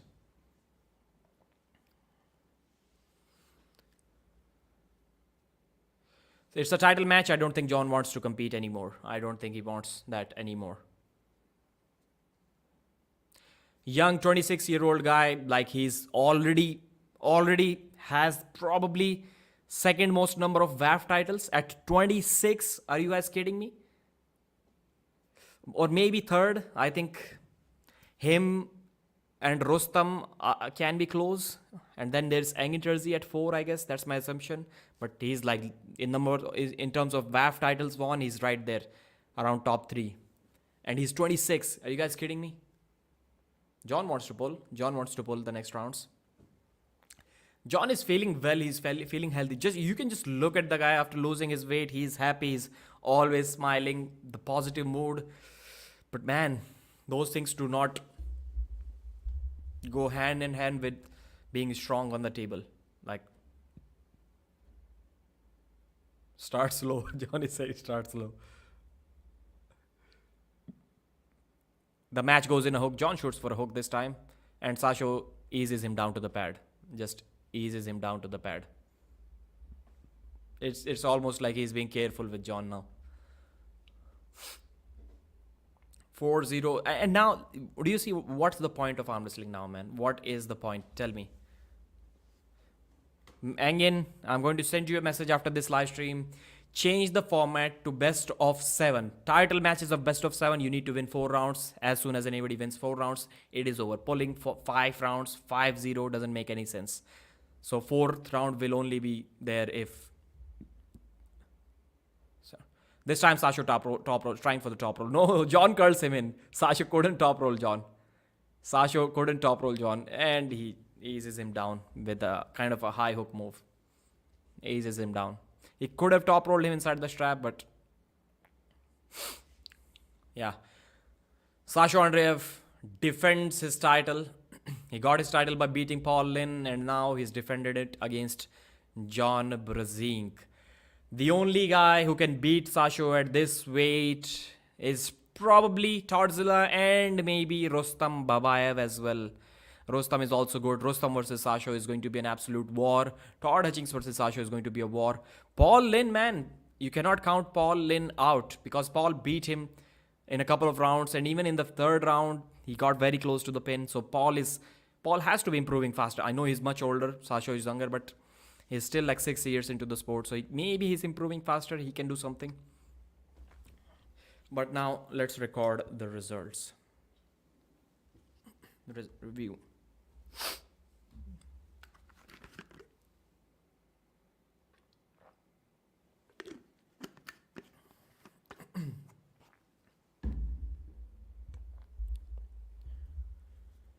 John Brzezinski versus Sasha Andreev 95 kg world title match at East versus West 10.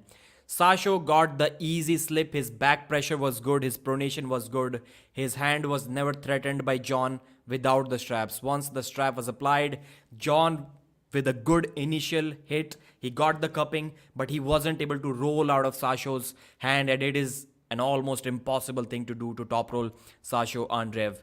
And then Sasha curled John in, the hook was set, and after that, John was absolutely shaking in the defensive hook, but Sasha's side pressure, his arm power was way too much. Second round, they go straight to the straps. John knows that he cannot beat Sasha without the straps, and Sasha for sure cannot beat John without the straps, at least in that round. Although in the 5th round, he did beat him without the straps. But they go to the straps. Once again, Sasha is able to set the hook, and John couldn't do anything from there. He was almost easing him down to the pad. 3rd round, this time John shoots for a hook. He tries to do something else, I think, or either it was the 4th round, but the hook does not work at all. And Sasha at this moment is being careful with John. He's beating him with only as much pressure as needed. Then John decides to pull the 4th round. I think in the 4th round, he went for a hook. Did not work out at all. Sasha beat him with ease. 5th round, Sasha tried to top roll John without the straps, but John was able to contain him with his fingers. Then he slowly curled him in, but Sasha was way too dominant and eased him down to the pad. When it was announced, John is deciding to make a weight cut. I was the first one to say that John should not do that. Sasha Andreev, he literally cannot be top rolled at 95 kilos weight, and there is precisely 0% chance of John beating Sasha in a hook. I think John couldn't have beaten Sasha in a hook if he was 110 kilos. and leave alone 95 kilo body weight. So Sasha Andreev lost to Artem Tainov on the left arm, but he did beat John Brzezinski to retain the right arm title. So if we talk about opponents, maybe Paul Lin can do something. He was close. Maybe Rustam Babayev can do something against him in a hook. And Todd Zilla. But Todd is not cutting. Congratulations, Sasha Andreev. Dominant win. John Brzezinski needs to take some easier matches. There is nothing more that we love in arm wrestling than seeing John Brzezinski win. And probably nothing more that we hate than seeing John Brzezinski lose. I know it's about challenges, taking different opponents, but victories, in my opinion, at this 59 years of age, are more important than challenges. Thanks for watching. Like the video and subscribe. How did you like the recap? 1730 people watching. Thank you guys for your support. If you have not subscribed yet, please do so right now. How many subscribers do I have? It was 40783. Let me refresh. Now it is 40787. Come on, guys. It's only 4 increased in like 20 minutes.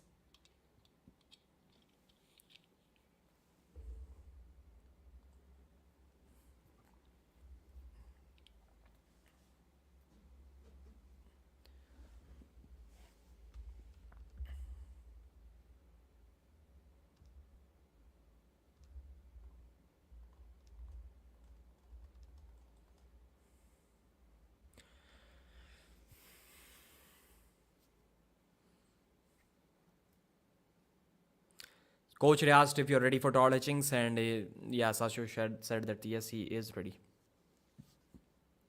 Originally, that was the match that was supposed to happen.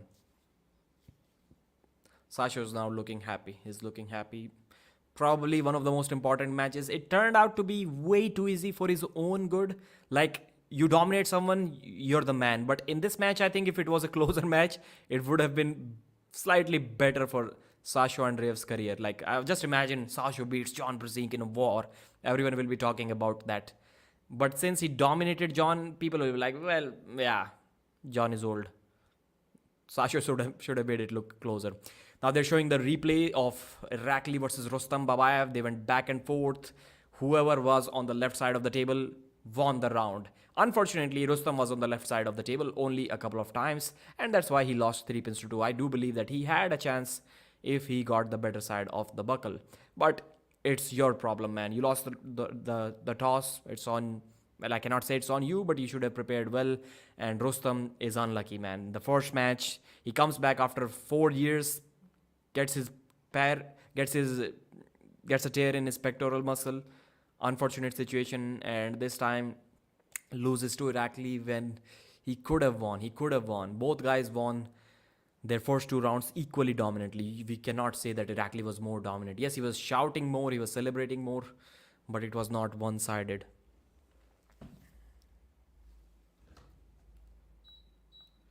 The AC is at 23 degrees Celsius and I'm sweating, man. I don't know what's up. 22, room temperature is at 22.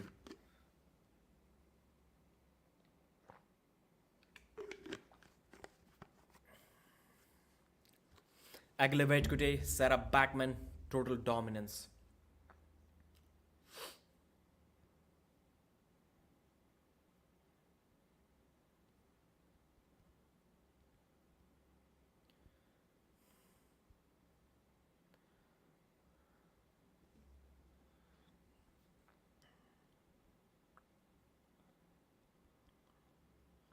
Then John Sasho, then we have Devon match. That was probably the biggest shock of the night. And I think one more thing that I'm not sure how, I never thought about it, but this time that thing came to my mind, that there should be some awards that should be given right after the event ends. So it can take like 15 minutes at max. Best match of the night. That award should be given. Best match of the night. And maybe a separate best player of the night award could be given. I think maybe Todd Zilla can get that award. And surprise factor, Aglevetkute, but I don't think if you dominate that good, I don't think people are going to give you. But best match award is different. Maybe Todd can get the best match award. But there should be like small awards with small rewards, like $1,000. I think Engin can afford a couple of $1,000 to give away in rewards. Uncle Todd is the man. Too much side pressure, too much top roll, too much pronation, too much speed from Todd. Wins the first round in a dominant way. Angarbayev makes a mistake, hangs on to Todd for way too long. My energy is going a little bit down, guys, so that I can preserve it for the main event of the night.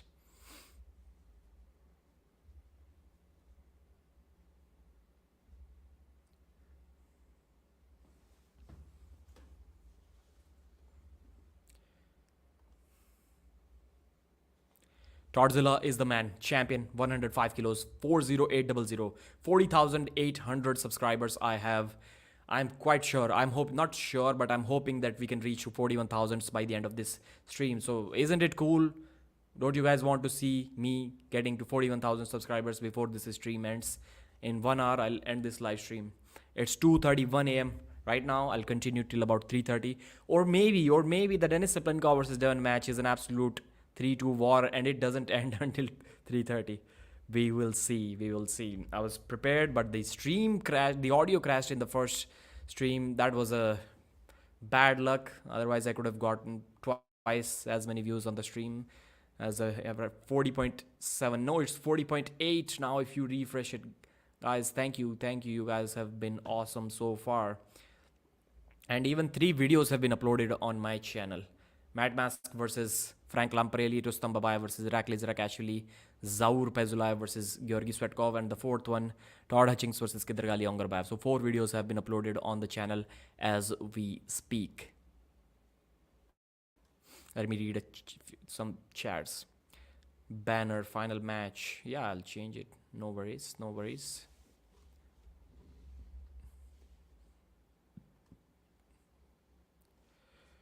Now let's talk about the main event of the Devon, Larratt versus Denis Cyplenkov.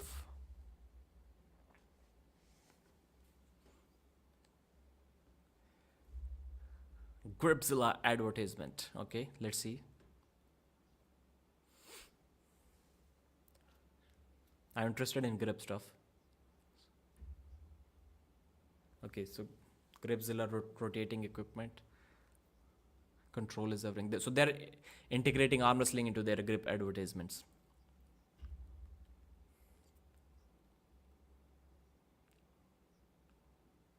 They're showing them lifting heavy Millennium style dumbbells. Grippers. Man, I cannot even move the COC 2.5. I don't know what's up. I think in order to be able to close COC 2.5, maybe you need to do 10 half reps with the COC 2. Then you can get the COC 2.5.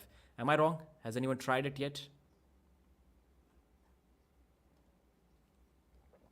Pradeep, you sticking with Devon 3-1. Yes, I am. Denis goes sideways.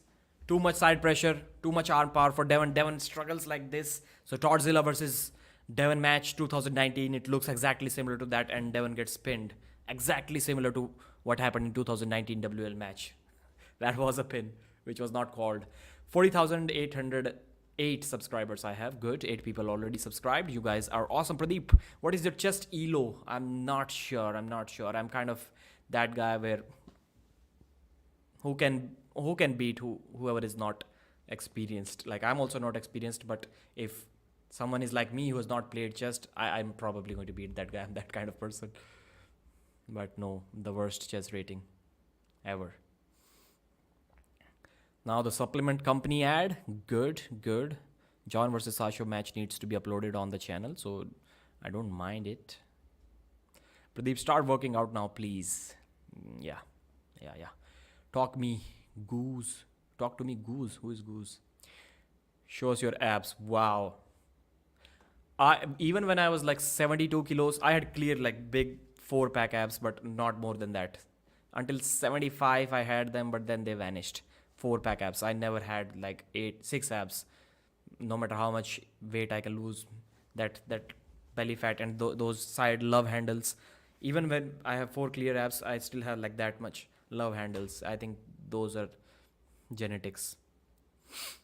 Please comment everything you see. It's on, guys. Please do not drop off until we hit at least 2,000 viewers. We need to hit 40,000 subscribers and 2,000 viewers for the first time at least, man. Come on, guys. Don't leave. This is going to be, you already know this is going to be the best live stream commentary. Unless you are hoping, praying to God that you can find a free stream who's stealing the matches. You're not going to find that. Unless that's the case, you should stick to this live stream. Now, the main event of the evening. Denis Ivanovic Cyplenkov versus No Limits Devon Larratt. That's the match, man. That's the match. Another advertisement? Are you kidding me? Okay, no, not advertisement. It's a promo. Maybe it's a promo. Yeah, promo.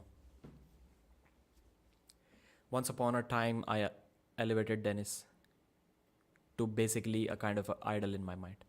It's gone. I hate him. I hate this guy. I don't like him anymore. Too many contradictions in his soul. I don't like the way he lives. I'm gonna break him this Saturday. I'm looking so forward to. I don't think I've ever in my life decided to beat a guy. I don't think I've ever in the history of me putting my elbow on the table have been so wishful of the victory. 15 years. Since 2008 I've wanted this match. Now it's gotten personal. But in essence, Denis is saying, but in essence I'm also heading in that direction. I can say it however I like. But he said that in his own style, I'm ready for the fight, I'm prepared. Denis is ready, he's prepared, okay? I've improved since the last fight with John. We'll see. He provoked. He really got something stirred up. Said he would destroy. I say it is his right. I'll gather myself, get provoked, and do my job. I will destroy Denis, Devon is saying. Piece by piece. Bit by bit. There's this aura of invincibility around the old broken hippopotamus. I'm going to destroy him. All of those myths. After I'm done with this match, people will start thinking about Denis as a has-been.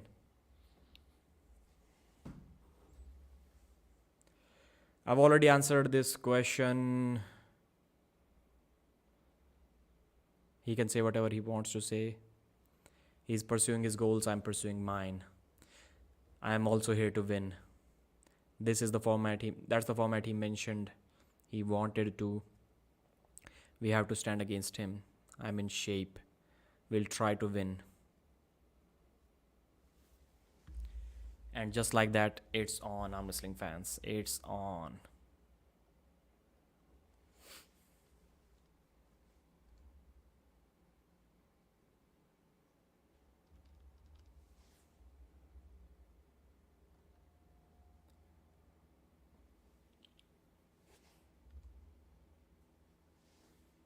East versus West 10. It's on. It's on, guys.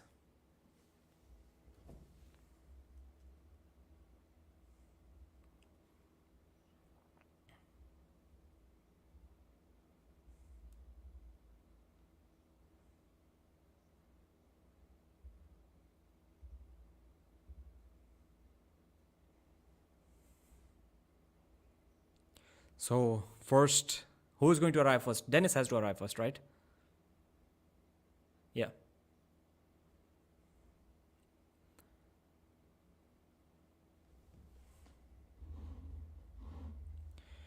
All right, guys.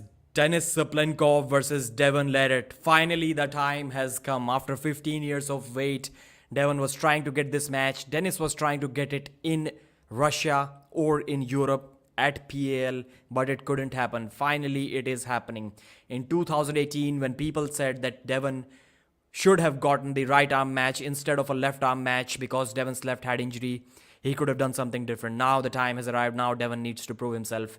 And Walking towards the table as we speak on the East versus West stage for the first time in his career, Denis Ivanovich Cyplenkov weighing in at 130 kilograms, looking confident, looking calm, looking composed.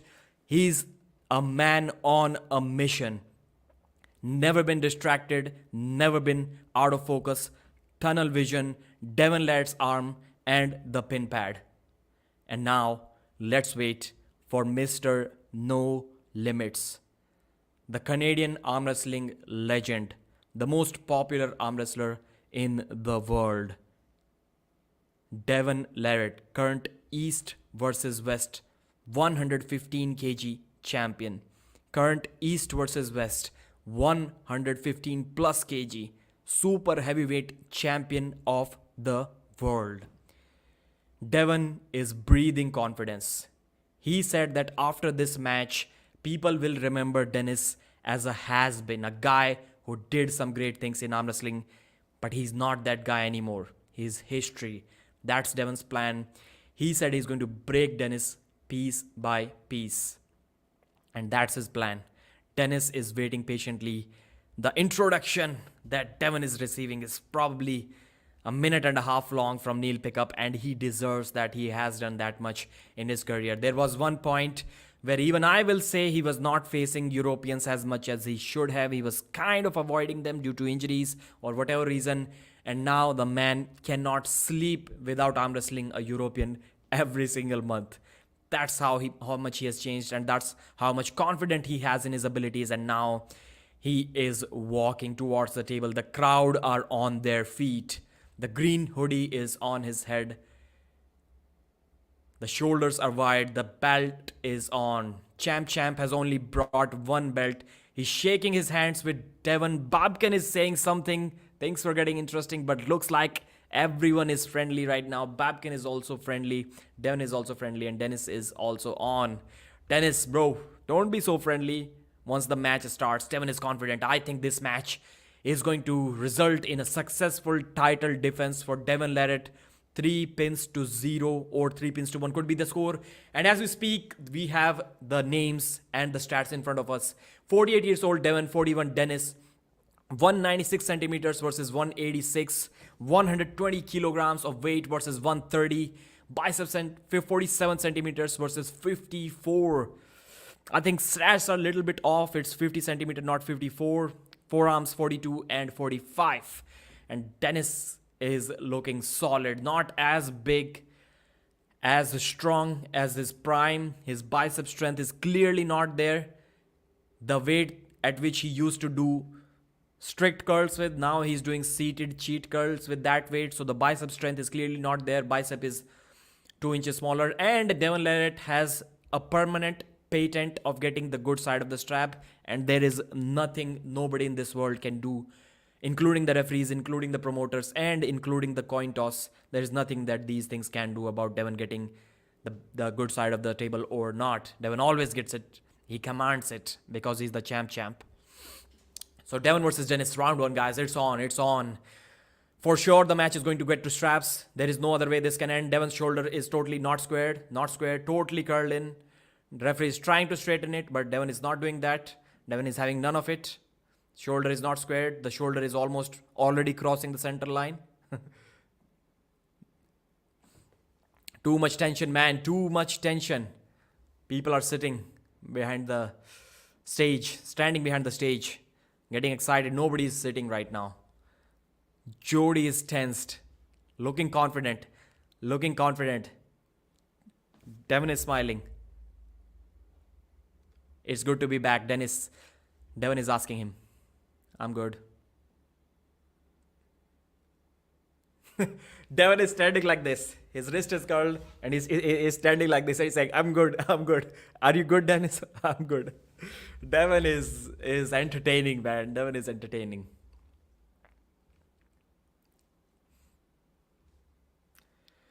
Alright, it's about to start once again in a referee's grip this time. These two cannot settle for a grip. Denis was so strong that he could have allowed any grip that Devon wanted in 2018, and he did exactly that. But that's not the case this time. Denis with the surprisingly low grip, even without the straps. Inside the straps, he's going to do that for sure. I read a comment on Facebook. He was saying that Denis is very smart. He's going to grab Devon low so that he can kill his pronation, because Devon's pronation is very difficult to deal with, and from a low grip, you can nullify the pronation if you are that much stronger, like probably 10-20% stronger than your opponent. Then it can happen. The ready go happens. Denis almost got out of position. Devon is holding on to the thumb. Almost a pin. Strap match. Wow, Devon is confident. Denis is also smiling. Devon Larratt is happy after the start. He was fast and he got totally over the top of Denis Cyplenkov's hand. Denis must be worried.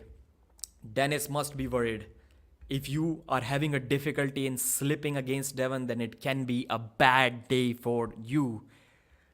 This match is on. The crowd is cheering Devon, Devon. It's like everyone is standing on their feet. The atmosphere is totally different. It's fighting style here, fighting style. Good to see that both have respect for each other. They both are smiling, laughing. It's amazing. I hope you guys are liking the commentary, so please hit the thumbs up. It matters a lot.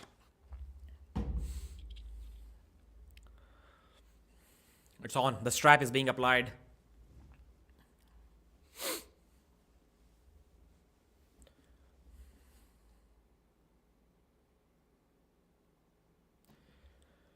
It's tense, man. It's tense. My palms have started to sweat. I don't know who is going to win. I honestly, initially I was thinking, man, Denis beat Devon, but as the match is approaching, it looks like I don't really care who wins. But I care for square shoulders. Denis Cyplenkov's left arm is looking like a chicken arm. Like it's way smaller than his right. Probably if we measure Devon's left and Denis's left, I think they're same in size. It's looking very small compared to his right. Now Denis is looking good. It's not as worse as the previous start where Devon was all covered up. He was already standing like this. Devon is surprisingly straight. He's not. His shoulders are square and he gets. Wow! Cyplenkov puts the brakes on Devon.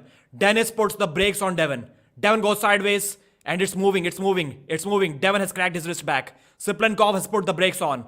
It's on. It's on. Devon may get tired. It's on. Wow. Denis is moving off center, but he's not going down. Devon may get tired. Devon is getting tired. It's over. I think it's over. Devon switches to a shoulder press. It may be over if Devon doesn't get it right now. Devon gets it in a hook and he almost pins Denis.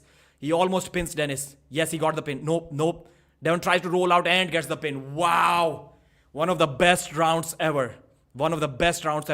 Surprisingly, Denis did not hit the King's move. I thought he's going to hit the King's move, but he didn't. That's amazing. Devon probably did 20 surges non-stop 20 surges. Is that why he was cutting weight? To have that stamina to move like a maniac? That's cardio, man. That's cardio. He finished with the press. Denis Cyplenkov's arm power was there, but his arm was opening up again and again. Let's see who got tired more in the first round. And then, no, he didn't finish with the press. He finished with the top roll towards the end. He took Denis Cyplenkov's hand. Wow, Denis has lost the first round. Devon waited for this moment for years. He has a point to prove. But Denis Cyplenkov did not disappoint in the first round. He said that he has trained for endurance more than anything else. And he's going to need that. He is going to need that in this match. Let's see. If there is an endurance gap between them in this match, then maybe Denis can do something. I'm still surprised how Devon is not breathing heavy. Bro was like moving like a maniac. This motion, up and down surges like probably 15-20 times, and he's oozing confidence. Devon is the man. That was a perfect round. Exactly what we could have expected. It was an absolute war. We kind of got to see where Denis Cyplenkov's level is. I'm telling you guys, this match is still on. It's not over. Denis is moving his hand like this. It looks like Denis is more pumped, man. I hope only one thing, that none of these guys gets totally exhausted where it's like mercy, where even your opponent is kind of showing your mercy towards you. I hope it doesn't happen. I don't think it is going to, and I hope it doesn't happen. I hope Denis can get the slip. It was difficult in the first round. Let's see how it goes in this one. Devon's pronation is way too much to stop without the straps for anyone in this world, even Levan Saginashvili. Denis, this time Denis is slightly curled in. Good. But whoever is on the left side of the screen, usually their shoulders get ignored. Devon is looking good. Devon is still looking good. He has cup. Devon has a cup in his wrist and he's saying, say go. Devon versus Denis, guys. It's like a dream come true. Devon flash pins Denis Cyplenkov. So that's it. That's it. Denis Cyplenkov has gassed out. That's exactly what I was saying. I do not want to see here. Denis, show your experience, man. That's not what we want to see. That's total destruction. You got gassed out, man. Mad Mask is happy. Jody is happy. Devon Larratt is happy. The crowd is happy. Does Denis even have a single supporter in the crowd? It's like, looks like only the Russian camp and Babkin, and everyone else is cheering for Devon Larratt. Everyone else. Wow. Denis may be exhausted. Looks like he's gone, man. He's gone. Just one round and you're already gone. That round was disappointing. Devon flash pinning Denis without the straps. Too much cup, too much pronation. It's over, and he signals that it is over. Is gone. Take your rest, Denis. Take your rest. Get to the straps. It's a 5-round super match. Are they even going to pull? Devon will not leave any chance behind of embarrassing Denis Cyplenkov in the 4th and 5th round if he can. It's a matter if Denis loses this one as well. Is he going to return to the table or not? I think Denis Cyplenkov's arm is pumped. I think it's pumped. We have not seen Denis get gassed out like this ever. Denis is like he's like with his hand. His hand is gone, man. Cyplenkov's hand is gone. When he was not on the bad side of the table, he could, if he slipped and then tried to pronate, try to hold then Devon.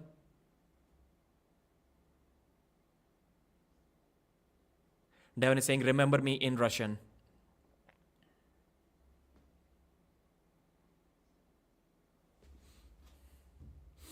One warning for Devon. So Devon is already high in the grip. And Denis is taking his usual grip. It's not Devon's fault. Denis is taking a lower grip.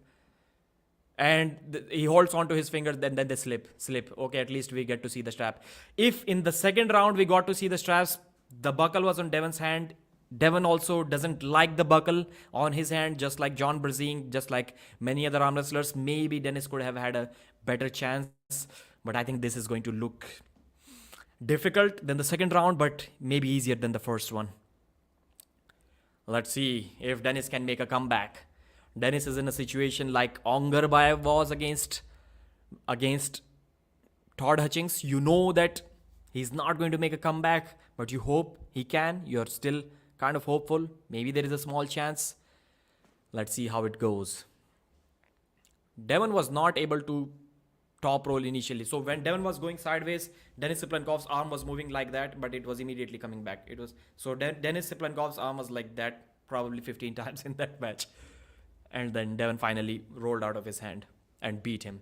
I think he tried a press as well in the first round, but it didn't work out well for him. This match is probably going to get like the 30-minute video is going to get 5 million views, I think. Wrist is cupped, not straight. Wow, Devon gets a dominant position over Denis. Wow, Devon is talking with Denis.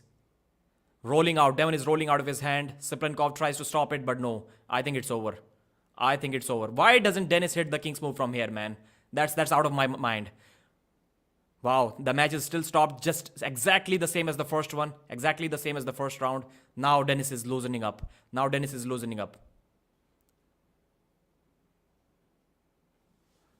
Wow, Devon slams Denis Cyplenkov's hand to the pad. 3-0 dominant win for Devon Larratt. 3-0 domination for Devon Larratt. It's over. It's over, man.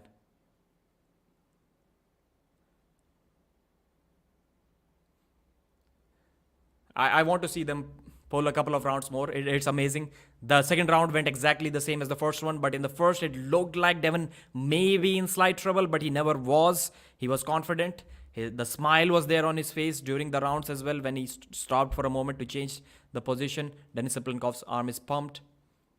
I don't know why Dennis is starting like that. He's starting. It's not like Devon is bullying him into that setup. He's is like voluntarily starting in that ugly position. This time it looked like Denis switched to a flop press, but it was like never happening. It was never happening, and Devon just slammed his hand down to the pad, like very similar to. It was the exact same situation as the Oleg Zok versus David the Decan situation. Exact same thing. Jody is happy. Devon is happy.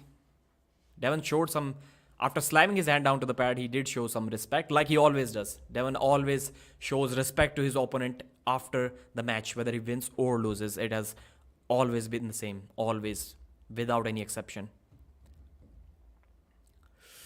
The first round was good. I say I was happy with Cyplenkov's performance, but this one, no man. After that, seeing him like kind of getting gassed out, not happy. Wow, Devon is asking for the strap.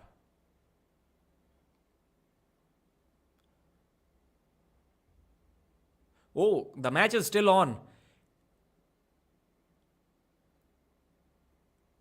It was when Denis stopped. Denis, I thought that was a pin. I thought that Cyplenkov's hand touched there. Denis is getting one more chance. I think Denis also thought that. But that's why he stopped pulling. Cyplenkov's, I think, hand when Devon slammed it to the side, it touched when Cyplenkov switched to the flop press, and then Devon hit him sideways. I thought his hand touched. That's why he stopped pulling, and Devon was like, he stood up and then he just slammed his hand down, and while doing that, Devon's elbow lifted. It seemed to me as well that it lifted. I didn't speak of it because Denis had already given up at that time, so there was no point of calling that foul, I guess. Denis had totally given up. He stood, he kind of laid his own arm down after that, so there was no point. Even before that, he quit. So it's a mercy round that he's getting, and let's see what happens. Devon was asking Denis to pull straight to the straps in the fourth round, if it was a fourth round. But Denis is gassed, like he's always doing that with his hand.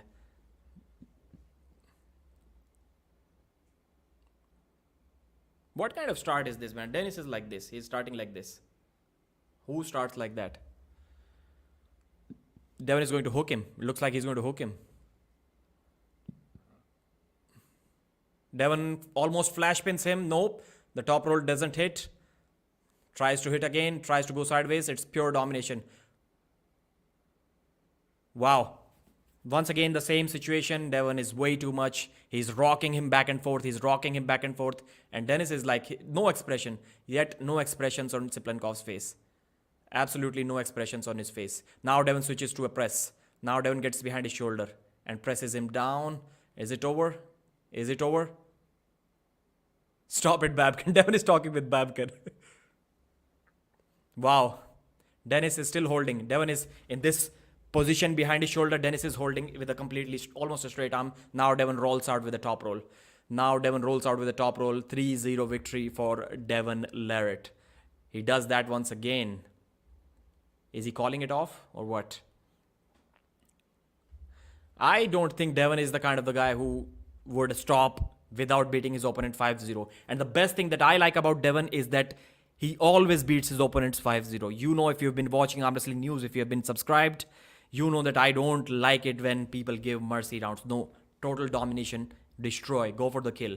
Maybe hold, maybe make the match easier, but never lose a round whatsoever, no matter what kind of legendary status arm wrestler you're facing. I don't care. 5-0 victory, and that's what I think Devon is going to do. So let's see if the buckle side is making a difference or not. Denis Cyplenkov's arm is gone. It's totally pumped. His hand is gone, and Devon is flexing. I bet Devon asks him for a left-handed match after beating him 5-0. I bet he asks for that.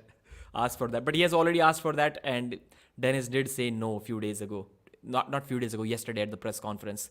So maybe he will not ask it, but if I know Devon enough, Denis is not pulling anymore. 5-0. Devon made Denis Cyplenkov quit. 5-0. Devon Larratt is the man. Still the champ. Todd Hutchings, bro, change your decision. win 95 before Devon comes down. And if Devon wants that match, even Engin will not have any option. Engin cannot deny Devon that match because Devon is the superstar. Devon and Babkan are hugging it out, okay? Not hugging it out, but they did shake hands. And it's over. It's over. So was that it from Denis? Is that all we got? Is that all we got? Or are we going to see Denis back again? I think from the looks of the first round, if Denis gets like 5% stronger, he said he's only 85. If he gets like maybe 5 to 7% stronger, he can get the stop and then the match can be on. But the endurance, it looked like Denis Cyplenkov's endurance is terrible because, let's be honest, I think there was a strength gap and Devon has one of the best endurance. So even if he was like 5%, 4% stronger, 3% stronger, still the endurance is going to be drastically different because he's one of the best endurance guys. And if he's stronger, you cannot tire him out.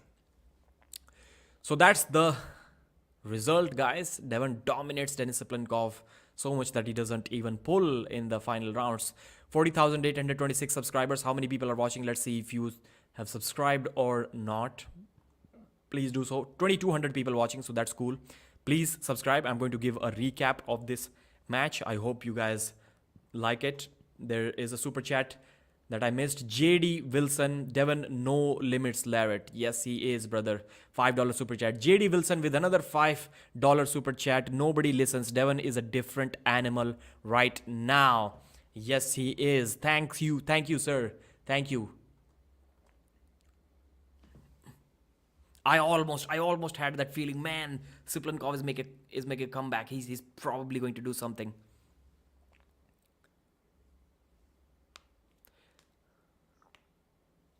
Okay, let me give you a recap and then I'll listen to what these guys are saying.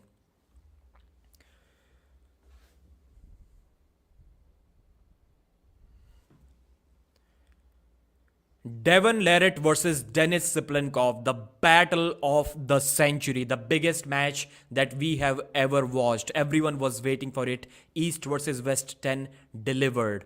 Both came in confident in this competition. Both thought they can win this match.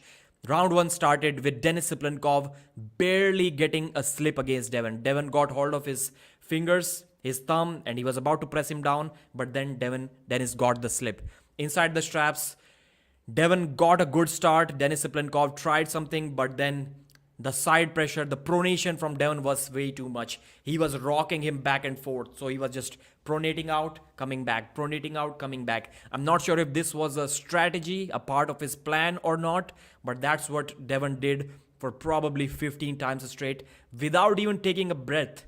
That was mostly cardio. What Devon was doing looked like he was doing a workout on a pulley machine or something, like we pin pulley machine on the table. That's what Devon was doing, rocking him back and forth. He tried to press Denis down at once in that first round, didn't work out.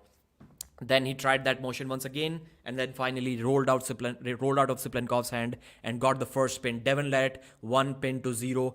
That was an awesome round. It was a good war. Cyplenkov's hand was getting turned out like this. His arm was getting opened up, but then it was back. Opened up, it was back. So that was the case in the first round.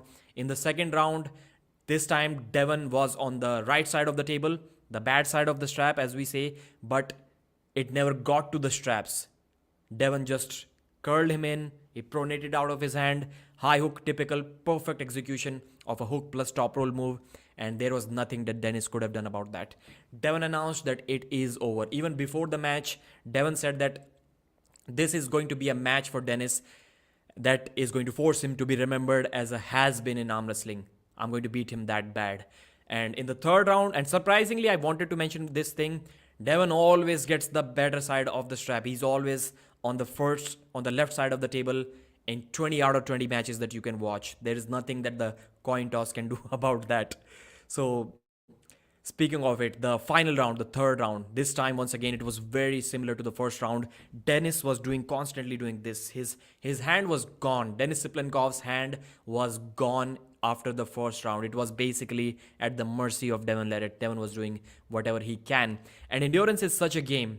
If Devon was slightly stronger, let's say 4-5% stronger than Denis, then even if their endurance is equal, then it is going to look drastically different because Devon's endurance is also at the top of the game. Third round, very similar to the first round. Devon gets the hit. He pronates out, comes back, pronates out, comes back. I will not say that Denis was pulling him back. Denis showed basically no expressions on his face at all. He was like this, just like a robot with a mechanical arm. Zero expression on his face whatsoever, irrespective of him being totally gassed out, totally tired, and losing the match. I was surprised and disappointed at the same time. Denis did not hit the king's move at all. He stood tall on the table, never hit the king's move, never even thought about doing that even once. So Devon got the pin. This time he switched to a press position. He was in that position. He was trying to press Cyplenkov down, but Denis was basically holding him with a straight arm. Devon was not able to press him down, or maybe it was just a part of his strategy to use different muscle group to recover from that pronation position. And then finally he rolled out of Denis Cyplenkov's hand. Everyone was celebrating. Devon was hugging Denis Cyplenkov. They kind of scratched their beef, but then the referee said that it's a restart. And you know why it was a restart? Because Denis switched to a flop press in the third round. When he brought Devon's arm back, he immediately tried to switch to a flop press. It was one of the most terrible moves that you're going to see. Devon hit sideways. It looked like Cyplenkov's fingers touched the pad. I thought so. And I think Denis also thought so. That's why he stopped pulling after that. He just stood up and he basically tried to pin himself. But Devon held him and then he smashed his hand to the pad. Exactly the carbon copy of what David Dadikian did to Oleg Zok. Simple copy. It was like an action replay of that. And while doing that, Devon's elbow lifted. So Devon basically pulled him like this, smashed his hand to the elbow pad. And after that, Devon hugged it out. He said thanks to Denis or whatever. During the match, he did say that you will remember. And he said that in Russian. So he planned it out. He knew what was going to happen. And that's how he achieved this dominant 3-0 victory. As I said, it was a restart. But after the restart, it was same top roll, coming back, switching to shoulder press, and then rolling out of the hand. Perfect execution of technique. It looks like a weird strategy or technique. I'm not sure if Devon planned that or that's what he felt he needs to do to win this match. But it was an awesome match. Everyone was on their feet and people were shouting for Devon. Babkan and only a few other guys, only they were supporting Denis and everyone else was cheering for Denis Cyplenkov. And now Babkan is speaking something as we speak. Thanks for watching. Like the video and subscribe. This was a very dominant win from Devon. I hope it's not the end of Denis Cyplenkov. I hope we see him coming back. I think if he gains like 5% more strength, he can stick that match. Maybe he can try to hit the king's move. Maybe he gets the better side of the buckle in the first round. Well, not against Devon. Nobody gets that side. But if he does, maybe he can do something. I hope he sticks to the game. I hope he keeps on pulling. He was that far off, but still not that far off in the first round, if you know what I mean. Thanks for watching. Like and subscribe.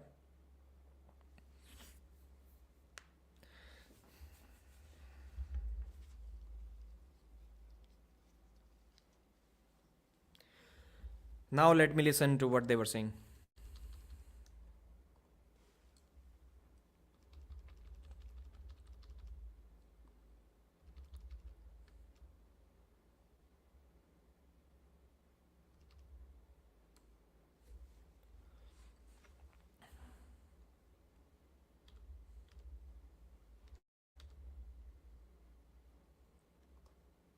Guys, please subscribe, man. I think still 2,000 people may be watching. No, only 1,200 people dropped off. $25 massive super chat. Karaoke Vic. Really disappointing that Devon got so much shoulder at the start. Denis was pretty strong. If his wrist held up, he would have won. Yeah. Denis starts like this, man. Who starts like this?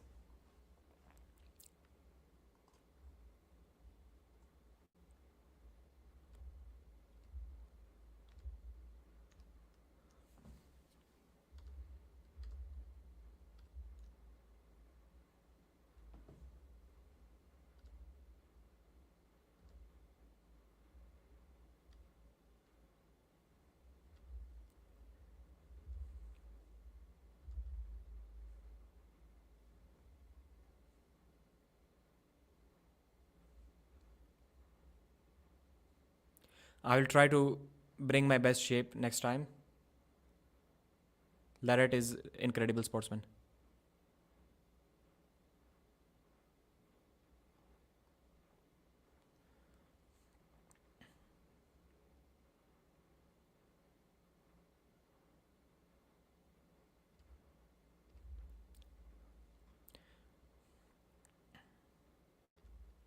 Neil is asking when he would like to compete again.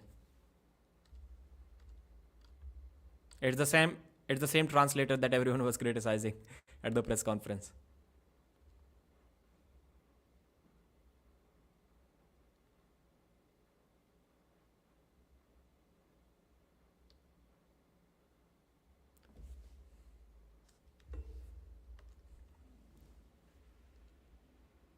I won't be ready for that Devon in that shape. So, is Denis already giving up? For next match, we'll talk with the organizers.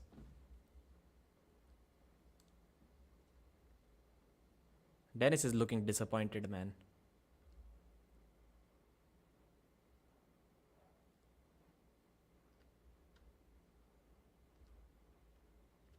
Angin has joined. He's saying that you are one of the strongest arm wrestlers and you are the best person, one of the best person in history. Now Denis is smiling.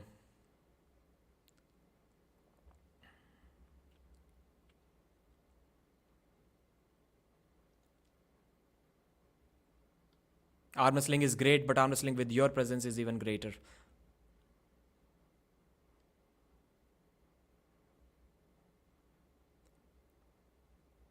Babken has joined now.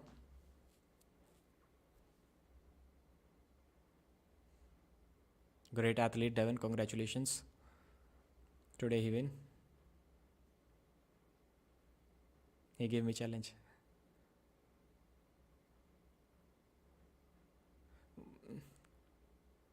Babken has accepted Devon's MMA challenge. Stem cells help in arm wrestling but not fight. So guys, Babken has accepted Devon's challenge to an MMA match. That's the latest news.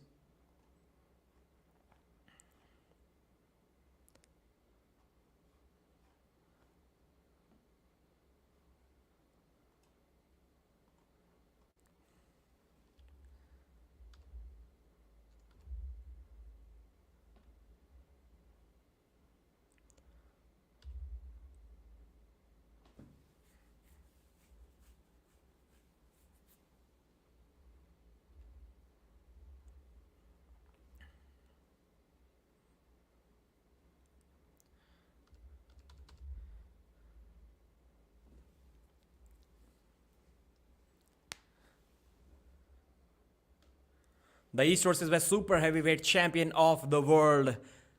No limits, Devon. Larratt. Levan is giving him the belt.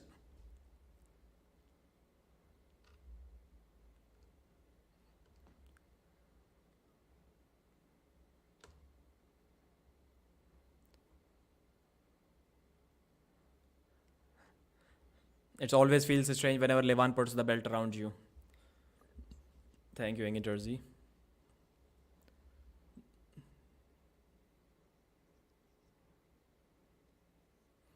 I consider Devon to be the one of the greatest arm wrestlers, greatest athletes in strength sports general. I want to say, please don't misinterpret. Sometimes don't. Wait, what happens before the fight? For me, the fight starts as soon as I sign the contract.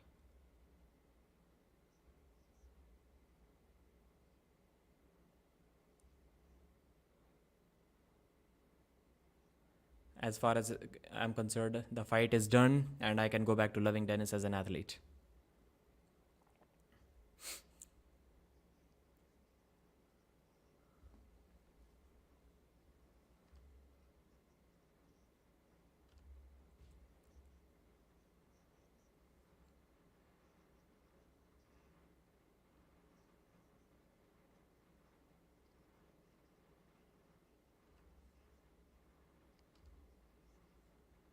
Devon's voice is always gone after he wins a match. It doesn't matter if he dominated or he won with difficulty.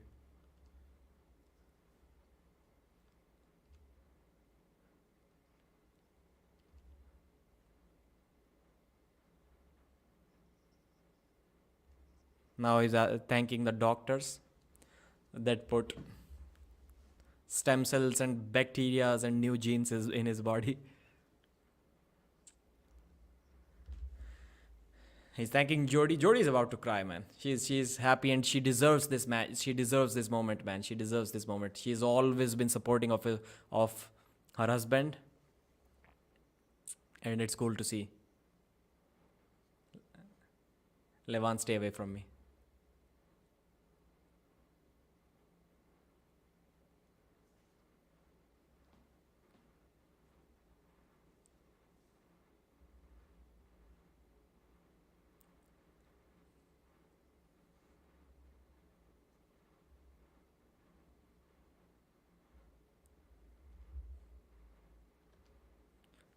Engin is provoking Devon.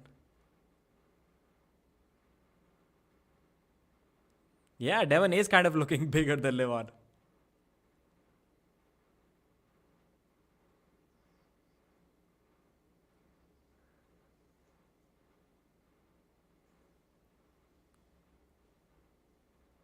Until I go after Hutchings and Sasho.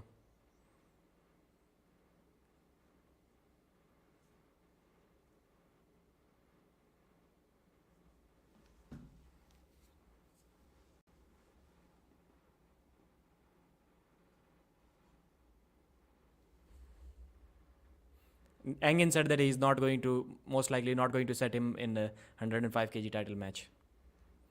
Two North Americans, no.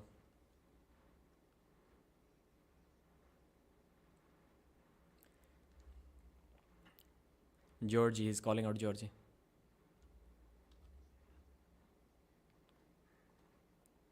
Don't even think about it, Georgie. Stay in.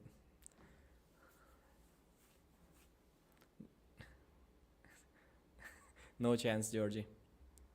You can't even get on the stage.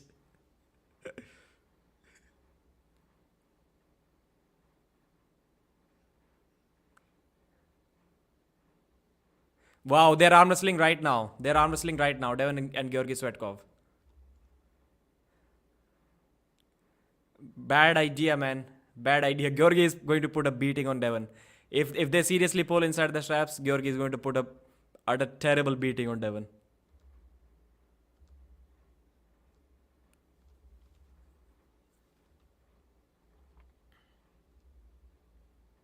No, man. Let's see what happens. I think it's Devon had a war, not a war, but a long match, and Georgi beat Zhao relatively easy. Georgi is going to put a beating on Devon, man. They're ruining the king of the table match.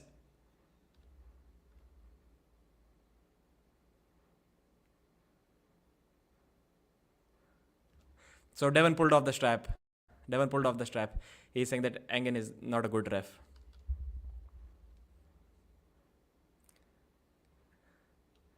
Devon didn't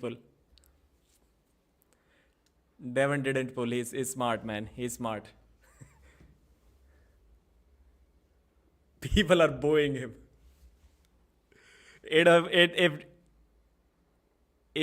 Devon seriously, if Devon pulled, if Devon seriously pulled Georgi, now it would have been looked one of the worst beatdowns ever.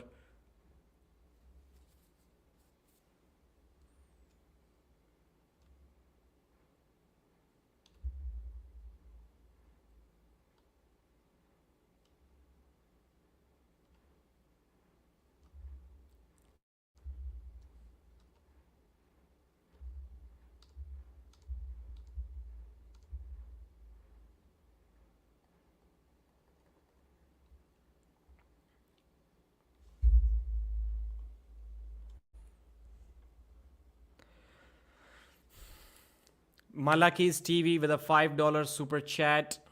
And Karaoke Vic, thanks once again for the $25 big super chat, brother.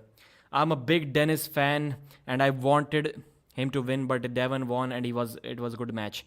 Rest of my Denis fans, don't make any excuses. Yeah. Weird ending, lol.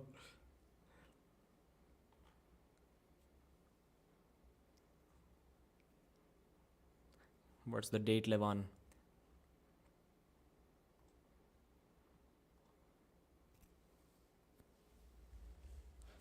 Devon is asking for a match against Levan in January.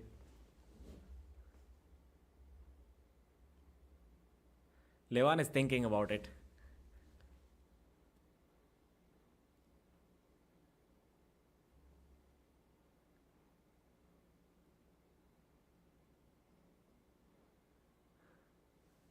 May. May.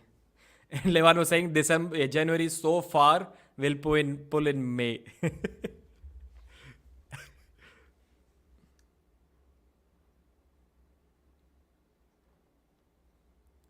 Guys, before leaving, please hit the subscribe button is poor, man. It keeps on getting hit. Nobody pushes it, so don't hit it. Just push it if you haven't already.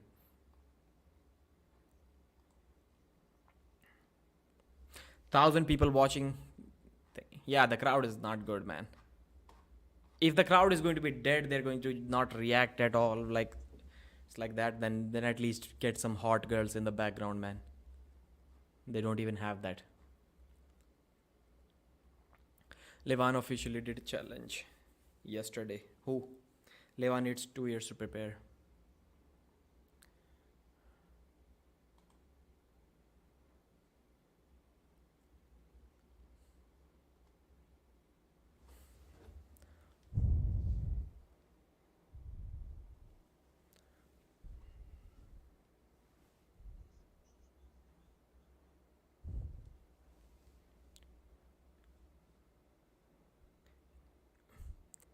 Engin is fixing the match right now.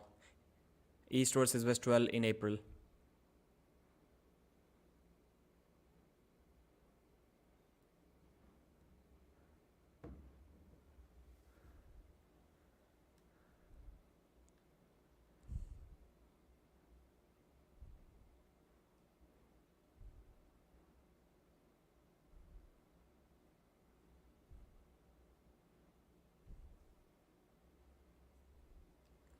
And now Devon is saying that I'm ready to do you right now, Levan.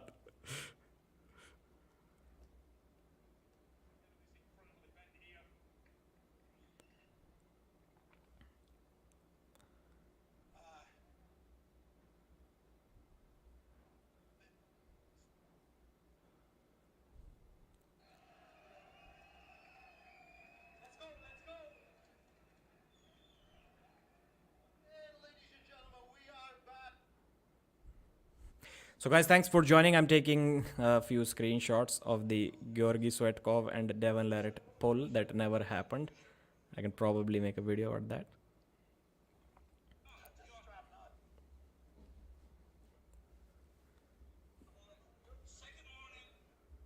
Engin is giving, in a friendly poll, Engin is giving warnings to Georgi Swetkov. Warnings to Devon Larratt. Engin doesn't know when to stop the antics. Yeah, it was getting boring towards the end, man. Like, you should finish it early. It shouldn't take that much time.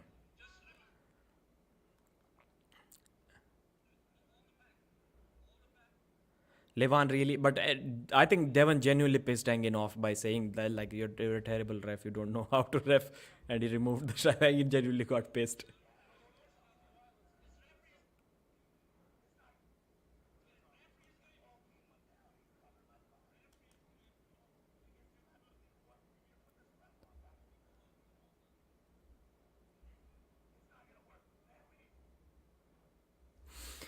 Salman Khan, same man. So I think maybe we can discuss some highlights now, or maybe I should end this stream. Highlights will be later. Thanks, guys. I'm about to end this stream now. It was awesome hanging out with you guys. Or maybe I'll stay for 5-10 minutes more. You can't come out of a 5-year hiatus and expect to beat the number one. That's true.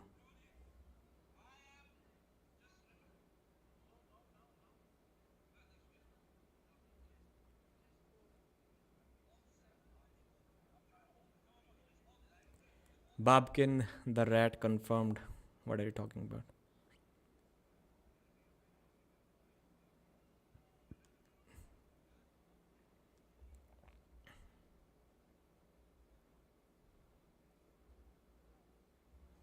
Denis didn't even learn from what Devon did to Hermes, a stupid guy.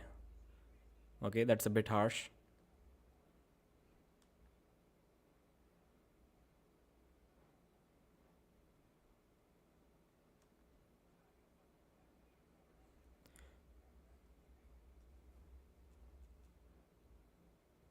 Alright, guys, let's see what's up.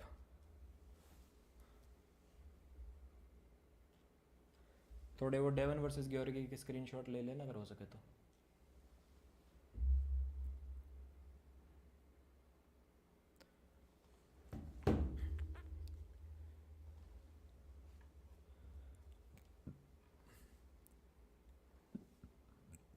Is it still on or is it over? 900 people still watching. Wow.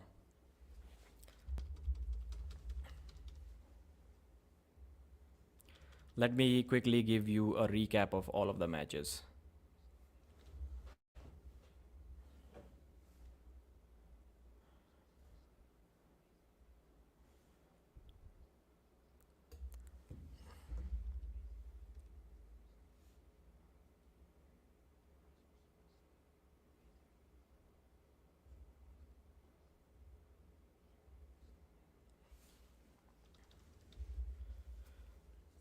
Alright, guys, so I was totally shocked about one thing. Why was Denis starting like that? It was not like Devon was forcing him into that situation.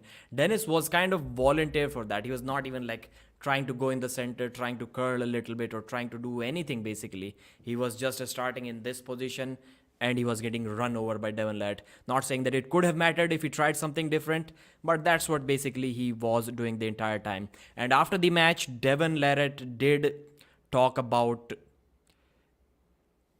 okay, maybe I need to, they started, let me do the review once again. My timing was a little bit off.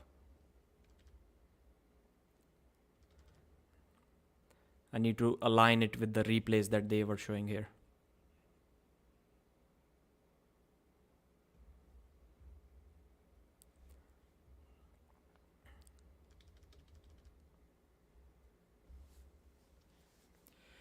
So Devon Larratt versus Denis Cyplenkov. I was kind of shocked to see Denis basically starting in this position. His arm was already like this when he was starting, kind of palm over. Not saying that Devon was forcing him in this position, but Denis was not fighting for it at all. Like, how can you start in this position and win a super match? And I don't think it would have mattered either ways, but he should have tried at least.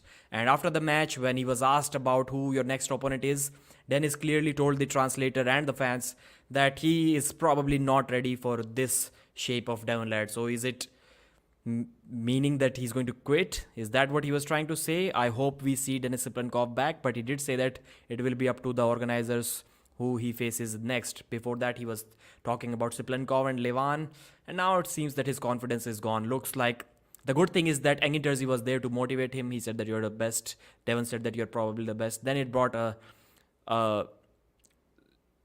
short-lived smile on Denis Cyplenkov's face, but it is what it is, man. I hope he continues. He's probably 5-10% off from the top of the food chain. So let's start with the highlights of the match. Fia Rysek versus Rosa Acosta Maria. So first round, Fia was forced in a hook by Rosa, and then after that, Fia proved to be way too much. Her top roll with or without the straps was way too much. Being like 30 kilos lighter than her opponent, she still showed dominance. She was the recent Riyadh Combat Games champion, and she is now the East versus West dominant arm wrestler at her weight as well, destroying ladies over her weight as well. Very dominant performance from Fia Rysek. And then the next match was between Matt Mask and Frank Lamparelli. We saw something from Matt that we had never seen before. Was it a king's move? No, it wasn't. It was a flop press from Matt Mask. Can you imagine? First round inside the straps, too much side pressure from Frank Lamparelli. Towards the end of the pin, he even cracked Matt's wrist back slightly. His hand was stronger, but the arm was kind of equal. But then after that, he got another pin, and in the third round, Matt was forced in a flop press position. Matt was desperate. He was not ready to go down. Frank Lamparelli had to kind of bail out with an elbow foul. Matt's flop press. Although his transitioning to press for the pin was terrible, but he did show great heart. And even in the final round, he won that round on fouls. And in the final round, he switched to a flop press once again. Did not work. Poor timing, extremely terrible timing when he went behind his shoulder for a press. Did not work. Lost 3 pins to 1. Artem Tainov versus Sasho Andreev. Artem Tainov dominated Sasho 3 pins to 0. He tried to top roll. Sasho didn't work immediately. One of the fastest switches to a press position, and he got the job done. 3 pins with a press, and the match was over. A flop press as well. So Sasho started top rolling in the final round, in the third round. So Artem switched to a flop press and beat Sasho Andreev. After that, Tainov got tired, he was not motivated enough, and it was 2 top roll victories for Sasho Andreev. So the overall score was 3-2 in favor of the new East versus West 95 kg left arm champion Artem Tainov. Before that, we had Kamil Jablonski versus Ivan Matushenko, the hookmaster. In the first round, I saw a pin from Ivan, and I've never seen a pin that fast ever in my life. It was basically ready go, and it was like this. Maybe like you count how much reaction time you need, and that was the entire time it took for him to pin. Maybe it's like 0.2 seconds or something like that. Then Kamil Jablonski fouled for a few times. I think the referee missed something. If you give 2 warnings for early start and there is 1 foul already, and the match is restarting, 1 foul on Kamil Jablonski for two false starts. Then he false starts again. I'm not sure in that same round. It was not a different round. It was the same round. It was just a restart.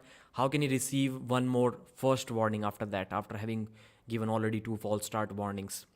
So I think it was a mistake from the referee. I'm kind of 75% sure about that. And then after the restart, he false started once again. So 4 false starts, it was over.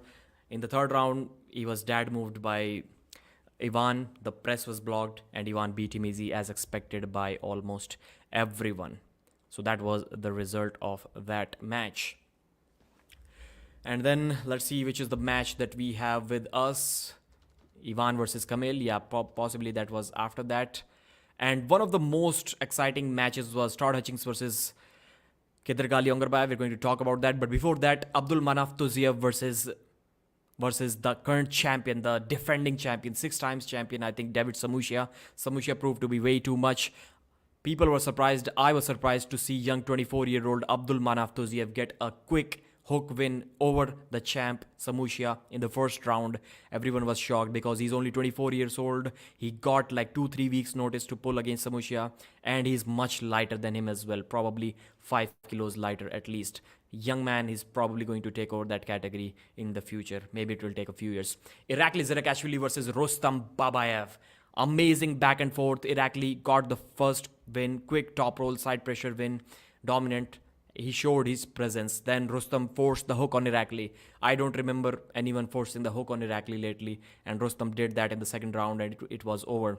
Third round, Irakli top rolled him once again, couldn't crack the wrist back, but too much side pressure hit him sideways, and one single surge got the job done. Rustam was feeling something in his chest. He was rubbing it after every single round. The next round, Rustam surprised with a surprise top roll victory of his own and got the job done. But in the final round, he was top rolled once again. Agle Vaitkute versus Sarah Backman. Sarah Backman was dominated by Agle. I was not expecting that. Sarah said that Agle is the mountain that I have never been able to climb, but it is different now. I lost to her last time 11 years ago. Now I'm heavier.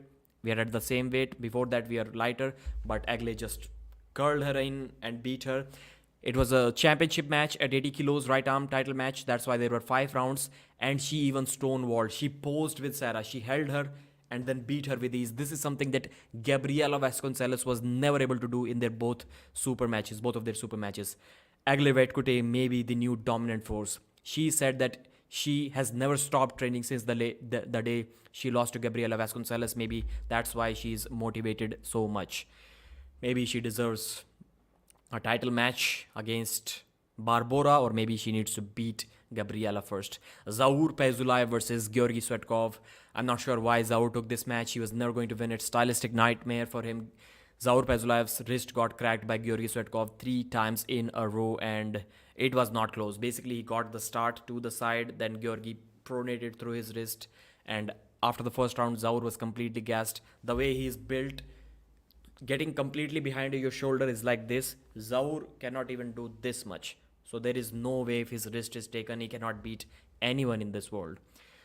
3-0, unfortunately, I was a I'm still a big fan of Zaur, but his hype has died. He should have never taken this match, in my opinion. Todzilla versus Zaur, Todzilla, not Zaur, Todzilla versus Kidirgali Ongarbayev, performer of the night, player of the night. Give that award to Todzilla already. I know Devon was good, but Todzilla is the man of the night, man of the match. So Todd Hutchings out top rolled Kidirgali Ongarbayev. He was way too fast, he was way too strong, and he had way too much pronation and top roll. Todd Hutchings is the fastest and the best top roller in the world, in the business right now at this weight.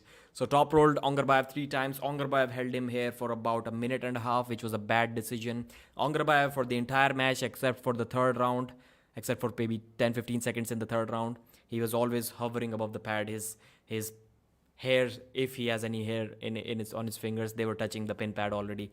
That was the kind of match that we saw. And Ongarbayev was not fit enough or in a good enough cardiovascular shape to pull the next 2 remaining rounds because it was a title match. Todzilla was that dominant, and that's probably the happiest Todzilla that we have seen, even happier than beating John Brzezinski. So 3-0, easy not easy. The third round wasn't easy. First 2 rounds were kind of, I'll still say he was never out of position. So that was dominant. 3-0, new champion. And he's not going to step down to 95 kilos. He's going to continue there for a while. Sasha Andre versus John Brzezinski, man. That proved to be a mismatch towards the end. Sasha was way too strong. He had way too endurance, way too much cupping for John Brzezinski. Got the job done. 3-0 for Sasha. They did not continue. No, they did continue after that. They pulled the entire 5 rounds, I think. Towards the end, Sasha even beat John without the straps. He tried to top roll, but then John kind of curled him in, but in the hook. Sasha, right from round 2, was easing John Brzezinski down to the pad. He was kind of being careful with him.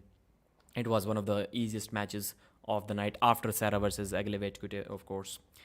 Dominant victory, still the champion, not the new champion. Then Denis Cyplenkov versus Devon Larratt. The first round was good. I will say I was happy after seeing Denis Cyplenkov's performance after the first round. The only 2 things that bothered me, that make me kind of hate this match, the biggest one is Denis Cyplenkov did not hit the King's move, man. Bro, what were you thinking? You always used to be the guy who hit the King's move before going down. You did that against Dave Chaffee, against Andre Pushkar. Why not now? I think this question Denis needs to answer. Maybe Bab can ask him this question. But why not the King's move? Ask Denis this question everywhere you go, everywhere you see him. And he was starting basically like this, in this position against Devon. And he was like always like this. Devon was rocking him back and forth, rolling out, coming back, rolling out, coming back. Devon tried to finish many times, but he cannot. In the final round, Denis tried to flop press, but then he got almost pinned. He stopped pulling. Devon slammed his hand down to the pad, had an elbow foul. It was a restart. So we thought that Devon has won 3-0. And by the way, in the second round, Devon flash pinned Denis Cyplenkov. So that was a very dominant win as well. They restarted. Once again, same thing. Devon rolled out, came back, rolled out, came back. Did that 10-12 times, got the win. It was over for Denis Cyplenkov, 3-0. Denis looked demotivated and he looked sad. Sad is one word that was showing on his face after he lost that match. And he said that he's probably not going to be ready for this version of Devon Larratt, and he'll see what the promoters offer him after that. And one of the highlights, Devon and Georgi Swetkov. Devon said that, Georgi, I can even beat you right now. And I was like, bro, Devon is going to get top rolled like he has never been top rolled ever in his life if he decides to pull Georgi Swetkov. I was like, this is a joke. This has to be a joke. There is nothing that Devon can do to Georgi right now. And they started pulling on the table. The strap was being applied, and then Devon pulled off the strap. He was like, no way, I'm not going to do that. Engin is a terrible ref. So it was just a joke from Devon. He knew that he's way more tired than Georgi Swetkov, who had an easy day against Zaur. So that was a wise decision to not pull in that match. So thanks for watching, and like the video and subscribe.